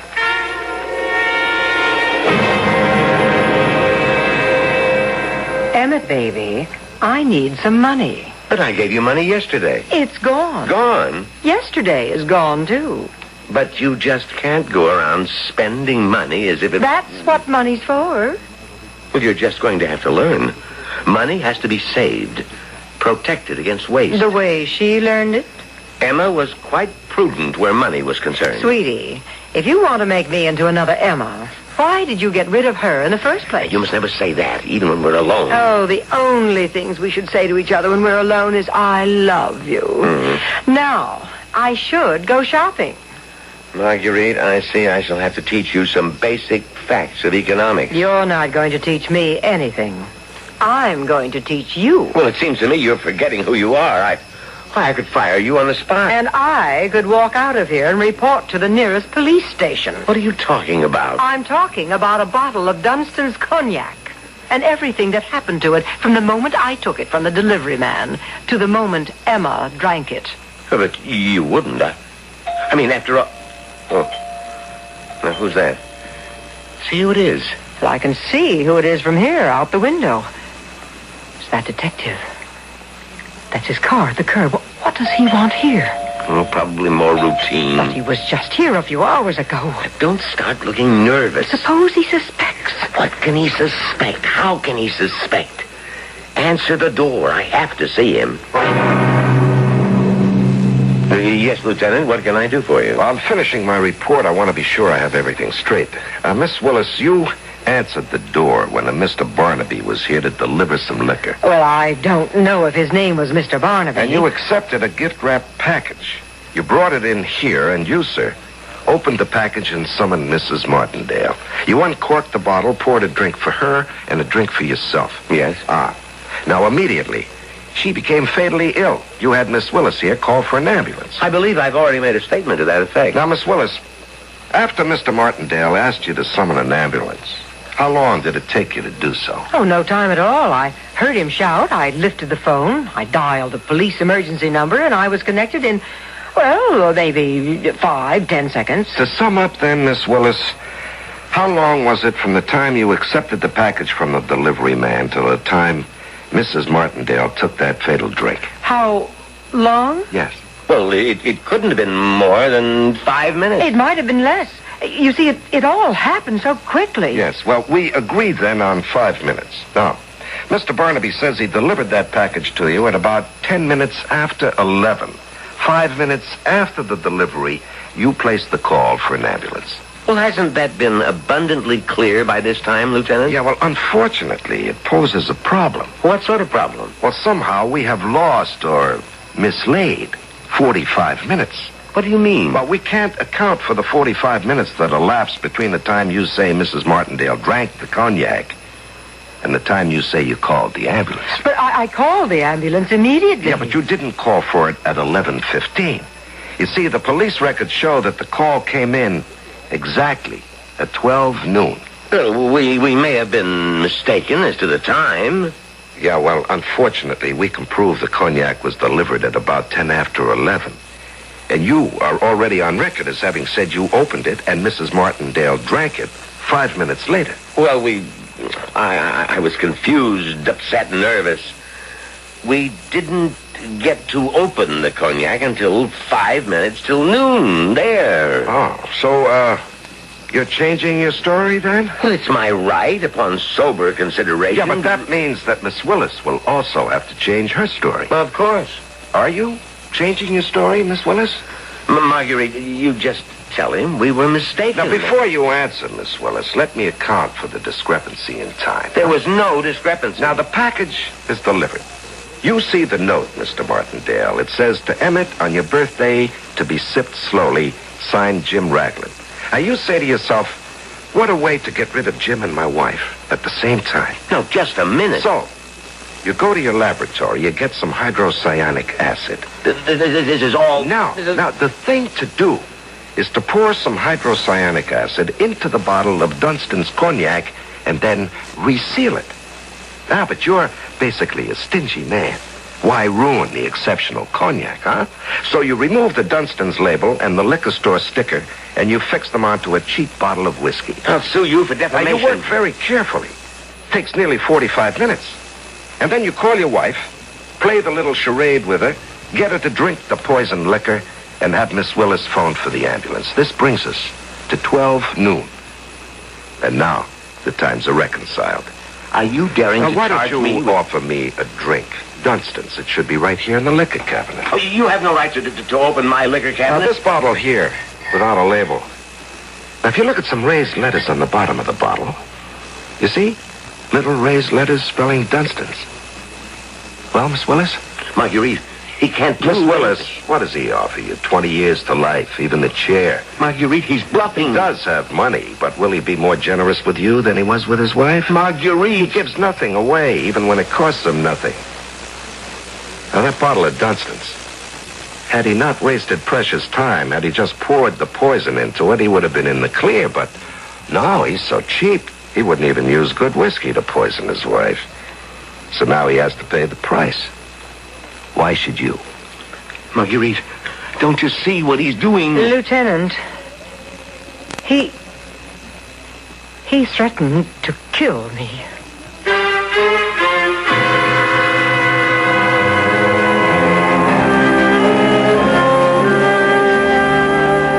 Who was it that said the cheapest way will always cost more in the end? At any rate, the jury felt that Marguerite was a helpless tool, so she'll be released shortly, after a short stay in jail. Emmett will never be released. He has a lifetime career in the prison library. He also teaches chemistry in the prison school. So, at least our story has some redeeming social value. And I shall return with even more values.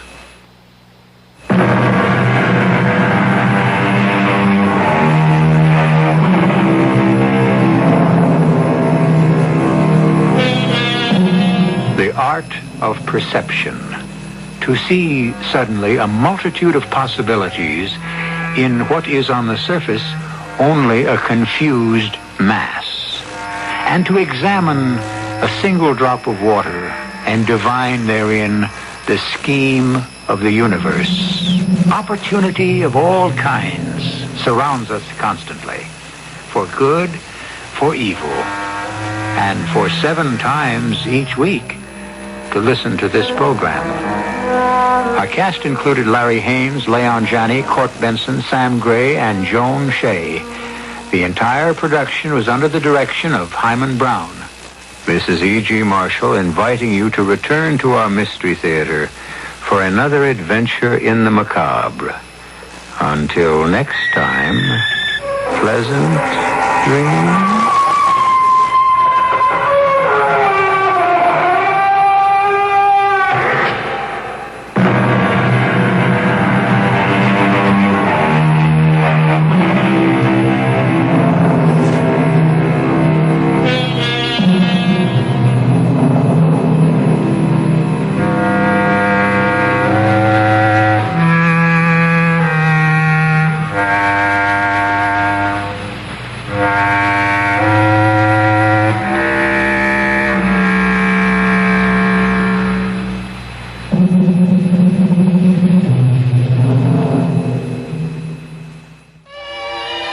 Filling the air with bright and beautiful music. This is KIXI, Seattle. The time at KIXI, now 11 p.m. CBS News. Egypt has called for an urgent Arab foreign ministers meeting to discuss the steadily deteriorating situation in Lebanon. I'm Mike Stanley reporting on the CBS radio network. Egyptian Foreign Minister Ismail Fahmy accused rightist forces of torpedoing a ceasefire agreement in Lebanon, and he said his country no longer could remain indifferent to the present scale of fighting, which he labeled as clearly aimed at the liquidation of the Palestinian Revolution. Arab foreign ministers met 3 weeks ago and agreed on a ceasefire and the posting of a pan-Arab peacekeeping force in Lebanon, but the Palestinian Lebanese Leftist Alliance complained to the Arab League that the force has failed thus far to play an effective role in ending hostilities. Arab League Secretary General Mahmoud Riyad ordered 2 more units, one Saudi Arabian, the other Sudanese, now in Syria, to move into Lebanon. They're expected to reach their positions sometime Tuesday. Meanwhile, fighting is reported escalating on most Muslim-Christian battlefronts in Lebanon. Beirut's communications with the outside world remain cut, but CBS News correspondent Doug Tennell got this taped report to Amman, Jordan, for transmission to the United States. Palestinian guerrillas are on the offensive in Beirut suburbs in an attempt to counter an attack by Christian gunmen on 2 large Palestinian camps east of the city. Both sides have been trading artillery fire almost non-stop for at least 3 days now. They are pounding away at military and civilian targets at random. One casualty in this latest round of battle is Beirut's airport. It was closed on Sunday after one of the shells destroyed a commercial airliner, killing the pilot and wounding several others. The heaviest fighting, however, centers around the Palestinian refugee camps located in the middle of Christian-controlled East Beirut.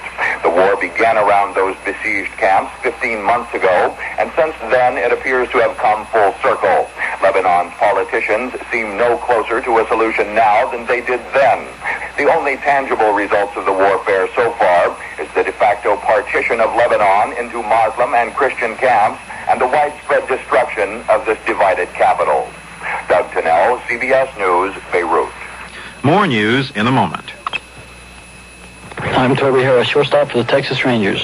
There will be plenty of spectacular action in this year's All-Star Game. Wherever you are, you can hear it all when CBS Sports brings you radio coverage Tuesday night, July 13th. The All-Star Game. You'll hear it all when CBS Radio Sports brings you live exclusive play-by-play radio coverage Tuesday, July 13th. It's baseball's big night of the summer. Listen wherever you are with portable radio Tuesday, July 13th. Over most of these CBS Radio network stations. President Ford is back at the White House, having returned Monday night from 3 days in Puerto Rico and an economic summit conference with leaders of Great Britain, France, West Germany, Italy, and Canada. Before leaving the scene of the summit, Mr. Ford had this reaction. I was greatly impressed with the candid and friendly atmosphere here. Our countries have come through a very difficult period.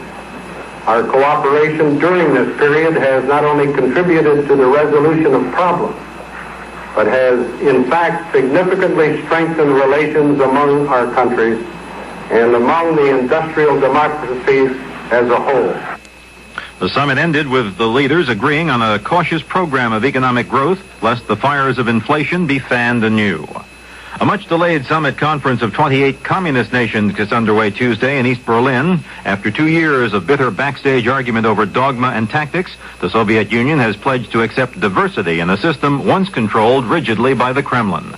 Marine Corps General Court-Martial Trial Board of 5 officers and 3 enlisted men has acquitted drill instructor Harold Bronson of all charges and specifications. The staff sergeant was charged with involuntary manslaughter and other charges after the death of recruit Lynn McClure, who had been pummeled senseless by other recruits in a series of pugil stick bouts. Mike Stanley, CBS News.